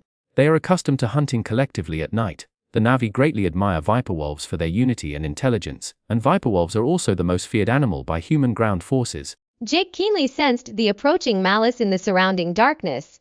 He quickly tightened his vest, coating it with a layer of resin, then hurriedly struck a match and lit the torch. Boom! He turned abruptly, swinging the torch behind him. Under the light, pairs of eerie green eyes were clearly visible. Awoo! The viper wolves no longer hid, howling as they approached Jake, beginning to encircle him in a triangular formation. Cold sweat broke out on Jake's forehead. The ferocious monsters before him reminded him of wolves on Earth. But these monsters were clearly more ferocious and powerful. He retreated step by step, trying to find a large tree to lean on. But after discovering that these monsters could even climb trees, run! Jake no longer hesitated. He gripped the torch and turned to flee, but had only run less than 10 meters when he was blocked by monsters ambushing him from the trees. I don't have that much time to waste a whole night with you. Come on! Come on! Some people, when faced with desperation, often explode with amazing energy. Since there was no escape, Jake stopped without hesitation, waving the torch back and forth, forcing back the lunging monsters, ready for a last-ditch fight. On a large tree not far away, Neytiri watched Jake fearlessly fighting the viper wolves and said to Xu Jing, "He is brave, very determined. You want to save him." Xu Jing saw Neytiri's restless expression and said with a thought, "Don't interfere yet." Facing the attacks of one viper wolf after another, the torch in Jake's hand was quickly knocked away, and the situation became precarious. Sude, Neytiri thought for a moment and said, "This alien is different. He has also received Aiwa's attention." Xu Jing took Neytiri's waist, who was about to jump down, and held her tightly with powerful force, saying, "Since Aiwa is watching him, I believe he won't die so easily." Xu Jing roughly guessed Aiwa's thoughts in the current situation. This was setting up a connection between them and Jake, but he was still prepared to further test whether Aiwa's attitude was firm. Chapter 87. Death Beast Night. Neytiri struggled slightly a few times, then stopped moving and leaned obediently into Xu Jing's arms, looking at the changes in the situation below. Jake had been knocked to the ground by a viper wolf. Immediately afterwards, the other viper wolves around him howled excitedly and pounced on him. Just as Jake was about to be torn to pieces, countless seeds of the Tree of Souls suddenly fell from the sky, dancing like elves in mid-air. All the viper wolves that lunged at Jake sensed something, stopped their movements, and looked up. Awoo! A wolf-like howl rang out. Many viper wolves howled towards the sky. Jake lay on the ground, watching the bizarre scene, but dared not move. At this moment, something surprising happened to him. After the surrounding monsters finished howling, they actually gave up attacking him and all ran back into the depths of the jungle. Jake was stunned for a while before he reacted and quickly crawled up to where the torch had fallen. A sharp, piercing sound suddenly rang through the air. A long arrow grazed Jake's arm as he reached for the torch and embedded itself into the ground. Hiss! Jake opened his mouth wide, not daring to move. He guessed that the natives here must have arrived. Neytiri was the first to jump down from the tree, shielding her eyes, walking towards the torch, picking it up, and turning to walk towards a nearby stream. "Hey! Wait! Don't throw it away!" Jake saw her intention and quickly tried to chase after her to grab the torch. But then Xu Jing jumped down from the tree in time, blocking Jake's path, and swept his longbow across. Bang! Damn it! Jake cried out and fell to the ground, but after seeing Xu Jing's warning look, he immediately raised his hands and then, enduring gesture, "Don't misunderstand. I know you might not understand what I'm saying, but I don't have any bad intentions. Before he could finish speaking, he shut his mouth, looking at his surroundings with a shocked expression. As the torch was thrown into the water, the surrounding plants instantly burst into brilliant light, connecting together in a riot of colors, illuminating the entire forest. Xu Jing pulled out the arrow stuck in the ground, looked at the shocked Jake, and shook his head, saying, "Never use your experience in an unfamiliar world." Neytiri then turned back and added, "Besides yelling like a child, you know nothing about this place." Okay, Jake came back to his senses. He thought of Grace's school and was pleasantly surprised to have met two Na'vi who could speak English. He quickly got up and said, "I'm very sorry. Please forgive my ignorance." Seeing that Xu Jing and Neytiri didn't respond, he continued, "I got separated from my companions. I need your help. Could you let me follow you for now?" Neytiri looked at Xu Jing. Although this earthling in front of her was someone that Aiwa was paying attention to, it couldn't compare to Xu Jing subduing the Thanator and being favored by Aiwa. Xu Jing raised his head, looking at the seeds of the Tree of Souls floating in mid-air, and said in Na'vi, "Everything is decided by Aiwa. What did you say?" Jake could tell that the decision-making power lay with this tall and sturdy male Na'vi. But he couldn't understand Na'vi, so he followed him and looked up at the sky in confusion. Ava seemed to be watching them all the time. As soon as Xu Jing finished speaking, all the seeds began to fly towards Jake. Jake subconsciously raised his hand to swat at the seed flying towards him the fastest. "Stop!" Neytiri shouted angrily, and Xu Jing said in a timely manner, "Don't move." Jake watched the glowing jellyfish float closer, but he didn't dare to move again. In just a few breaths, his head, shoulders, arms, and entire body were covered with seeds. He couldn't help but ask, What is this?" "These are seeds from the Tree of Souls, Neytiri." Although surprised, she said to Xu Jing, "Aiwa has bestowed a miracle upon an alien. Let's take him back to Seed Soke." Xu Jing nodded. Again and again, he was very certain that Aiwa valued Jake. Since that was the case, he wouldn't try to stop it. After all, Aiwa was the true protagonist of this world, and very powerful. He really didn't need to go against Aiwa. When the seeds of the Tree of Souls floated up again and left Jake's body, Xu Jing said to him, "You can come with us." After he finished speaking, he let out a whistle. The Thanator immediately roared and charged towards them from its hiding place. "Oh, let's run!" Jake had a deep impression of the Thanator, and was so frightened that he turned and ran. But after running for more than 10 meters, he realized that Xu Jing and the others hadn't followed. Looking back, he saw the Thanator lying docilely in front of the male Na'vi, like a gentle cat. "That person is you?" Jake remembered the Na'vi who had fought the Thanator in the water before, and instantly understood, "It's me." Xu Jing and Neytiri mounted the Thanator, controlling it to jog slowly past Jake, and shouted, "Kid, keep up! Unbelievable!" Jake exclaimed as he watched the Thanator disappear into the distance, and hurriedly started running to catch up.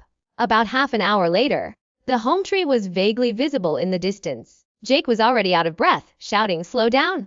Wait for me!" He supported himself with his hands on his knees, panting for breath, and when he looked up, he was completely stunned. Jing stopped and looked back, shouting, "Hurry! Wow, that's spectacular!" Jake regained his senses and, catching up, said, He remembered the mission Colonel Quaritch had given him.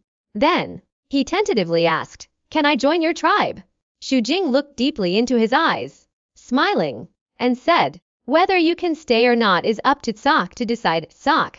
Jake avoided Xu Jing's gaze with a slightly guilty conscience. Just as he was about to ask more, a burst of rapid hoofbeats from a distance interrupted him. Woo! A dozen hunters riding Dara horses emerged from the dense forest. "Aiwa in heaven!" Death Riders. Its suit has become a Death Fiend Knight. They were originally ordered by Itu Khan to come out and search for Suit and the other. But at this moment, they were all shocked by what they saw. The scene was in turmoil.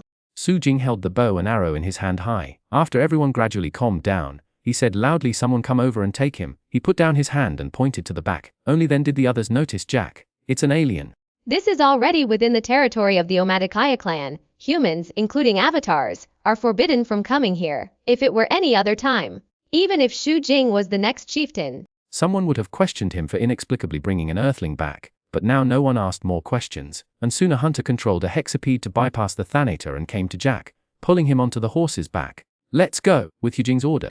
Everyone excitedly followed him forward. Chapter 88. Passerby. When Xu Jing rode the Thanator back to the tribe, the entire tribe was immediately in an uproar. "Thanator Rider!" Waves of cheers rang out, soaring into the sky.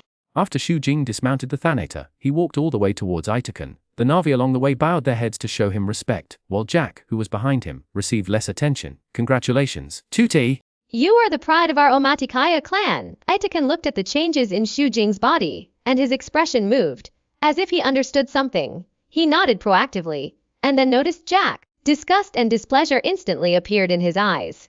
But he calmly asked Xu Jing, this earthling, why did you bring him back after breaking with the humans? Itukan had ordered that no one should bring earthlings to the tribe again, but now it was Xu Jing who did it, the newly promoted Thanatar rider, who looked like he had been favored by Iwa. Even if he was dissatisfied, he wouldn't say much. Xu Jing explained Nitari and I were going to kill him. But Iwa showed a miracle on him. A miracle. Itukan frowned and looked back at Moat. Moat had noticed Jack when he came in. She sensed the aura of the seeds of the Tree of Souls on him, so she stepped forward and said, let me see this alien. What are they saying? Jack whispered to Neytiri next to him. Neytiri replied coldly, no one here welcomes you. If it weren't for Iwa's miracle, you would have died long ago. And this woman approaching is my mother. She is Sok, responsible for interpreting Iwa's prophecies. You'd better behave yourself. Who is Iwa? Jake was confused. Seeing Moat walking towards him, knowing he was under someone else's roof, he dared not move. Moat circled Jake, examining him intently. She even grabbed his hair and tail to inspect them. After a long while, she spoke in English. Asking, what is your name? Jake Sully. Moya pulled out the beast tooth hanging around her neck and suddenly pierced Jake's skin, drawing a drop of blood which she put in her mouth. She had a unique way of analyzing certain information. She continued. Why did you come here? Jake had thought about it before he came. He answered directly. I want to join you and learn from you. Moya seems to have interpreted Ava's oracle. Her attitude suddenly became much better. She said slowly, we have tried to teach many humans, but they never learn to feel with their hearts.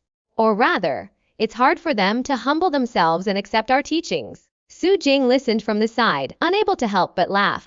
To get a group of scientists to learn to feel all things with their hearts, to feel Iwa, and to believe in the existence of God, was indeed difficult. Even if they did believe, they might be thinking more about how to grab a slice of Iwa for research. Speaking with the utmost sincerity, I'm not complacent at all. Believe me. You can ask Dr. Augustine. I'm not a scientist. Then what are you? Moat pressed. I used to be a Marine, Jake said, noticing the confused looks around him.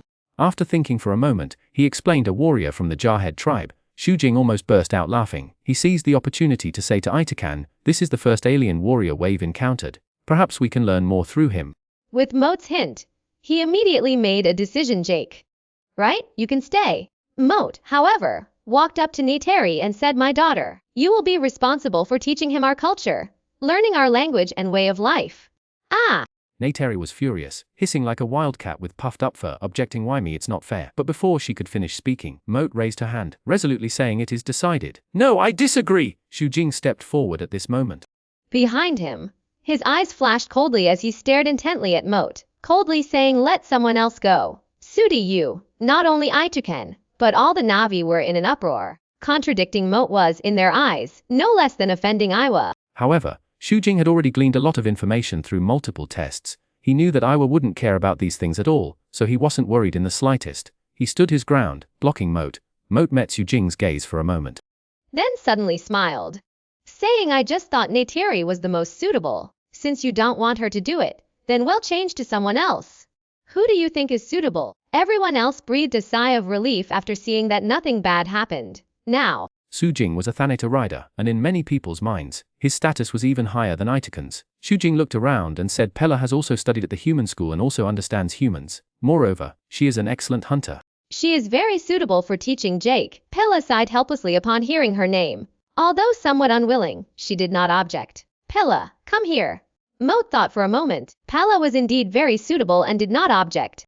After Pella crossed the crowd and walked over, she took Pella to Jake and said in English, from now on, Pella will teach you our way of life. Study hard, Jake Sully, and then let's see if there's still hope for you Earth people. Jake nodded respectfully. But he was secretly thrilled. As a Marine with no scientific knowledge and a disability, he was in an awkward position at the base. If he didn't accomplish anything, Grace, who already had a problem with him, would eventually kick him out of the lab.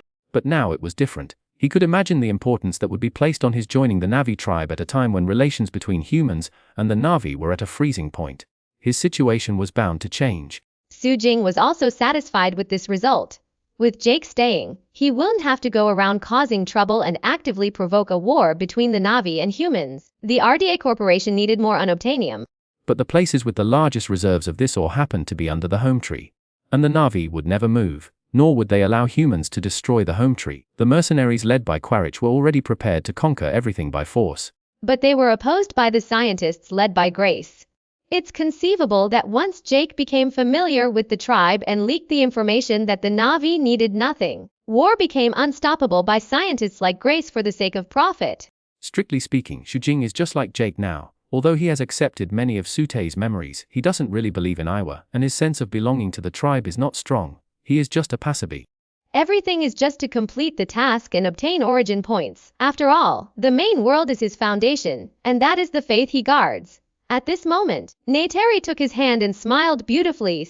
Thank you. Xu Jing sighed in his heart and suddenly felt a trace of guilt. He patted the back of Neytiri's hand with a complicated mood and said nothing. Chapter 89, Hallelujah Mountains. Time flies. Almost 3 months have passed in a blink of an eye. During this time, Xu Jing has obtained the kill cap of 10,000 points through daily hunting. But his real gain is not these. Pandora's magical forest network, as well as the exposed nervous systems of various life forms, allow him to connect with the forest and all things with his mind, and feel a different world. In this process, he discovered that his divine soul unknowingly began to strengthen. The deeper he invested, the more obvious the effect became. In nearly 3 months, the benefit to his divine soul was no less than completing a mission across worlds. But this is not without its after effects. The more he invests, the harder it is to let go of his love for this world. And it may even make people protect it at all costs. The Na'vi often say that energy is borrowed, and one day you have to return it. For any creature on Pandora, death is not the end. Their souls will enter the energy network and be with Aiwa forever. Through various explorations and understandings during this period, Xu Jing has understood that although Aiwa has consciousness, it is not an independent consciousness, but a collective of the consciousness of all life in this world, fair, selfless, and maintaining ecological balance. And his divine soul enhancement may have something to do with his understanding of nature, but more likely, it is because he absorbed the soul energy released by Aiwa. These energies are not pure. They all contain the love and guardianship obsessions for this world, for the forest, and for the homeland. Fortunately, Xu Jing himself has a first-order divine soul, and he also has the suppression of the system, although he is also affected by a trace. He always stays awake and maintains his self without getting lost. However, the situation of another person is not so good. Although Xu Jing didn't see what Jake's actual body was going through, it was easy to imagine that he must be struggling internally. 3 months was enough time for Jake to complete his mission and thoroughly investigate all the information about the Tree of Souls. Now, if he wanted to, he could disappear and return to Earth on a spaceship, heal his spinal cord, and live like a normal person. But he didn't. He stayed in the tribe, and he spent more and more time controlling his avatar every day. His behavior and mannerisms also became more and more like a true Na'vi. In the rugged and dense mountains and forests, Xu Jing sat on the dire horse, followed by several young tribesmen riding dire horses. Along with Jake, the group was traveling at full speed. Their destination was the Hallelujah Mountains, also known as the Floating Mountains by humans. Taming an ikran is a necessary trial for every hunter. Whenever someone in the tribe is ready, experienced hunters will take the new recruits to the ikran's habitat to complete the trial. Xu Jing had a very high reputation in the tribe. He originally didn't have to come, but he was conveniently on his way to complete his second mission to tame a Leonopteryx and become a Toruk Macto. His first mission was marked as completed by the system after he changed the plot and had Pela teach Jake. They set off from the tribe early in the morning, traversing mountains and forests. They finally arrived at their destination around noon. Wow! Looking up at the sky, many people couldn't help but exclaim in surprise. Large and small giant stone peaks, resembling islands, floated in the swirling clouds. The tops of these giant stone islands were relatively flat, and some even had various plants growing on them. The sides were extremely steep, and rivers cascaded down the cliffs, forming waterfalls suspended in the air. These floating mountains contained abundant unobtainium ore. This ore naturally possessed a unique magnetic field. Under the influence of Pandora's magnetic field, the incredible scene before them was formed. They were like icebergs floating in the ocean, moving and colliding with each other. Xu Jing and the others arrived at a steep cliff edge. Directly above the cliff, halfway in the air, was a small mountain.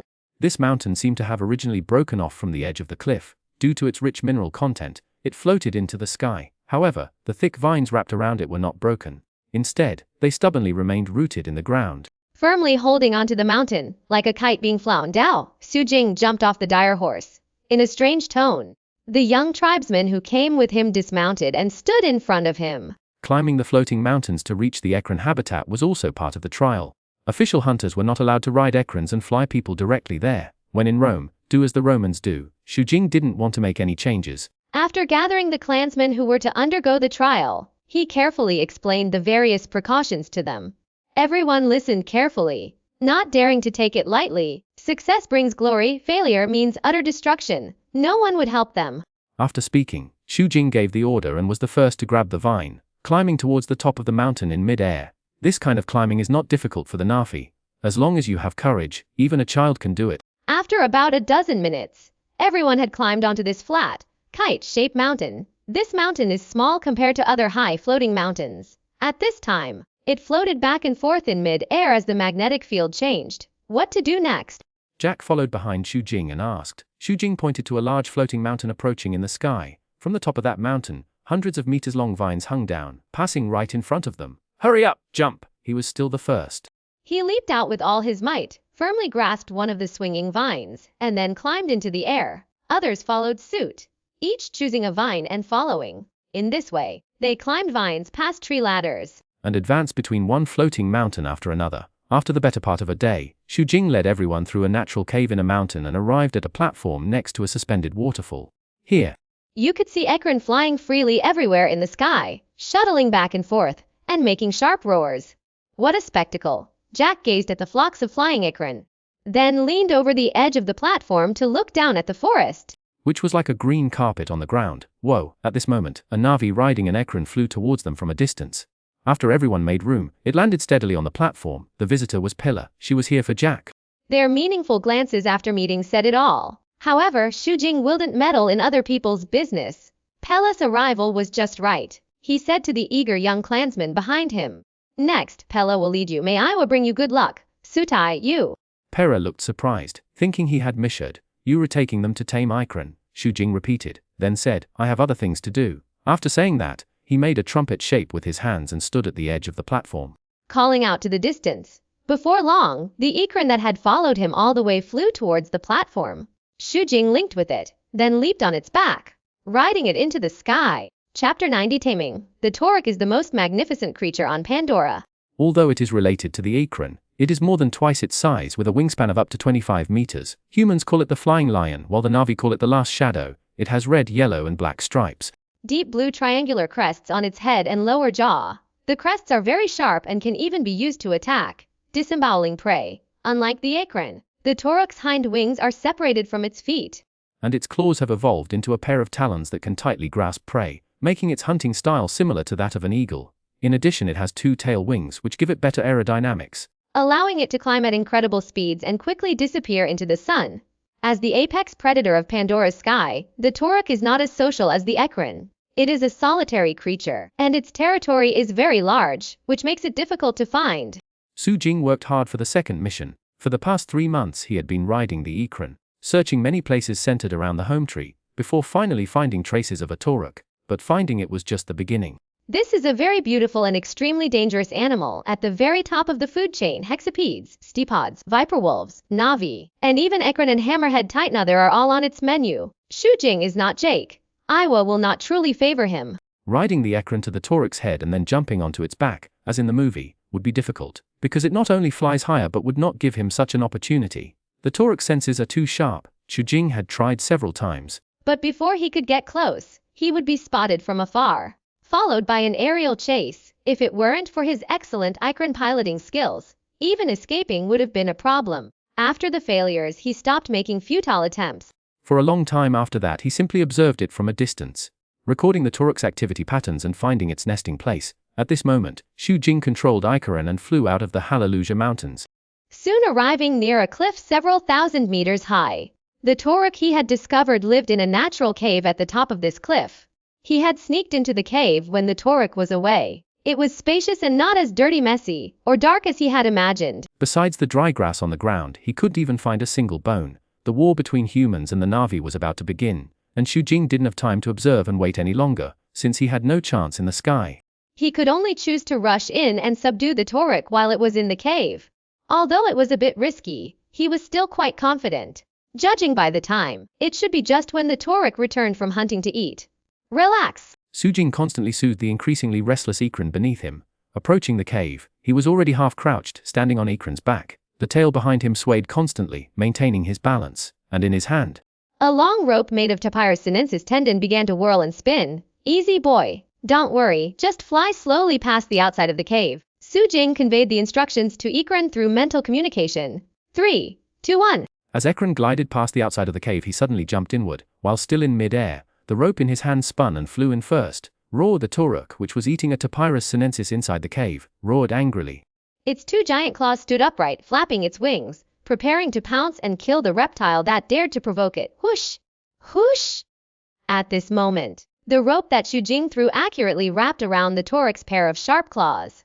Bang! Caught off guard, the Toruk instantly lost its balance, and its body half collapsed to the ground.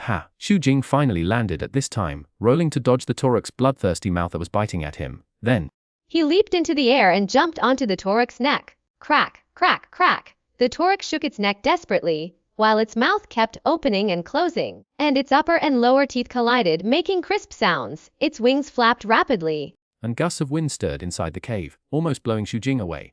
Su Jing's face was twisted in pain as he exerted all his strength, slamming himself downward like a heavy weight. Crack! The hard rock ground was actually smashed with dense, fine cracks. Then, using his waist strength like in wrestling, he grabbed the Toruk's neck and slammed it down hard. Boom! For this operation, Su Jing had increased his strength by 2 levels. His entire body was bulging with muscles, approaching 4 meters in height, completely losing the smooth, streamlined figure of the Na'vi. In the tribe he looked like an oddity, but because of Iwa's blessing, no one feared him. Instead, they all took pride in him and worshipped him. Su Jing did not rush to connect Sahelu. Instead, he raised his huge fist and slammed it violently towards the Toruk's hard head. Bang! Roar! Bang bang! Roar! Bang bang bang bang bang! Woo! He didn't know how many punches he'd thrown. Su Jing only stopped panting when he felt his fists swelling and aching. At this moment, Toruk had completely lost its previous momentum. Its eyes dull and its head tilted as it lay on the ground whimpering and growling. Was it beaten? Stupid. Su Jing didn't relax. Only then did he pull one of the exposed nerves behind the other's head and connect it to himself. Hiss! Toruk's pupils dilated for a moment, its mind instantly breached. At this moment, Su Jing clearly sensed everything in the other's mind. Pain! It hurts so much! It hurts to death! Don't hit me! I submit! Although it was chaotic, Su Jing still easily understood the information it was expressing. Get up!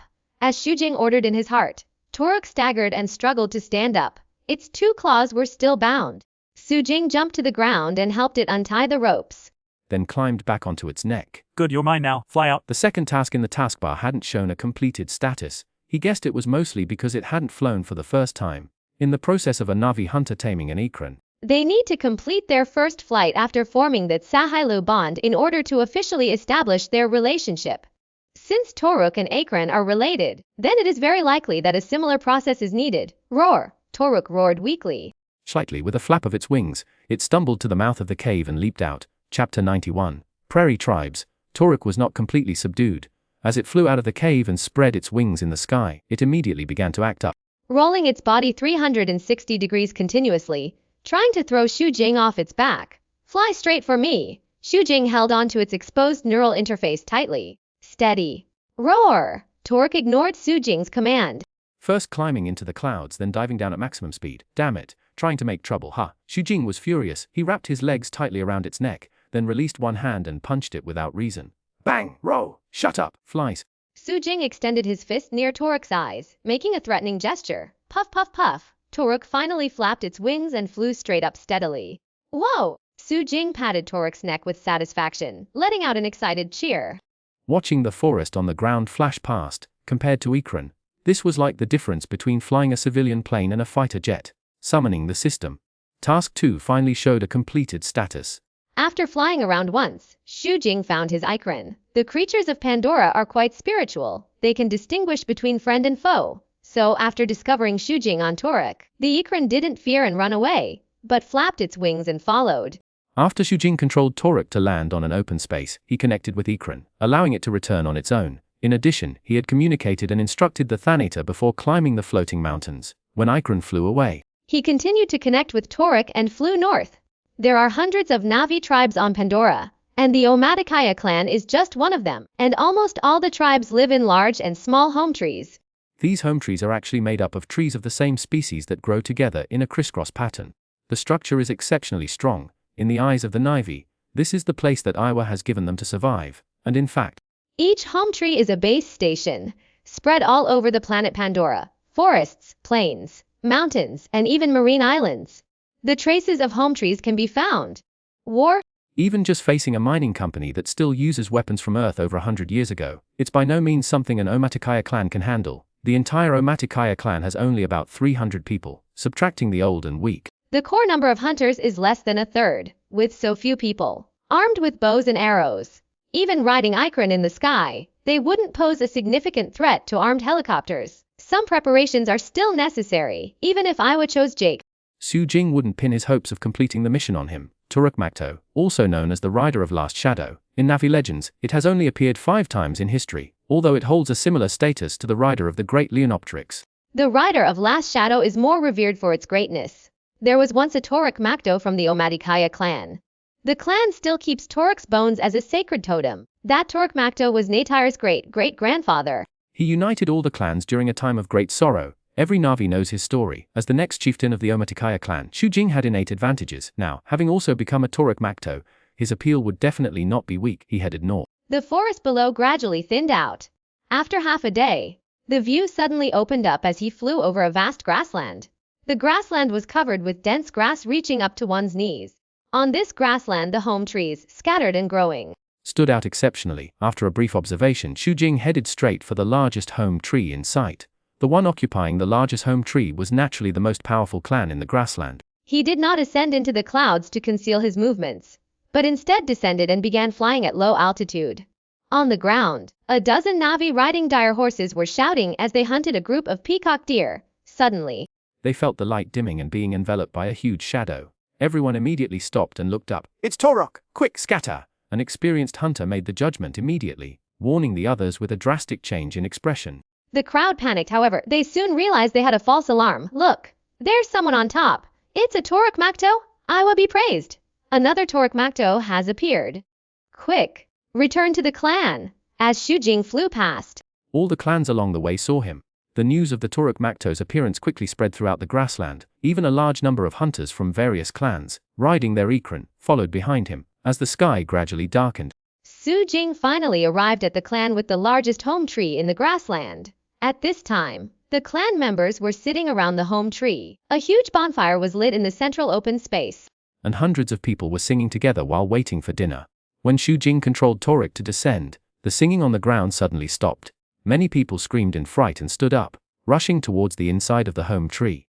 Everyone stop! That's a Turok Makto. Keen-eyed individuals within the clan, however, caught sight of the figure on Turok's back. The presence of hunters from other clans who had followed indirectly confirmed everything.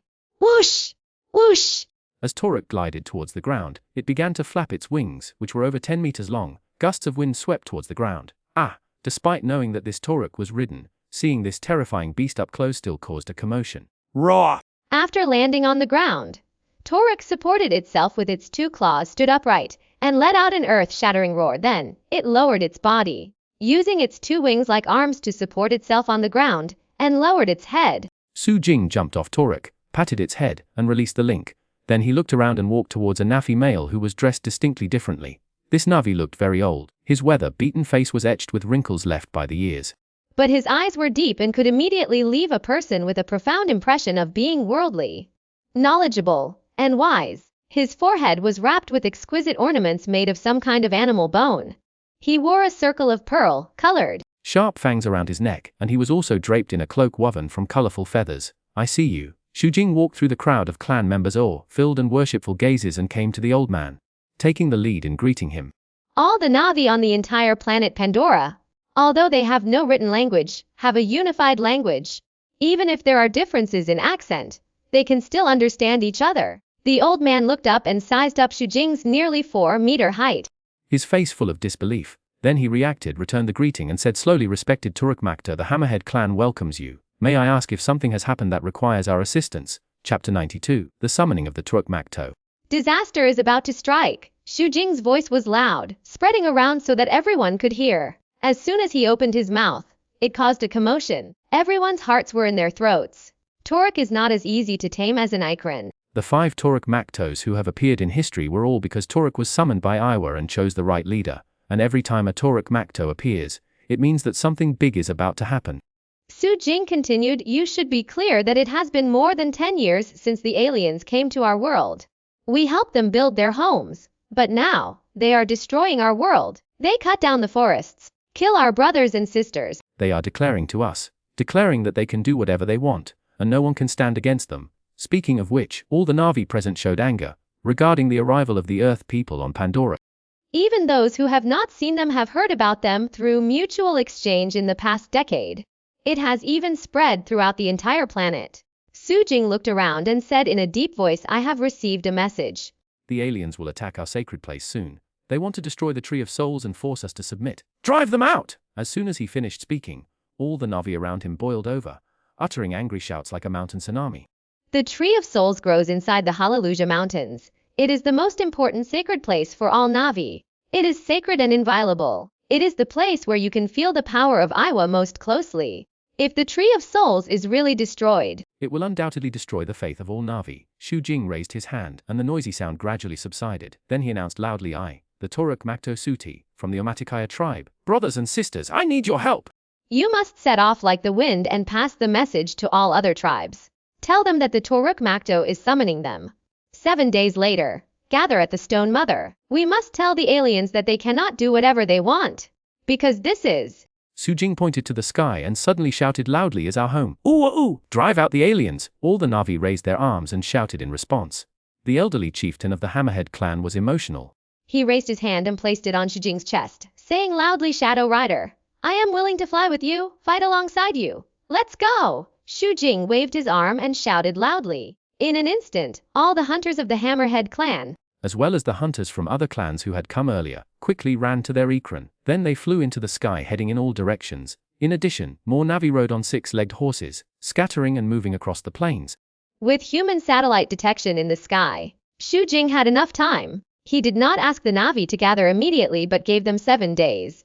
Although the time was short, the Na'vi had the means to fly with the Ikran, which was enough to spread the news to other clans within a day or two.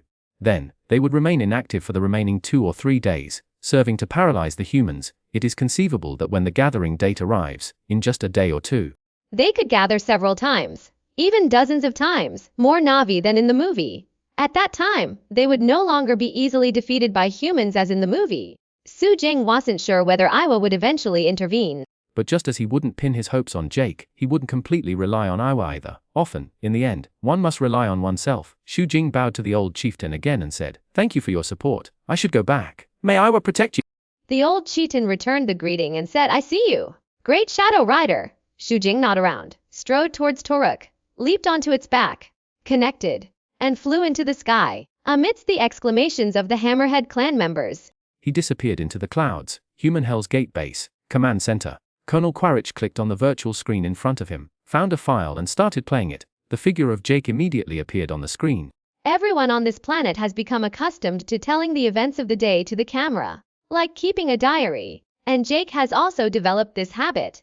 After joining the Omaticaya clan, Jake was indeed valued. Grace became friendly towards him, giving him access to the most stable and best link unit. Even after discovering his secret dealings with Quaritch, she pretended not to know, because she needed Jake's help to return to the Omaticaya tribe, but Grace wasn't doing nothing.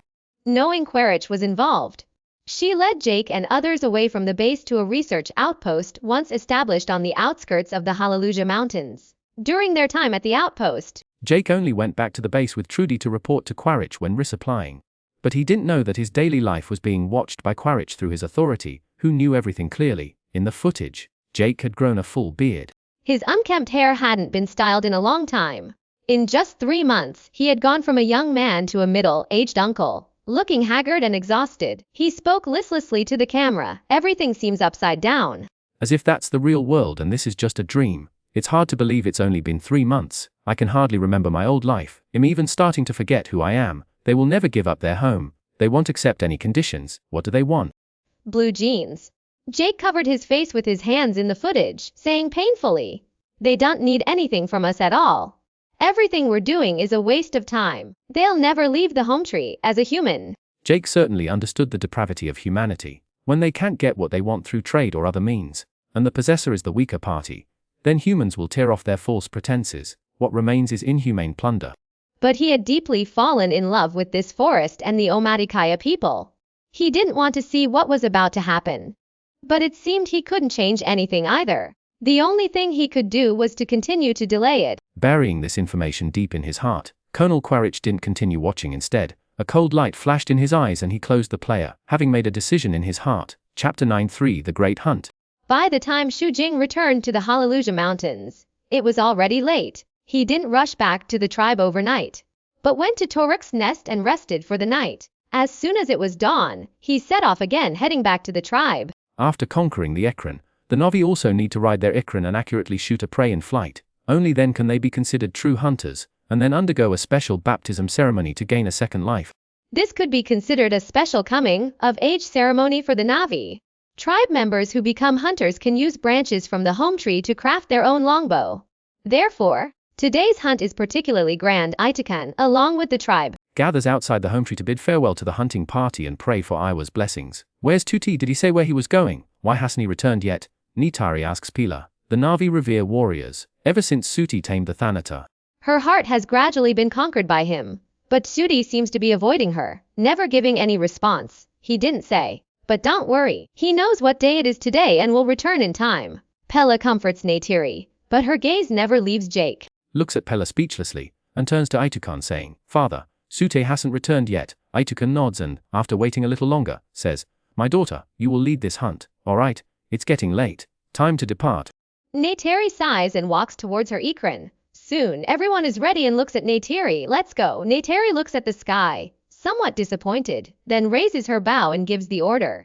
Woo! Hoo! Cheers erupt as everyone in the hunting party mounts their dire horses or Ikrans ready to depart. Roar! Suddenly, a roar echoes from the sky, resonating through the clouds, making everyone's ears ring. Ah! As the startled Navi look up, they scream in terror. A Toruk diving down with outstretched wings is breaking through the clouds at an alarming speed. Swooping towards them, the scene descends into chaos as even the dire horses and Ikrans beneath the hunting party lose control and begin to scatter. Woo! Hoo! Sujing lets out a long whistle, leans out, and waves his hand towards the ground. It's Sute! Toruk Makto! Awa be with us. We have a Toruk Makto in our tribe again. The fleeing crowd stopped, stunned by the scene before them. Some even couldn't help but kneel. Their faces filled with pious and holy expressions. Sutai, Sujing controlled Toruk to land on the open space, and Neytiri rushed up. Amidst the friendly laughter of the tribesmen, she threw herself into Sujing's somewhat embarrassed and helpless embrace. The height difference between the two was nearly 1 meter, and their physiques were also very different. They looked like a Beauty and the Beast pairing. On the other side, Jake came to Pella's side, but his eyes were completely focused on Toruk. That's awesome, Pella said excitedly. It's Toruk. The last shadow. That makes sense. It will be the last image you see before you die. Jake agreed, but our people call it Leonopteryx. I wish I could tame one too. Pella shook her head and laughed. Toruk chose Tuti. This has only happened 5 times in our Navi history. Toruk Makto. Very great. She then told Jake about the stories recorded in the tribe about Toruk Makto. Jake listened quietly, unable to contain his excitement and longing. Soon after, the hunting party gathered again, led by Xu Jing. Amidst the blessings of the tribesmen, they left the home tree and ventured deep into the forest. The hunting target this time was Sturmbeast. Also known as Sturmbeast, this creature is covered with orange, red and indigo patterns that intertwine into waves. They are 5 meters tall, weigh 10 tons, and have 2 forward-facing horns on the top and bottom of their heads. They are related to hammerhead titana there. The Sturmbeast's lifestyle is similar to that of African wildebeest on Earth. They like to gather in groups and live in plains and forest areas. They are herbivores. For the Navi, the Sturmbeast's skin, meat, tendons, and bones are very useful, so every once in a while, the tribe organizes a hunt for them. In addition, the Sturmbeast's strength is particularly great. Once frightened, they will run wild in groups like locomotives. Their skin and bones are extremely hard. Not to mention the Navis bows and arrows and spears. Even human firearms cannot cause any damage. So hunting a running Sturmbeast is the most severe test for novice Ikran riders. Followed by dozens of hunters riding Ikrans, including Jake and a few other rookies. On the ground there was a group of tribesmen riding dire horses. These people would be responsible for driving the Sturmbeast. About an hour later, they arrived near a river that spanned the entire forest. It was the season for the Sturmbeast migration. Looking along the river, groups of nearly 1,000 Sturmbeast were gathered together, which looked very spectacular. Woo! Rulu Rulu! The hunting party members on the ground rode their 6-legged horses, shouting as they charged forward. Assuming an attack posture simultaneously, Xu Jing and the others in the sky communicated with their mounts, emitting threatening roars. Rumbling, the earth soon began to tremble violently. Startled, the mottled cattle stampeded frantically. Follow me, Xu Jing called out, controlling Toruk to fly low and follow the herd of mottled cattle. At the same time, He drew his bow and aimed at a robust adult mottled cattle running at full speed. Whoosh! The arrow accurately pierced the animal's nostril, a fatal shot. The stampeding mottled cattle, like a runaway locomotive, tumbled and fell into the mud pit. Without even struggling, it gradually ceased breathing and its heart stopped beating. Okay. The hunters flying behind cheered thunderously, then looked at Jack and the other rookies. Su Jing had already given a demonstration. Now it was up to them to perform. Jack, you can do it. Pela flew next to Jack, encouraging him loudly. Jack licked his lips. A bit nervous, but he quickly calmed down. He chose a mottled cattle, recalling Xu Jing's earlier demonstration, and calmly drew his longbow. A soft sound in the air. The dire horse suddenly stiffened its front hooves. It let out a loud moo and toppled to the ground. Yippee! Jake cheered excitedly, and Pela also cheered. The two broke away from the group and spiraled into the sky. Su Jing smiled when he saw this, but he didn't pay them any mind. He continued to lead the group on their hunt. Chapter 9:4 Conversation with Jake. The hunting ceremony went smoothly. Several rookie hunters had successively completed their trials. They only needed to wait for the final ceremony tomorrow to be considered official hunters. In the evening, Xu Jing led the group back to the clan with their harvest. Before they could rest for long, Itakan and Moat sought him out. Suck. Did you go to the Hammerhead clan? Xu Jing understood that Itakan and the others would find out about this sooner or later. He wasn't surprised to hear this and admitted, "That's right." Moat looked solemn and said, "Is what you said true?" She had already tried to communicate with Iwa, but she hadn't received any information. Although Iwa would respond to the prayers of the sake of each clan, it wasn't often, and the oracles were obscure and required careful thought to interpret. Su Jing didn't rush to answer but looked around. Seeing Jake, who had just entered the home tree, his eyes lit up. He called out loudly, "Jake, come here for a moment." Jake and Pela ran over, still shaken. From afar they said, "We were just chased by a Toruk." It was another one. Xu Jing frowned slightly and gave Jake a deep look. He couldn't help but laugh a little inside. He had been trying so hard for so long, but Iwa hadn't paid him any attention at all, only fixating on Jake. However, he was happy with this. It would be troublesome if Iwa really paid attention to him. He patted Jake on the shoulder and then said, "What do you think of this place?" Itakan and Moat stood silently to the side. Jake was stunned for a moment, then replied seriously, "It's good. I really like living here." As he spoke, he looked at Pela. Their eyes met, and they exchanged knowing smiles. Xu Jing nodded, no longer beating around the bush, and said directly, "Good. Then I hope you can tell us the real reason you joined our clan." "Can you do that?" This Jake hesitated, looking at Xu Jing and the others one by one. Then, he sighed and said with a look of relief, "They sent me here to learn about your culture, understand you, gather information, and gain your trust so that I could persuade you to move away from here. Of course, if you refuse, they will definitely choose to destroy this place directly. Speaking of which," his voice gradually lowered, filled with self-reproach and pain, undeniably. He reported a lot of useful information to Korich, the structure of the home tree, the importance of the Tree of Voices and the Tree of Souls to the Na'vi, and even their locations. Pela stared intently at Jake, her heart filled with anger. And said in disbelief, "Are you telling the truth? Why did you deceive us?" "Listen to me," Jake said, holding Pela's shoulders. He said sincerely, "I was acting under orders at first. But now I find that I have fallen in love with this place and with the Omaticaya people. Please believe me." "Don't say any more." Pela shook her head and pushed Jake away forcefully, roaring, "You are not one of us, and you will never be one of us." Su Jing didn't need to say anything more. Itakan and Moat also understood the reason. They certainly couldn't move away from the home tree, so it seemed that war with the Earthlings was inevitable. "Sudi, what do you think should be done with this alien?" Itakan stared coldly at Jake, inquiring to Xu Jing. Although he was still the chieftain, Xu Jing was now the true leader in the tribe. The tribesmen around, seeing that things were not right, had already surrounded them, blocking Jake's retreat. Su Jing stopped the tribesmen who wanted to step forward and subdue Jake, and said in a deep voice, "I think we can trust him. At least he is trustworthy now." "What?"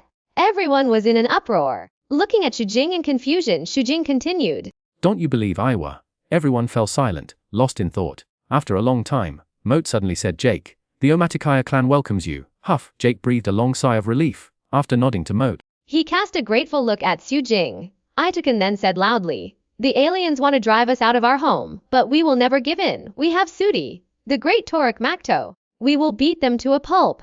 Woo! Woo! Woo!" The surrounding tribesmen chanted rhythmically, "Drive out the aliens, no!" Jake quickly said loudly, "Doing this will make things worse. They are very powerful. Even Toruk can't handle the shuttle. You have to believe me." "Shut up!" Itakan still had dissatisfaction with Jakey, saying, "You are not our clan member yet. You have no right to speak." Jake was helpless. He was only one ceremony away, but he was indeed not yet a core clan member and had no right to express his opinions. He turned his gaze to Xu Jing. Now it seemed that only Xu Jing could stop all of this. Quiet, Xu Jing raised his hand to suppress the crowd's shouts, and then said, "We will not leave our home, and we will never compromise with the aliens. But now, We are not ready. It is not the time to go to war with them yet." Jack breathed a slight sigh of relief. His heart, which had been in his throat, was temporarily at ease. Itukan held his breath this time. He made no further comments. he and Moya knew Xu Jing's plan. Naturally, they would no longer make decisions on their own. The greatness of the Shadow Riders is historically evident. No matter the difficulties, the Shadow Riders can lead the Na'vi out of trouble. Next, Xu Jing dismissed his clansmen and pulled back Jack, who wanted to chase after Pela. He said, "Can I have a word with you?" Jack watched Pela's disappearing figure, feeling somewhat helpless. He then came back to his senses and said to Jing, "Sure." Xu Jing led Jack, and the two walked all the way to the outside of the home tree. Night fell. The sky was filled with stars, like diamonds scattered across the heavens. Multicolored lights glittered across the forest floor, reflecting the starry sky. "Creating a dreamlike fairy tale world. Thank you for earlier," Jack said proactively. It was nothing. Xu Jing didn't mind, looking at the scenery before him and saying, "Isn't it beautiful?" "Yes," Jack said with emotion, "before coming here. I never imagined I would see such a fantastical world. It's nothing like our place, which is barren." He began talking about Earth, and Xu Jing was curious and didn't interrupt him. With over 20 billion people, Even the far side of the moon is lit up by human cities. Technology is extremely advanced, but due to over-exploitation, the once lush and beautiful planet looks no different from a cesspool. The sky is gray, the ocean is barren. and more than half of the species are extinct. Most of those that remain are on the verge of extinction. Fresh water has become a scarce resource, and people rarely have the chance to take a shower. The main food has also become low-quality carbohydrates and synthetic proteins. Pandora is very famous on Earth. Many people grew up listening to the stories of Pandora and watching the footage brought back, including Jack. Xu Jing was deeply moved listening. After Jack finished, he suddenly smiled and said, "If it were possible to truly transfer your soul to your current body and completely become one of us, would you be willing?" "What?" Jack was stunned and said blankly, How is this possible?" "Then do you believe in the existence of Iwa?" Jack thought for a moment and said seriously, "I believe that. All along, scientists like Grace had been studying everything about Pandora, including Iwa. However, They were only studying and explaining everything from a scientific point of view, so they did not believe in the existence of Iwa. But Jack was learning and feeling with his heart, so he felt Iwa's true existence and was affected by it. Chapter 9 5 Jack's Choice. Although Xu Jing wasn't as affected by Iwa as Jack, he had truly fallen in love with this peculiar world over the past 3 months. There was no deceit, no bloody stories. There was only an endless beautiful forest and a true life closest to nature, like a truly beautiful fairy tale world. Such beauty was worth protecting, but Xu Jing felt powerless because he would eventually have to leave. He felt sorrow for the fate that the world would face in the future. That's why he thought of Jake. At least to leave a glimmer of hope for this world. What I just said is true. Ava has the ability to transfer your soul, to truly make you one of us. Your decision. Jake took a breath, suppressing the shock in his heart. After a long while, he said, "I don't know. I'm sorry, I can't give you an answer right now." To let him abandon his human identity and completely embrace the Na'vi. This was undoubtedly a decision that he struggled with. Xu Jing didn't press him. Instead, he said with a smile, "If you have an answer, tell me. The Omaticaya clan's doors are always open to you." "Thank you." Jake was moved. He loved it here, the forest, His companions and Pella, these were all things he couldn't easily give up, but his mind was in turmoil right now, and he didn't know what to do. "Okay." Xu Jing didn't mind at all. He turned around and left, saying casually, "I won't hold you up any longer." Jake was immediately choked speechless. He wanted to argue, but didn't know where to start. He watched Xu Jing's tall figure walk away, and suddenly shouted, "Sudi! Wait!" Xu Jing turned his head. Jake advised, "Don't go to war with the humans. You can't imagine how powerful they are. It will kill many of our people." Xu Jing waved his hand and smiled calmly. "After you go through the ceremony and become one of us, then come and talk to me about this." As he spoke, he strode away, not giving Jake another chance to persuade him. It wasn't that he couldn't take advice, but that he wanted to use this to gradually deepen Jake's bond. Xu Jing believed that when Jake was wavering, the actions of the human base would sooner or later force him to make a choice. The next morning, Jake shaved his full beard, groomed his hair, dressed neatly, and returned to the base with Trudy. This time it was Quaritch who was looking for him. The two met in a spacious conference room. "Didn't lose yourself in the forest, did you? It's been 2 weeks since your last report. I was starting to wonder if you'd given up." Quaritch slowly walked into the room from the doorway. Speaking as he walked, He casually moved a chair and sat down in front of Jake, saying in a deep voice, in my opinion, it's time to end this mission. After reading Jake's self-recorded reports, he knew that it was impossible to persuade the Omaticaya clan to move away from the home tree. He had already made a decision in his heart and formulated an action plan. Jake was unaware of all this. Upon hearing this, he immediately said, "No, I can complete it." You already have, Quaritch said, his tone meaningful. You've given me very useful intelligence. This place called the Tree of Souls. With this leverage, I can force them to submit during the battle. War is inevitable. Jake lowered his head in silence. His heart filled with pain and regret. Quaritch patted Jake's shoulder in a comforting manner, saying with satisfaction, "It's time for you to return to the team." "Oh, right. There's one more thing. You can stand again." Jake suddenly looked up at Quaritch. Somewhat surprised, Quaritch smiled and said, "I've already gotten the company's approval for you. It's all taken care of. You can take a ship home tonight. I'm a man of my word." Jake felt very conflicted. If it were 3 months ago, he would have accepted this arrangement without hesitation and happily returned to Earth. But now, he was lost in confusion. He thought for a moment and still insisted, "I must complete it. There's one last thing, a ritual. It's the final stage of becoming Navi. If I do it, I'll become one of them. They'll trust me. Then I'll have the right to speak and discuss the relocation with them." There were too many things he was worried about. If he left just like that, the fate of the Omaticaya clan was unimaginable, and Jake still wanted to try. If he could successfully persuade the clan to relocate, then even if he left Pandora, he could leave with a clearer conscience.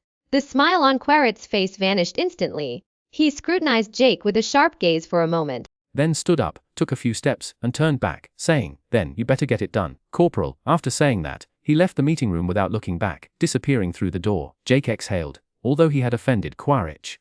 After finding Trudy, the two flew back to the research outpost located on the outskirts of the Hallelujah Mountains. Today was the day to complete the ceremony. He didn't want to miss it soon. He entered the link pod and connected to his avatar in the Omaticaya clan's village. Pella had been waiting for Jake for quite a while. In front of her was a basin of white pigment extracted from plants. Jake knew the process. He walked up to Pella and sat quietly, letting her smear the pigment, covering his whole body with strange patterns. Everyone in the tribe was already waiting in the hall where the Torix remains were placed. When Jake arrived, everyone surrounded him. "You are now a son of the Omaticaya clan. You are one of us." Itakan's expression was gentle. He placed both hands on Jake, then Moat Shu Jing, Niteri. All the surrounding tribesmen reached out, placing their hands on the shoulders of the person in front, forming a circle and completing the final ceremony. Next was a grand celebration. The entire tribe sang and danced, harmonizing and shouting. The celebration lasted all day until nightfall.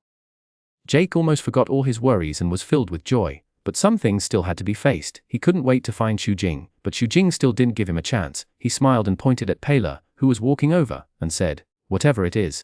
Jake was helpless. He was soon led away by Pela. Shu Jing chuckled. "A gentle embrace, a hero's tomb. Throughout history, the beauty trap has been widely used." He was just going with the flow, constantly adding weight to the scales of Jake's heart, and the pressure from the humans would be the last straw that broke the camel's back, causing Jake to completely defect to the Navi camp. Chapter 96. "Oh shoot!" As Shu Jing prepared to go back to rest, blocking his path.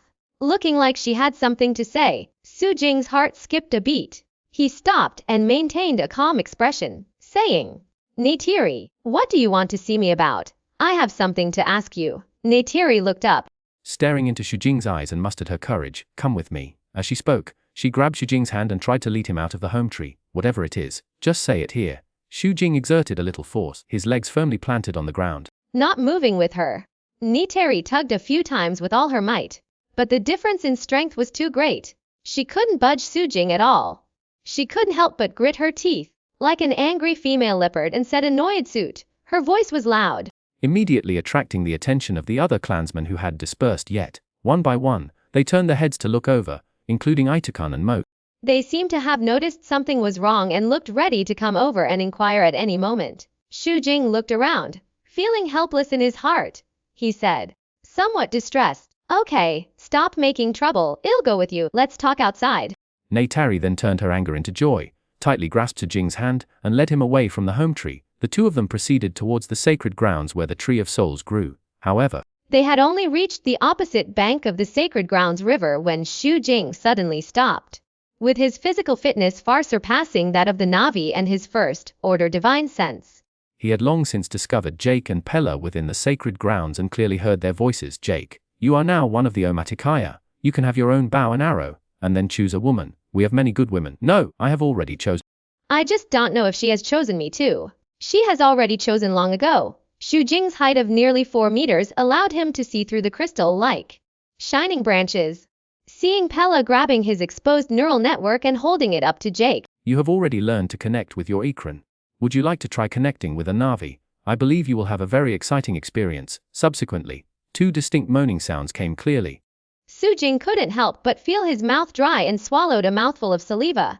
He felt like he was watching a 3D blockbuster in person. You must know that whether in his past life or this one, he was still just a pure child, at most. He had watched some small movies in his past life. What's wrong? What's the situation at this moment? Neytiri interrupted Xu Jing, asking with confusion. Xu Jing pointed to the opposite side, saying with an embarrassed expression, Jake and Pella.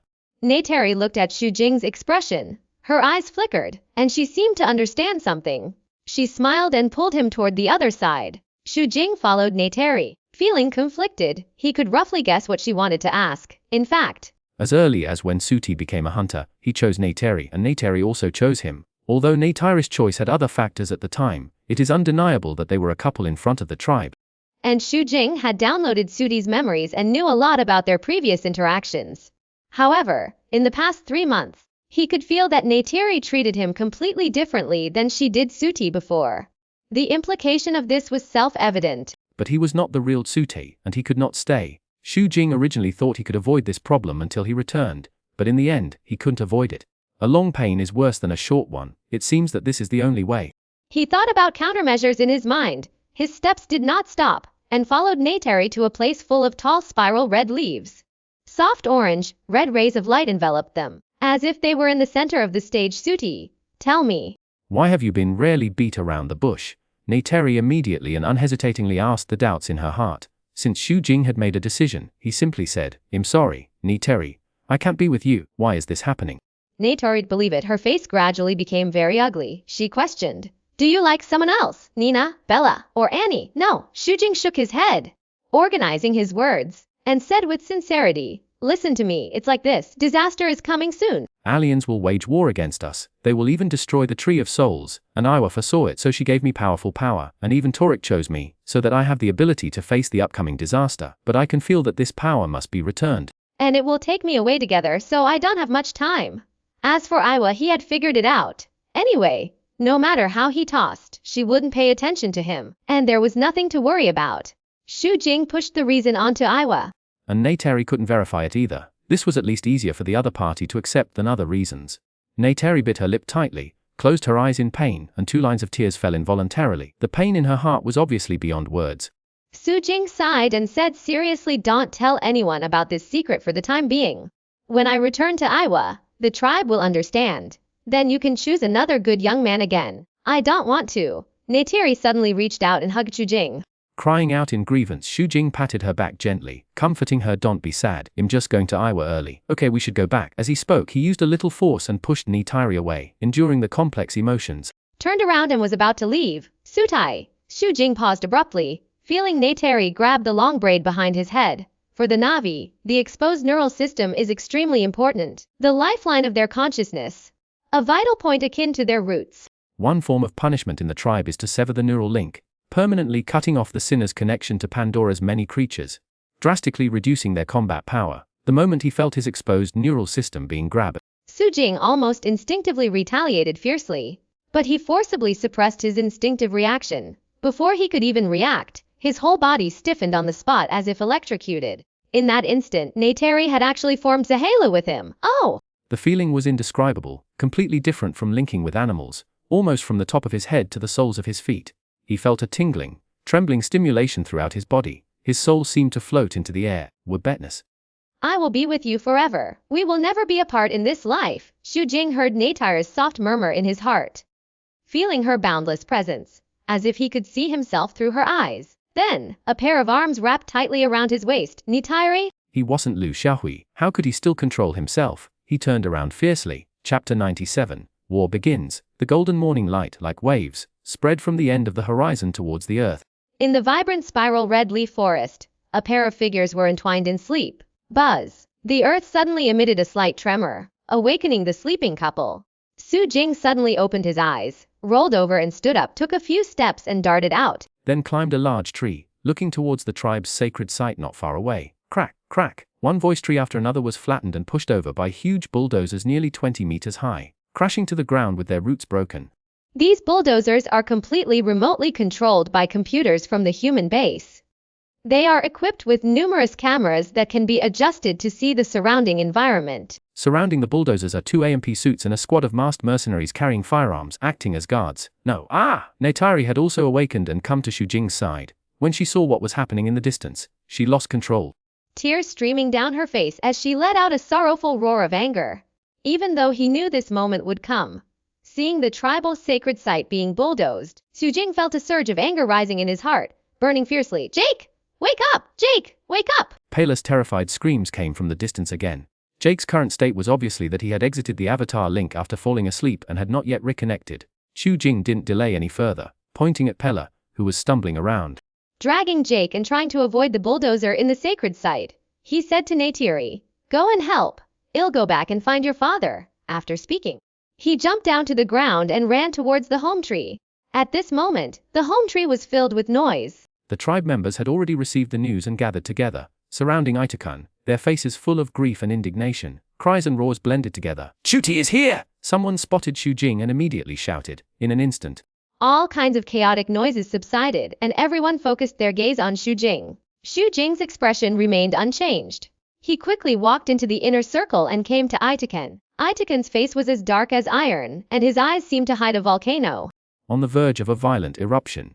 Suti, let's go to war with them. For every Navi in the Omaticaya tribe, having their sacred site bulldozed was like a human family that values its lineage having its ancestral temple razed to the ground. Xu Jing could completely understand everyone's feelings, and he himself was finding it difficult to remain calm. His emotions surged like a vast ocean.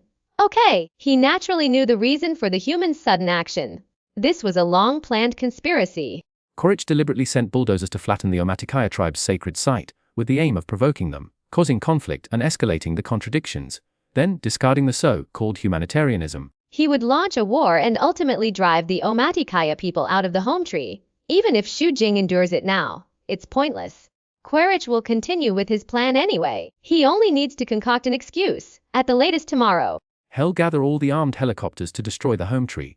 The weak are never qualified to negotiate. To get what they want, invaders only need to regard the weak as enemies, and then they can legitimately seize everything. There are still 4 days until the agreed time to gather with the various clans. Xu Jing needs to use a battle to quell the anger in the hearts of the clansmen who are about to lose their minds, and at the same time prevent this conspiracy from unfolding.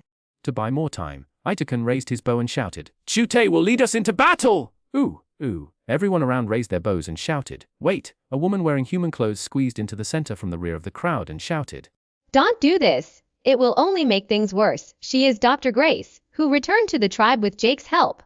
Although she doesn't have the qualifications of a formal clan member like Jake, she is still respected by the people because she has taught many Navi. Xu Jing looked at Grace and shook his head, saying calmly, "The war has already begun." He didn't explain much. Grace, as a human, wasn't qualified to express her opinions in this situation. Saying anything at this point would only make the surrounding enraged Navi resentful. Xu Jing simply waved his hand and gave a look. 2 Navi, who were considered his confidants, directly dragged Grace away. "Follow me." Then, with Xu Jing's order, he ascended the winding staircase of the home tree soon. Akron after Akron followed the Turok ridden by Xu Jing into the sky. "Go around," Xu Jing gestured to the others, leading them to bypass the mercenaries guarding the bulldozers. Arriving at a very distant high altitude behind them, but not rushing to attack. At this moment, a burst of gunfire came, but it wasn't the humans discovering Xu Jing and the others. Instead, Jake linked to his avatar. Angrily climbed onto a bulldozer as in the movie and smashed the camera with a rock, rendering the bulldozer unable to be remotely controlled.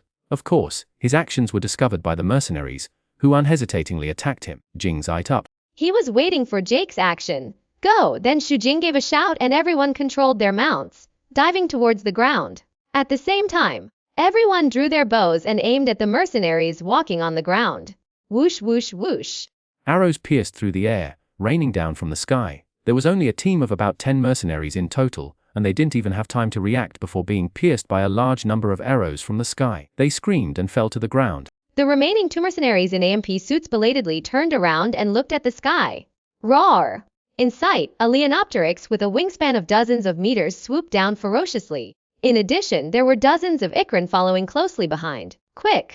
Dong, dong, dong! The weapons in the hands of the two AMP suits instantly spat out flames rhythmically, firing at Turok. Roar! Although Turok was enormous, it was very agile, alerted by Shujing's communication. It flapped its wings and swayed its body back and forth, easily dodging the bullets aimed at its soft underbelly. As for other areas, they were unimportant and would not cause serious damage to it. In the blink of an eye, Xujing, piloting Turok, swooped down to the ground and grabbed one of the AMP suits with its claws like an eagle, carrying it into the sky. At the same time, a group of Ikrans swooped down, pinned the other one to the ground, and then worked together to lift it into the air. Ah! A moment later, accompanied by terrified screams, the two AMP suits fell from a height of 10,000 meters, crashing into a field and smashing into a heap. After eliminating the mercenaries guarding the equipment, Xujing turned his attention to several bulldozers that were still operating. He directly ordered the destruction of all cameras and then threw burning torches of resin down. Whoa! Watching the flames rise, everyone raised their bows and arrows. Chapter 980 to Quaritch's death. Hell's Gate Base, Central Control Room. Quaritch and the main heads of each department had come here. Everyone looked at the display screen with solemn faces. The development of events exceeded Quaritch's expectations. He had originally thought that the Na'vi would not retaliate until the evening, but he did not expect the counterattack to be so swift. Judging from the footage taken before the bulldozers were destroyed, the mercenaries accompanying them were likely already in dire straits. Send a helicopter to investigate. He picked up the communicator and contacted his subordinates. Soon, a helicopter flew out from the base and rushed to the scene.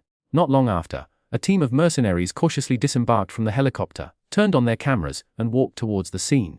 On the screen in the control room, a bulldozer was burning fiercely in real time. As the camera panned, bodies pinned to the ground with long arrows were revealed. On sight, the mercenary pointed to the bodies and reported, "Looks like they attacked with Ikran first. See these arrows?" Soaked in something, Quaritch asked. The mercenary continued forward. As he switched the view, he soon found two AMP suits smashed together and then turned to the burning bulldozer, saying, "All dead, no survivors, equipment lost." "My God!" Parker Selfridge, the RDA project manager on Pandora, exclaimed in disbelief. To him, everything was obvious. The Na'vi had initiated the attack, not only killing their people but also destroying equipment. Quaritch glanced at Parker.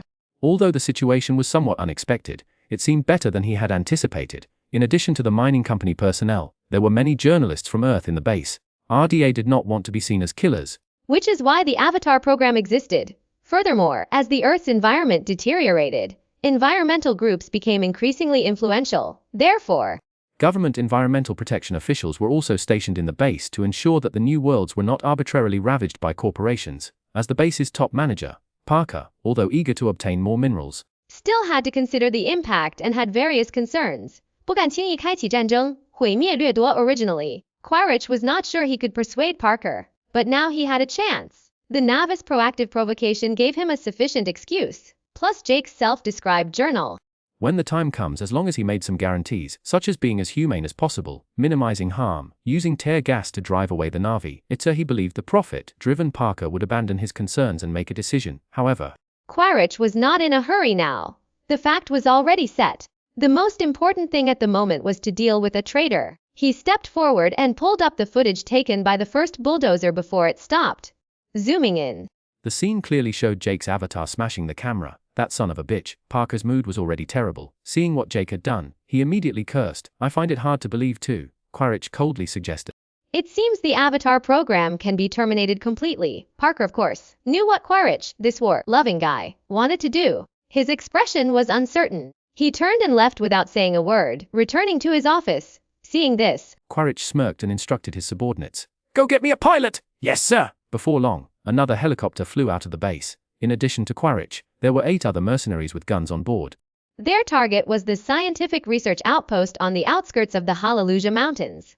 In any case, Quaritch planned to personally bring back the traitor first. After completing his counterattack, Xujing did not return to the home tree, but led everyone directly towards the Hallelujah Mountains. He didn't know the exact location of Jake and their base, but that didn't stop him from ambushing them on the only way they could go, waiting for Quaritch to arrive. About half a day later, A clansman sent out for reconnaissance flew into the forest on an ikran and reported to Xujing, "They're coming." "Good," Xujing said to those around him. "I'll follow them first, and then you can use the ikran's sensing ability to track my Toruk and follow me." Although they didn't understand Xu Jing's plan, no one objected. After a moment, a buzzing sound echoed in the sky above the forest. A helicopter flew past quickly. After the other party flew far away, Xu Jing immediately rode Toruk, flew straight into the sky, and plunged into the clouds, then chased after the helicopter. And some time after he left, dozens of ikrans flew out of the forest, following closely behind. Xu Jing, high above, hung far behind the helicopter. After flying for about half an hour, he finally found his destination. This was a cliff. On the cliff was a house that looked like a train car. The helicopter landed on the ground. Quaritch with his men violently destroyed the door and broke in. Although Xu Jing wanted to rush in and defeat these people in one fell swoop, the house below was too short for his height. He controlled Toruk, circling in the sky. Before long, escorting Jake, Grace, and Norm out of the outpost. Whoosh! Xu Jing in the sky did not hesitate. He communicated with Toruk and quickly approached silently, then shot an arrow. The target was none other than Quaritch. Although he didn't recognize the other party, he could still tell who was the leader of this group. Chat! Quaritch, who had just walked out of the outpost house and was about to board the aircraft, didn't even have time to react before he was pierced by an arrow and pinned to the ground. His eyes widened as he tried to look up to see the killer who had killed him, but he would never see him. Even if a Navi arrow didn't hit a vital spot, it would kill him with a deadly neurotoxin, let alone having his neck pierced by an arrow. Quaritch died with his eyes wide open. This sudden situation stunned everyone else who had just left the outpost. "Has in the sky!" Someone shouted out in horror. Then 7 or 8 more machine guns intertwined into a web of firepower, firing madly at Xu Jing.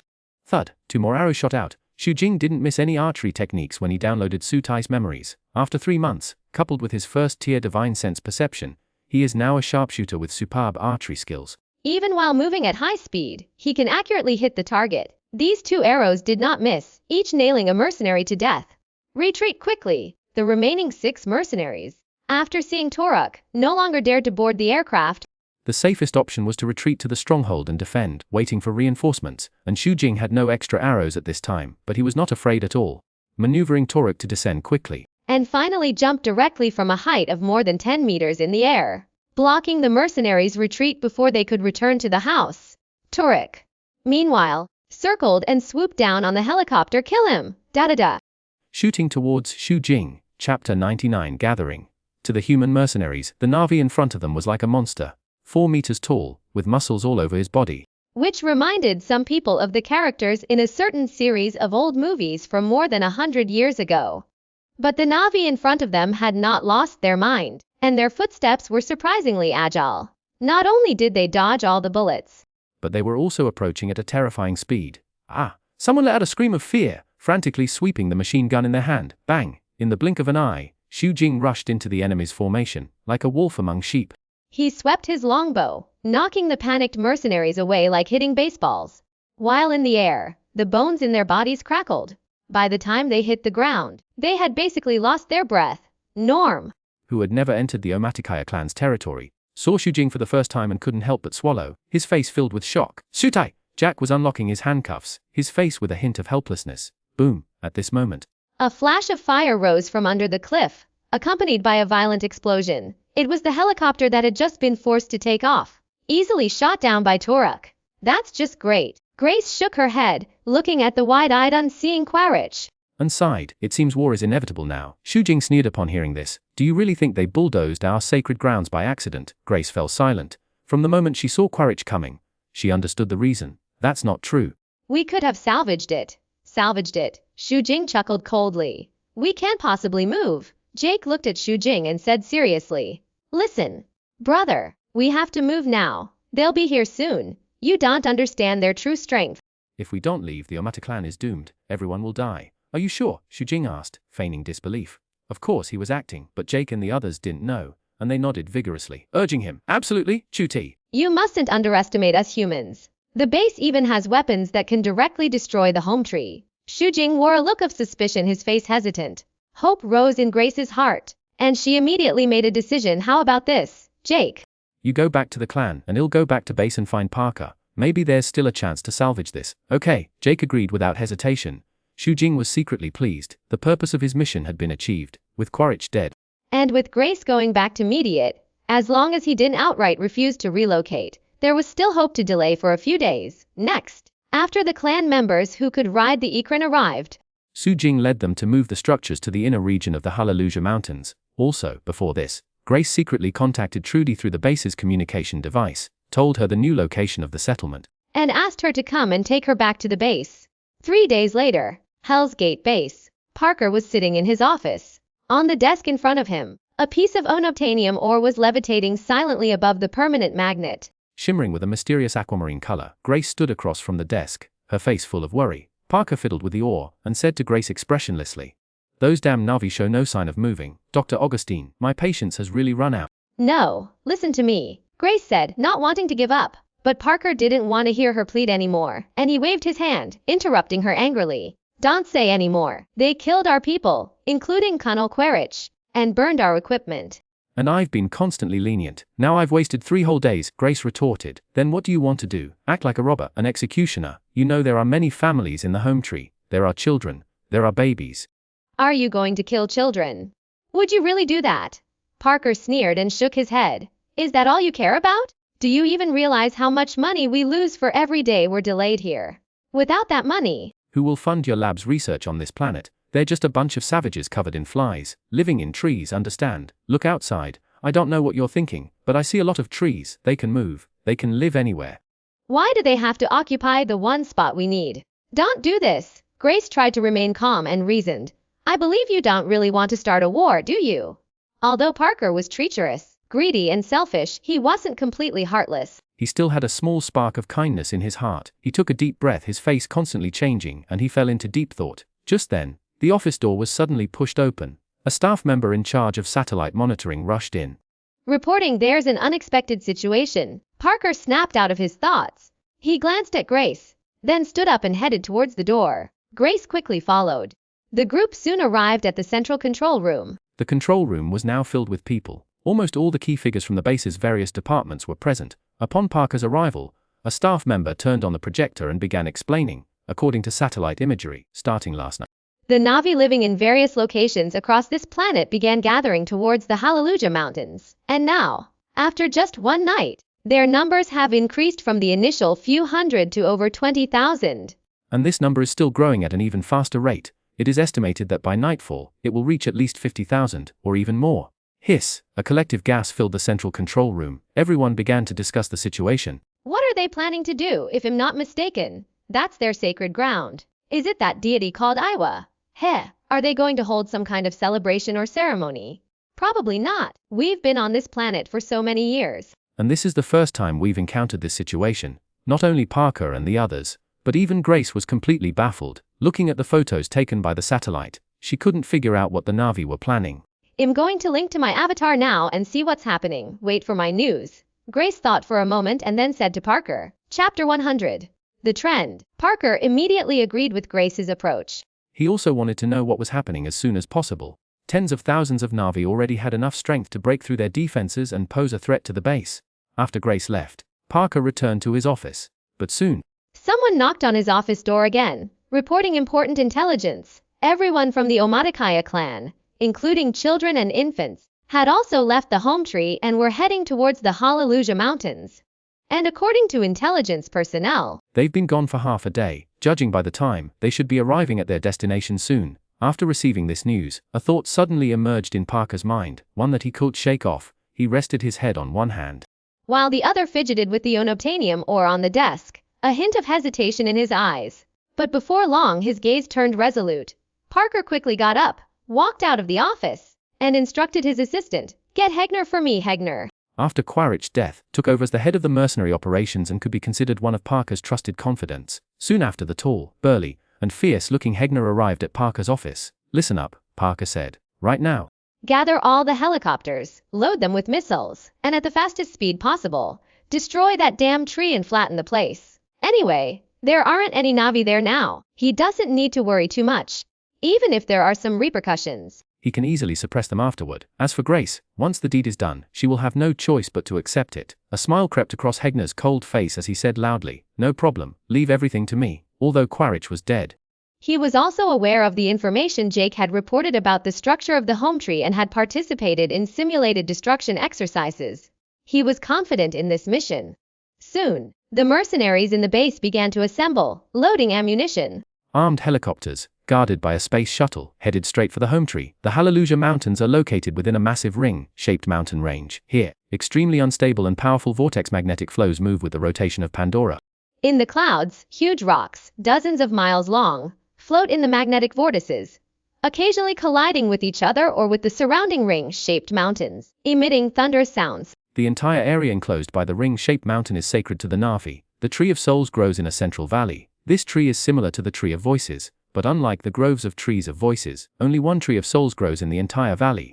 Although it is not particularly tall, nor as thick as some of the ancient trees in the forest, its root system is very developed. Fiber optic-like roots, centered on the valley, cover almost the entire Hallelujah mountain range. At this moment, Su Jing stood quietly on a giant root that grew like an archway outside the valley. Taruk lay low beside him, centered on the valley. Countless Na'vi riding Ikran or dire horses gathered from all directions, both in the sky and on the ground. Each arriving tribe's chieftain would come to meet with Su Jing. So far, more than 100 tribes, large and small, have gathered here, of course, apart from the Omadikaya clan. The other tribes who have come here are only the young and strong warriors of their tribes. Currently, there are over 5,000 Ekran hunters in total, almost filling the sky, and the number of ground cavalry is even greater. Reaching nearly 20,000, Su Jing looked around, feeling excited. Even if Iwa did intervene, he was now confident in completing the third mission. Sute! At this moment, Jack's call came from behind. Su Jing turned around, jumped off the tree root, and strode over. Jack didn't come alone. Grace was standing beside him, and judging by the situation, she clearly knew everything. Suti, why did you deceive me? Have you thought about the consequences of starting this war? Grace's face looked very unpleasant. And she was very annoyed. She had tried her best to ease the relationship between humans and the Na'vi. But she didn't expect that in the blink of an eye, the Na'vi would take the initiative to attack humans. And the reason for this situation stemmed from Tuti alone. Su Jing didn't mind Grace's attitude and said calmly, Dr. Augustine, I'm sorry for deceiving you, but I have a reason to do so. I also understand what I'm doing. Stop it, Chute. Grace suppressed the dissatisfaction in her heart and patiently persuaded, doing this will bring disaster to the Na'vi. Disaster. Su Jing shook his head and pointed to the distant forest. In fact, disaster has already befallen us Na'vi since you humans came to our world. For us Na'vi, we cannot live without these trees, but you want to flatten the forest and mine the minerals underground. The conflict between us, for the time being, cannot be resolved at all. After hearing Su Jing's words, the anger in Grace's heart suddenly disappeared, and instead, a sense of sorrow arose. As the scientist with the deepest research on Pandora, she of course understood what Su Jing meant. And she also knew that the most important resources of this planet were actually around, not underground. But unfortunately, her views were not understood by the company at all, and even Parker ridiculed her for taking drugs outside. Grace opened her mouth, but never said it. Finally, she sighed helplessly and turned to leave. Disheartened, Jack suddenly shouted at this moment, Doctor, wait. Grace turned her head and looked at Jack. I'm also very sorry. Jack glanced at Paler not far away and said, I've decided to stay here and not go back. Grace followed Jack's gaze and understood everything instantly, letting out another long sigh. She had been reminding Jack not to cross the line, but it still happened. For Jack, after his brother's death he had no relatives left on Earth. But here, he had too many attachments, and after that night, there was no way he could abandon Pella. So when Su Jing asked him again, the answer was already obvious. Su Jing also really wanted Grace to stay, but the plot had completely changed. Currently there was no way he could convince her. Doctor, can I ask you a favor? He stopped dwelling on it and thought of another issue. Grace turned and asked, what is it? I hope you won't reveal the specific information about this place, Su Jing said bluntly, then explained further. In the current situation, humanity can no longer stop us. If you don't say anything, the casualties on both sides will be much smaller after the war starts. On the other hand, if you tell them, and they are prepared in advance, it will only cause more deaths. The audiobook for chapters 51 to 100 of this issue has concluded. Please subscribe to this channel, turn on notifications, share, and leave your comments. I will continue to update the subsequent content.